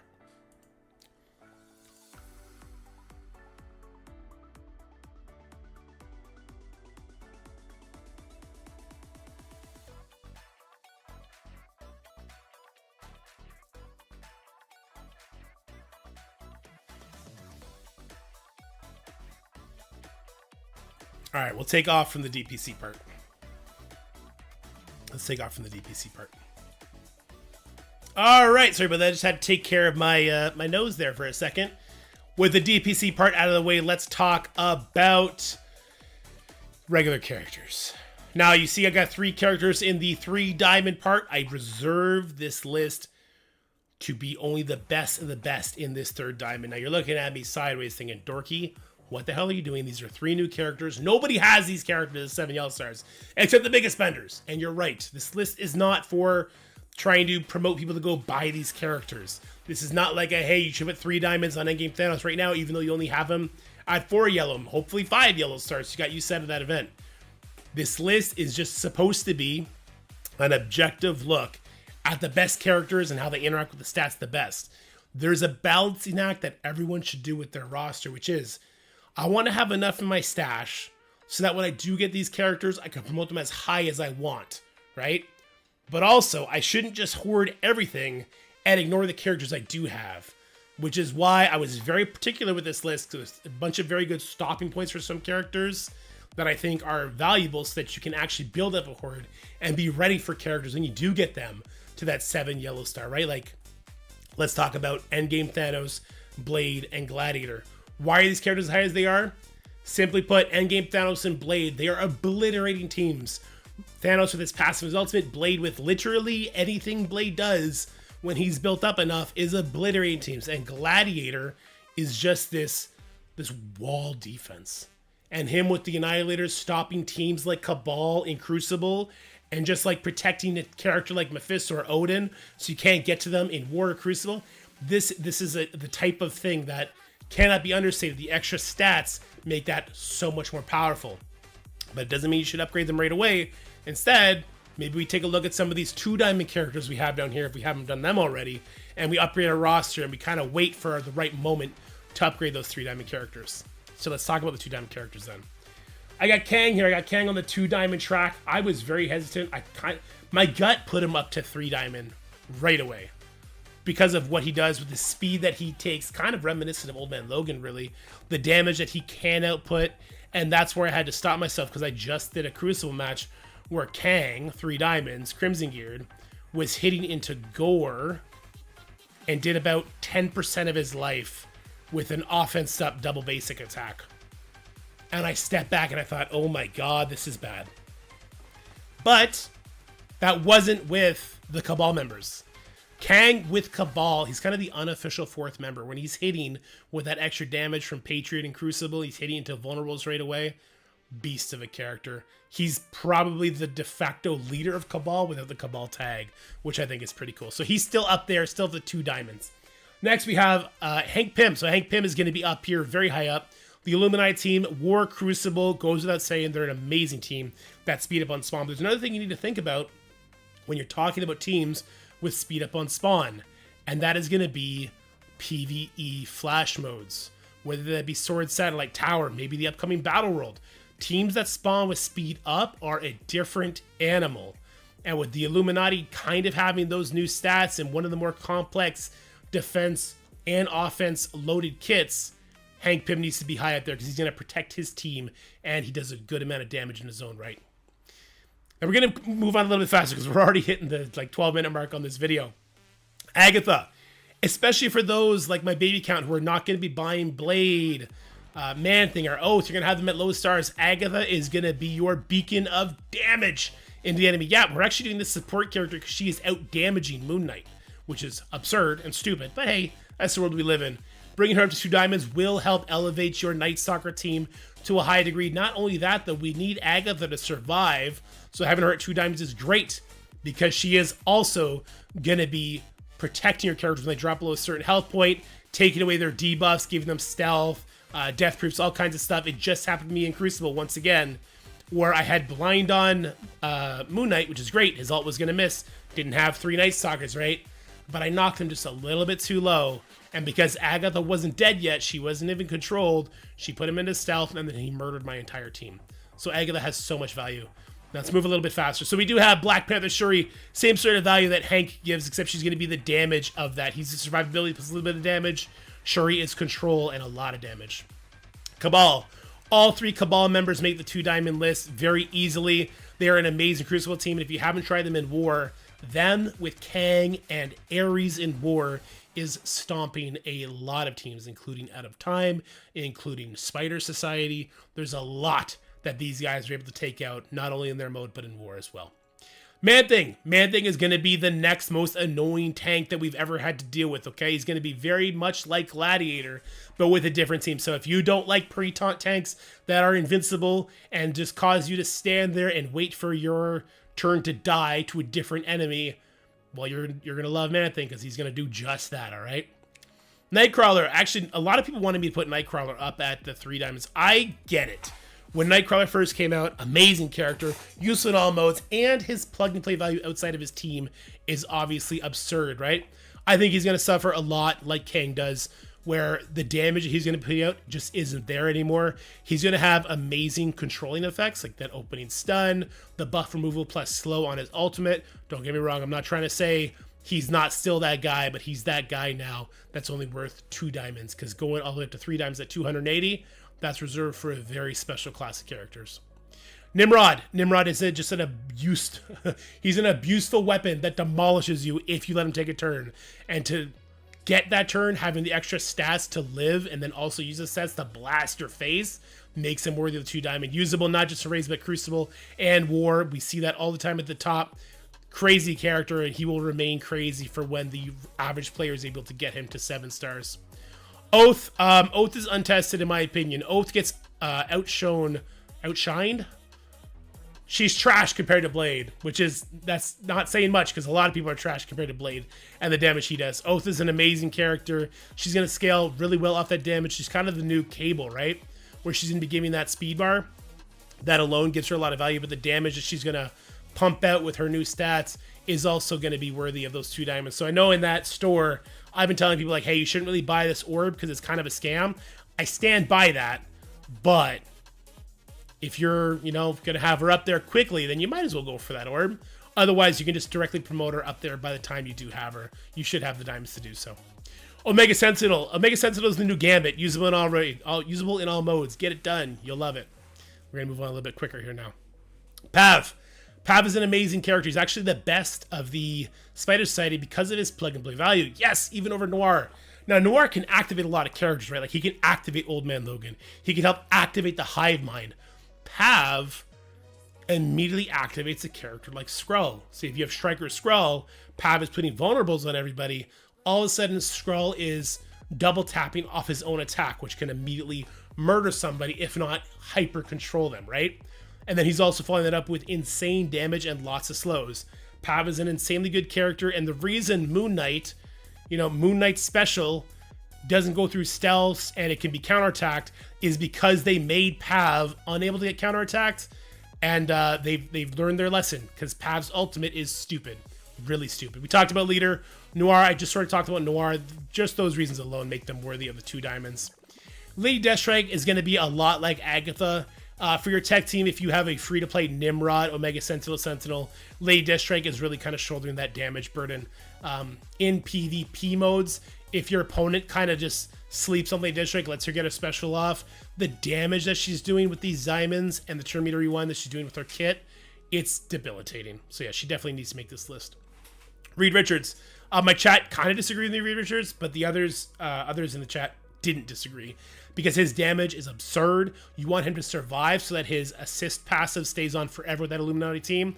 And he's part of that team, right? So it's nice to kind of build really tall as opposed to build super wide as you'll find when you get further into the competitiveness of the game. Gore at 2 diamonds. You don't know how good Gore is until he has diamonds. Let's put it that way. At low stars, Gore is getting resisted like crazy. He's not actually killing anybody, activating his permanent kills. You're not even seeing the real damage of his passive until, you face him in the Orcus raids on the Mystic section. Then you definitely feel his damage. But when we do all get him up to 7 yellow stars, you put those extra diamonds on him, and he is definitely a brand new character. Black Bolt and Iron Man, both these characters are catching people off guard. Why I have them on this list? I use the free-to-play Illuminati every single day on my baby account. In War, Crucible, every single time I'm using them to great effect. And if in the big account, I might have a different reason to use Captain Britain. And so I still use these guys. These guys are blunt instruments of destruction, and the extra damage that the diamonds provide them are huge. And the reason we need to bring them to 2 diamonds is because the teams that they're going to be facing are huge.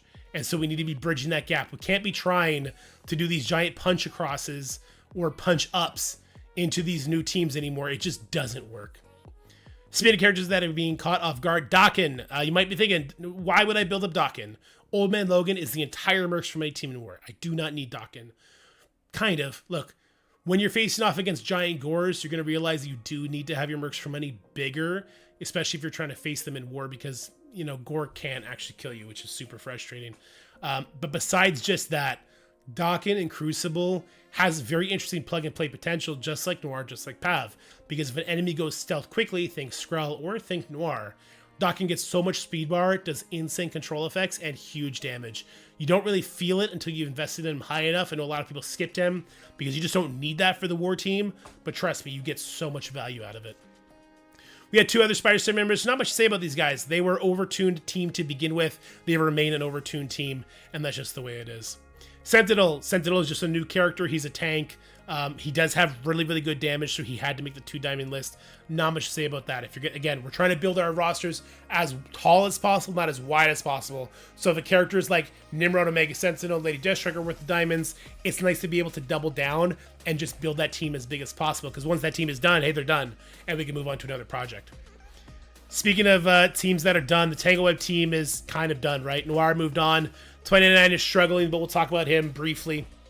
Weaver, on the other hand, still worthy of the 2 diamonds for now. The permanent kills are amazing, and a lot of people are plugging her in with Red Hulk and Apocalypse. That's kind of a new de facto 3-piece that's getting a lot of play in a lot of different modes. Weaver's also on defense right now in War because of the seasonal rules, but that's going to be going away soon, and then I think she's going to find herself back on the offensive side. Let's quickly talk about the 3 Sinister 6, Superior 6 members I have on here. Vulture, Slayer, and Craven. Look, you just need to be that big, because if you don't have them that big, other people's extreme teams are huge, because we got Gambit 3 diamonds for free. We got Nightcrawler. I think we got Nightcrawler diamonds for free from a different event as well, right? So if we don't have a big enough Superior 6 team, and you're trying to use this, Crucible old Apex team against the Raid team, you can get into hot water fast. So it's kind of just by default of the diamond Scopely has chosen to give players.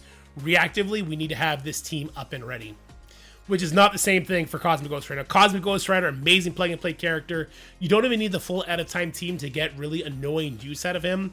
With his passive, reducing enemy focus and doing barrier when the enemy's ulting in War, he actually is a very strong plug-and-play defensive War character or offensive character. And what you're doing is you're using the enemy's speed against them, because it's going to tax their focus. If you go in with a slower team, they're not going to control yours, so you're going to be fine.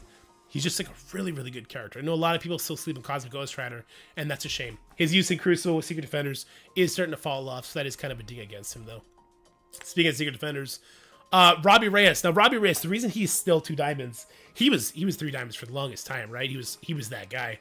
But he's fallen off a cliff, just like Kang, just like Nightcrawler. The new stats are really working against Robbie Reyes, but it's not just that. The mechanics that a lot of these teams are bringing, they're just faster than Robbie. Robbie can't get off in time, or they're so tanky, they're all having like immunity. Like when you think about the Orcus team, they have immunity on spawn, I believe, right? So to have somebody else go before Robbie to actually land some blades to activate him is becoming trickier and trickier to do. But when you pair him with Undying in War, he becomes that guy again. So he actually still has a lot of life left in him. And I think that with his bleed passive, we're going to see some more use out of him yet again, especially the Undying characters like we talked about earlier. Get another character, he could be that default 5th character. We'll have to wait and see. I mean, that slot could also be reserved for a character like Emma to really activate some sort of speed gates. We'll have to wait and see. Gambit, if you didn't already get Gambit at that 3 diamonds, I think 2 diamonds is worth it. We talked about the defensive use before. When we talked about Synergy 6, it's the same thing.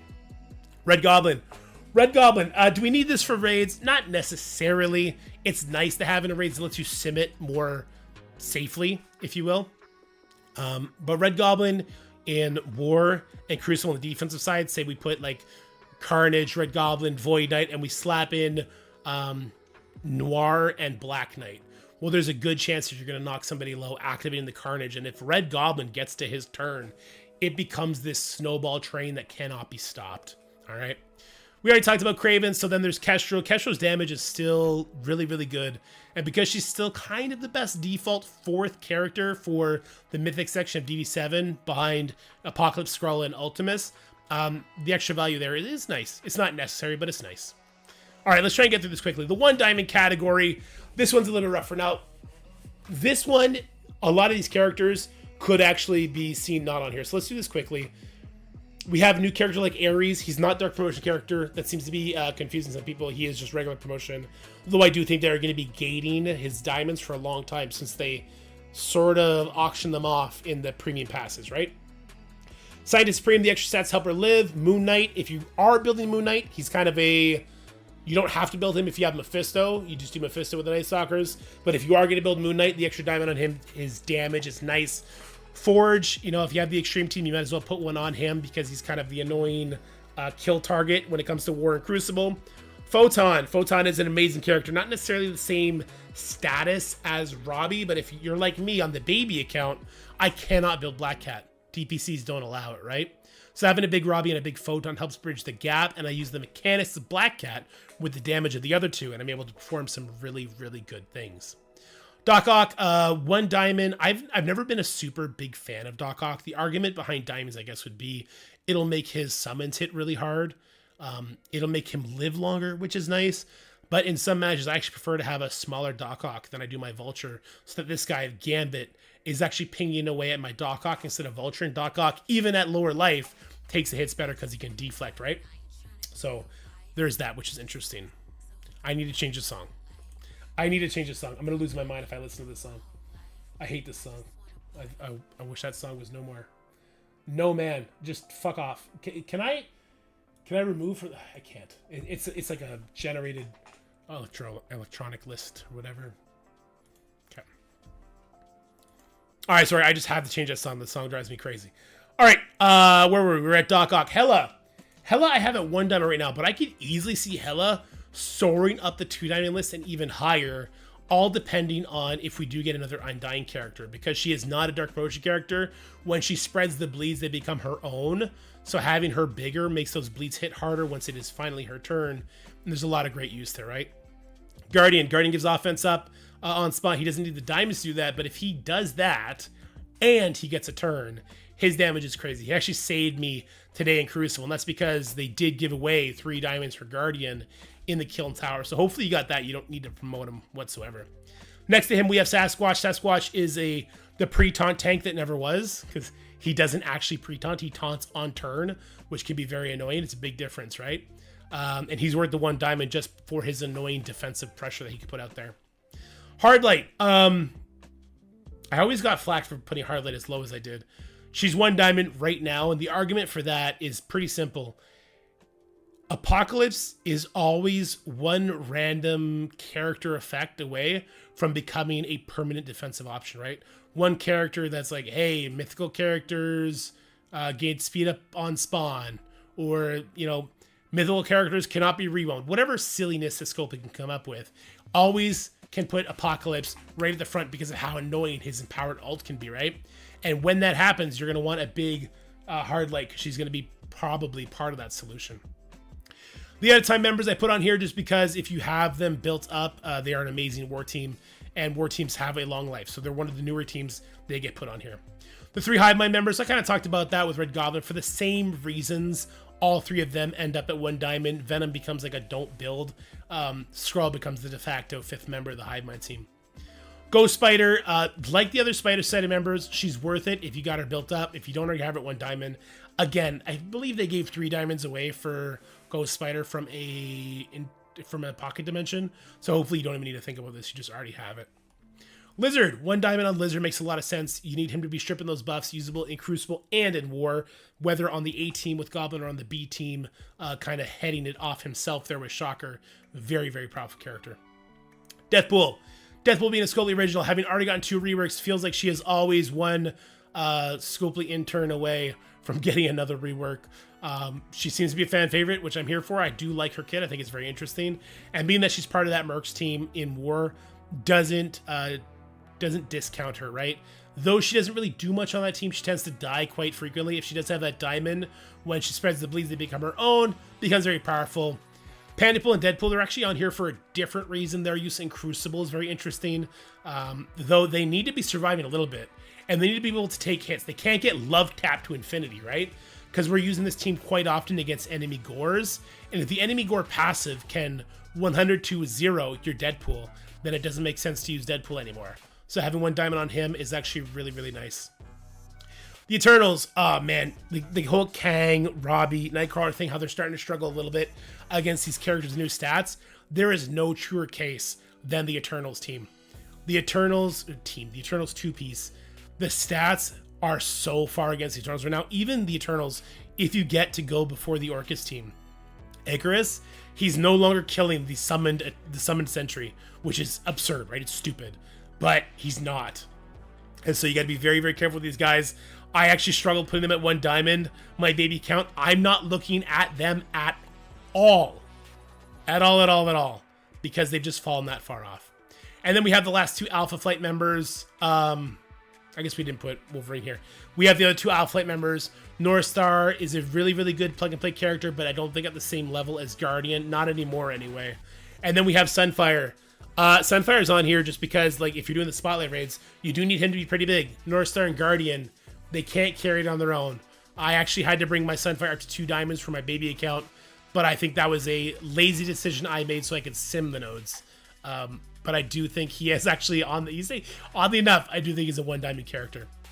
All right, let's end this video just by briefly talking about these other characters. You know, I have some Crucible characters, some characters that have some, you know, they would plug into the out of time team Starbrand or 2099. Actually made use out of him today on the baby account. I built him up for no other reason than 1 match with Weaver, and it did work for me. So these guys do still have their uses with their teams, which is interesting. And then the other teams I have on here, whether it be the Underworld, the Sinister Six, the Nowhere team, the Gamma team, the New Avengers team, A-Force, Weapon X, and then a bunch of leftovers.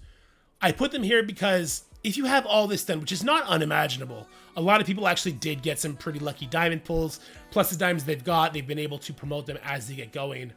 If you have all this other stuff done, you could easily consider these guys if you have the team built. In no way, shape, or form on a newer account am I suggesting you look at doing Underworld or Nowhere or Gamma. There's just no value there. Instead, you should be holding your resources like I am on the baby account. I hold my resources and I wait for the next character. Now, I have so many resources from doing this that I can start going back a little bit, like I just did 2099, right? By the time I unlock Nimrod, who I don't even have halfway done yet, I will once again have the resources to bring him from level 0 to level 100. And then I'm more looking at, you know, future investments in characters like Nimrod, like the newer characters, than I am at ever backtracking. But if you have the entire Underworld team built up, you could easily consider putting some diamonds on them, especially Taskmaster, especially Mr. Negative. Same thing with the Sinister Six members I put up here. Same thing with the Nowhere members I put up here, and the Gamma. And I did list them in order of what I think is going to be the longer lifespan of these teams. So I think Underworld is actually going to outlive Sinister Six. I think they're going to outlive the Nowhere team. I do think they're going to outlive the Gamma team. You know, we really like the Nowhere team because they go good with Odin. If you don't think Underworld will go good with Odin, like, you're crazy. I got a bridge in Brooklyn to sell you, right? As long as it's fast and it goes with Odin, that's a good step. Anyway, I just wanted to share this list with you guys so you kind of get a hint at where you should maybe be considering spending diamonds if you have them stockpiled, if you have some of these characters undone, and all the reasons for that. And then I do have a list of characters that like you should just completely ignore. Anyway, I'll save this tier list. I'll have it available on the Discord, but I just want to share my thoughts with it as well. This video went way longer than I wanted it to, but hey, it was still shorter than the hour and a half that we did. If you have any questions on this list, please let me know in the comment section below. Be happy to have a conversation with you, as long as we can keep it civil, because a lot of you people are going to be saying, Dorky, you're freaking crazy, man. If you don't think Hawkeye is a 3-diamond unlock, I'll fight you to the death. And you know what? I agree. Hawkeye's the best. He's the GOAT. All right, guys. Hope you enjoyed the video. Bye for now. All right, there you go. Let's edit that and put that up. Dorky, you're freaking crazy. Yeah. All right, yeah, we can edit that. That video, I guess, is going to go up tomorrow, though.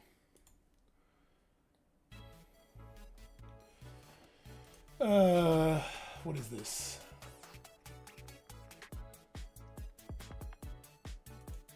That doesn't happen until then? Okay, well, that's useless. Okay.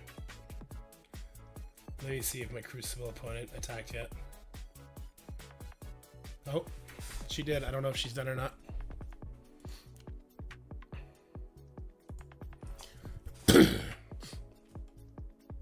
All right, looks like our opponent did get their attacks off. Maybe not a clear. I haven't gone yet. Maybe they're still doing their last match. Let's go in here and find out.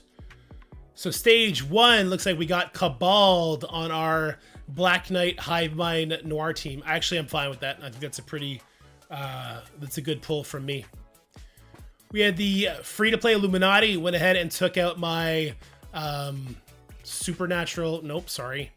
Night Stalker team with Juggernaut. So I think that's actually a really good pull for me too. Ooh, we had Captain Britain with Echo, Apocalypse, Odin, and Weaver.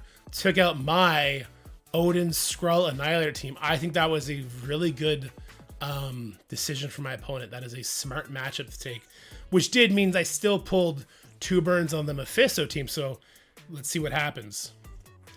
All right, we had Secret Defenders. Took out my Spider Society Sasquatch team. I think this is actually a risk, but hey, that is a giant team. Holy moly. Superior 6 took out my Extreme team. Okay, so either my Mephisto got multiple wins or maybe my opponent didn't finish yet.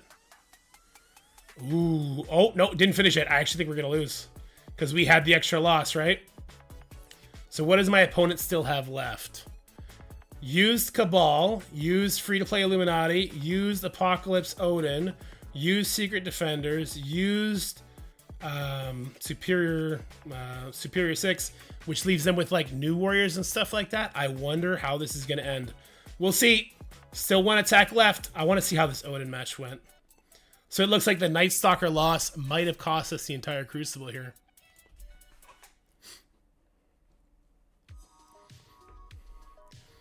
All right, so let's see how this Odin match went. Oh, they used New Warriors on the burn, so we're thinking it's going to be MOE. I can see that.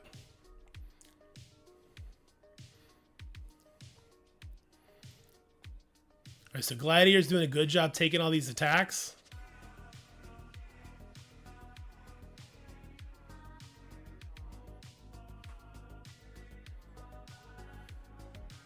Oh, Gladiator did get a nice hit.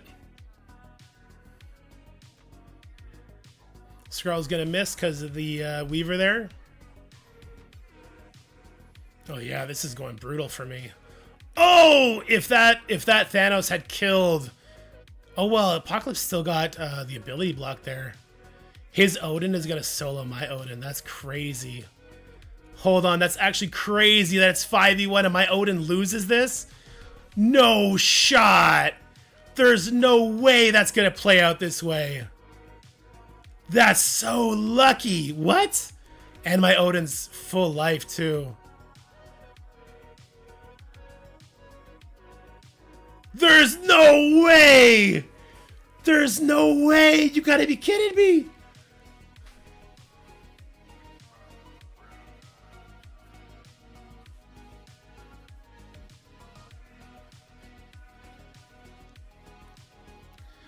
Oh, the shenanigans of all shenanigans.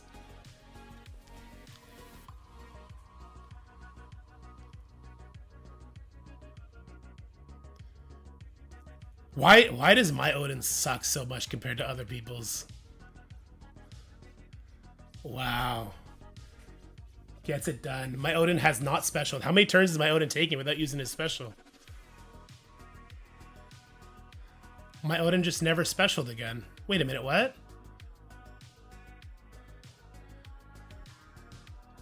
My Odin is taking so many turns but never using his special.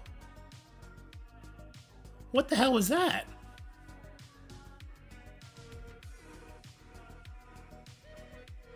Wait, what happened with my Odin there? Let's just see. Still hasn't done the last attack yet. I need to rewatch that. What happened with my Odin? I feel like it was so hard to tell which is turns and which is retaliations. This is so crazy.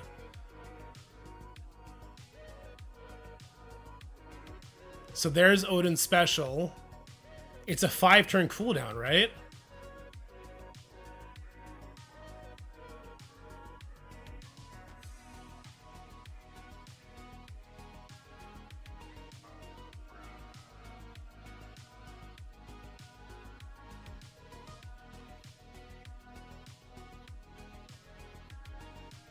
Eight-turn cooldown, okay.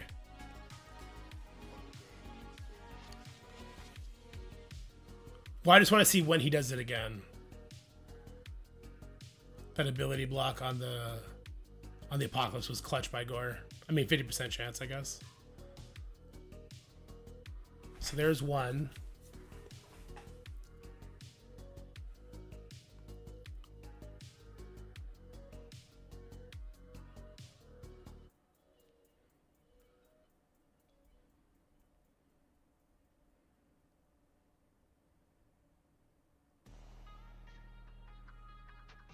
That's so crazy that he lives.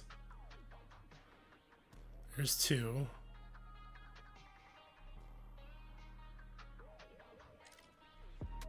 So that is, wait, is that the enemy Odin's first or second one?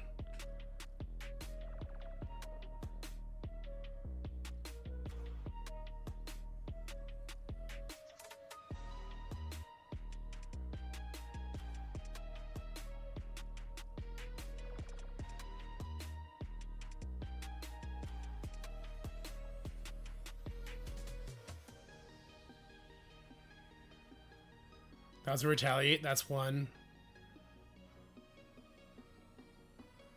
There's two. Three. There's a big ass heal.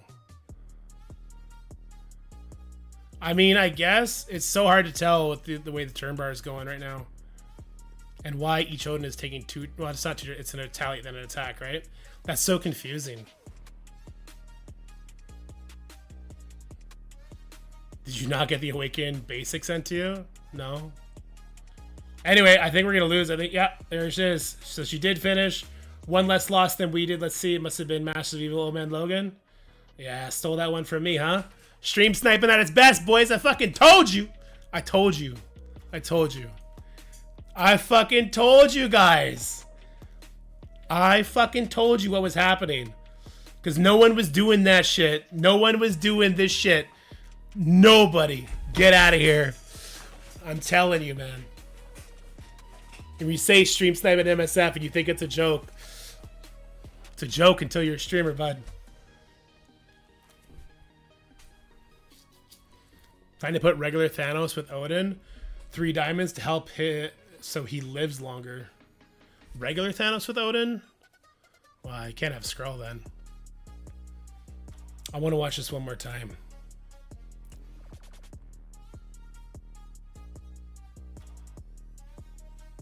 This is a regen for G-Man bet. G-Man can go fuck himself forever. He's never coming back here. I don't care if it was sarcasm or not.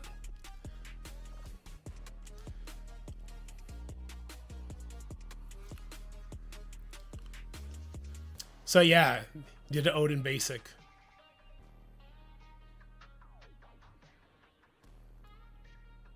It's only a 1-turn difference though.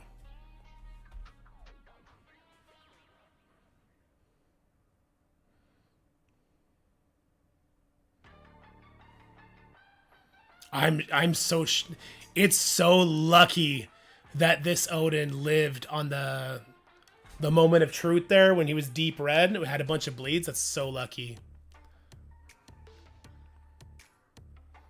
If that Apocalypse had died to Thanos, if I had the 3 diamond Thanos, he would have died, and then that extra ability block plus damage would have went to the Odin.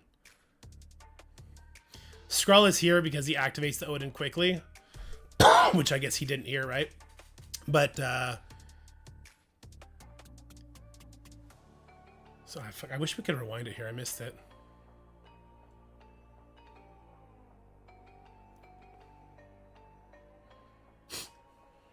Look at this. The damage just wasn't there.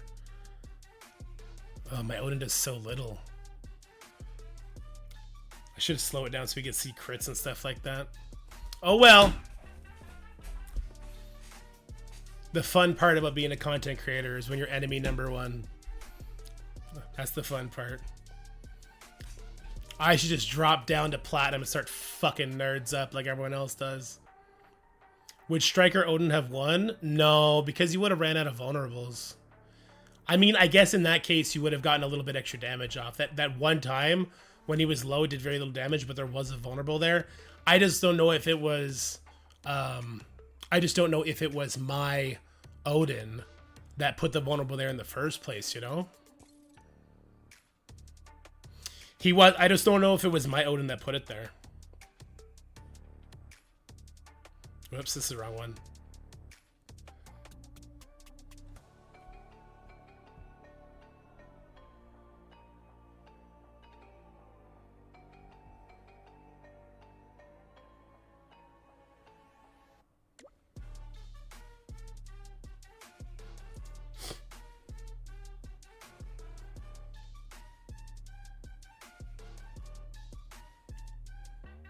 What up, Thomas? How's it going?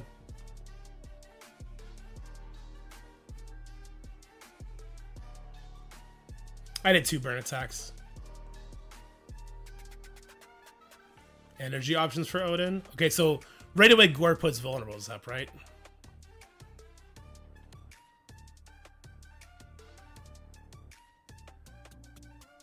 It was very smart of her to use Odin basic first, because the special, obviously Thanos would have removed all those buffs, right? Fortifier Odin wins. That'd be really annoying. So still has vulnerables. Skrull missed.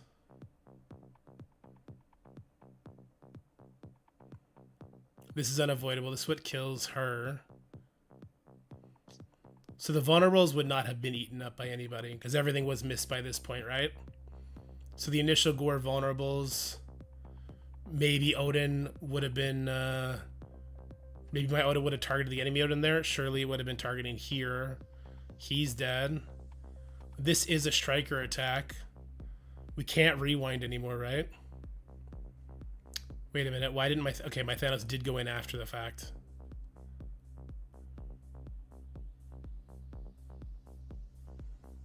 Okay. It's crazy that the Odin... Yeah, see, that would have been another striker attack there. I'm not sure. I'm really not sure. I think it's crazy how long she held that special, though. That was ballsy. Nice. Well done. Very well done. All right. I need to edit that. Do we do this? We did this. We're waiting on this for the events. I don't think we have anything to do in game. All right. I don't think we have anything to do in game.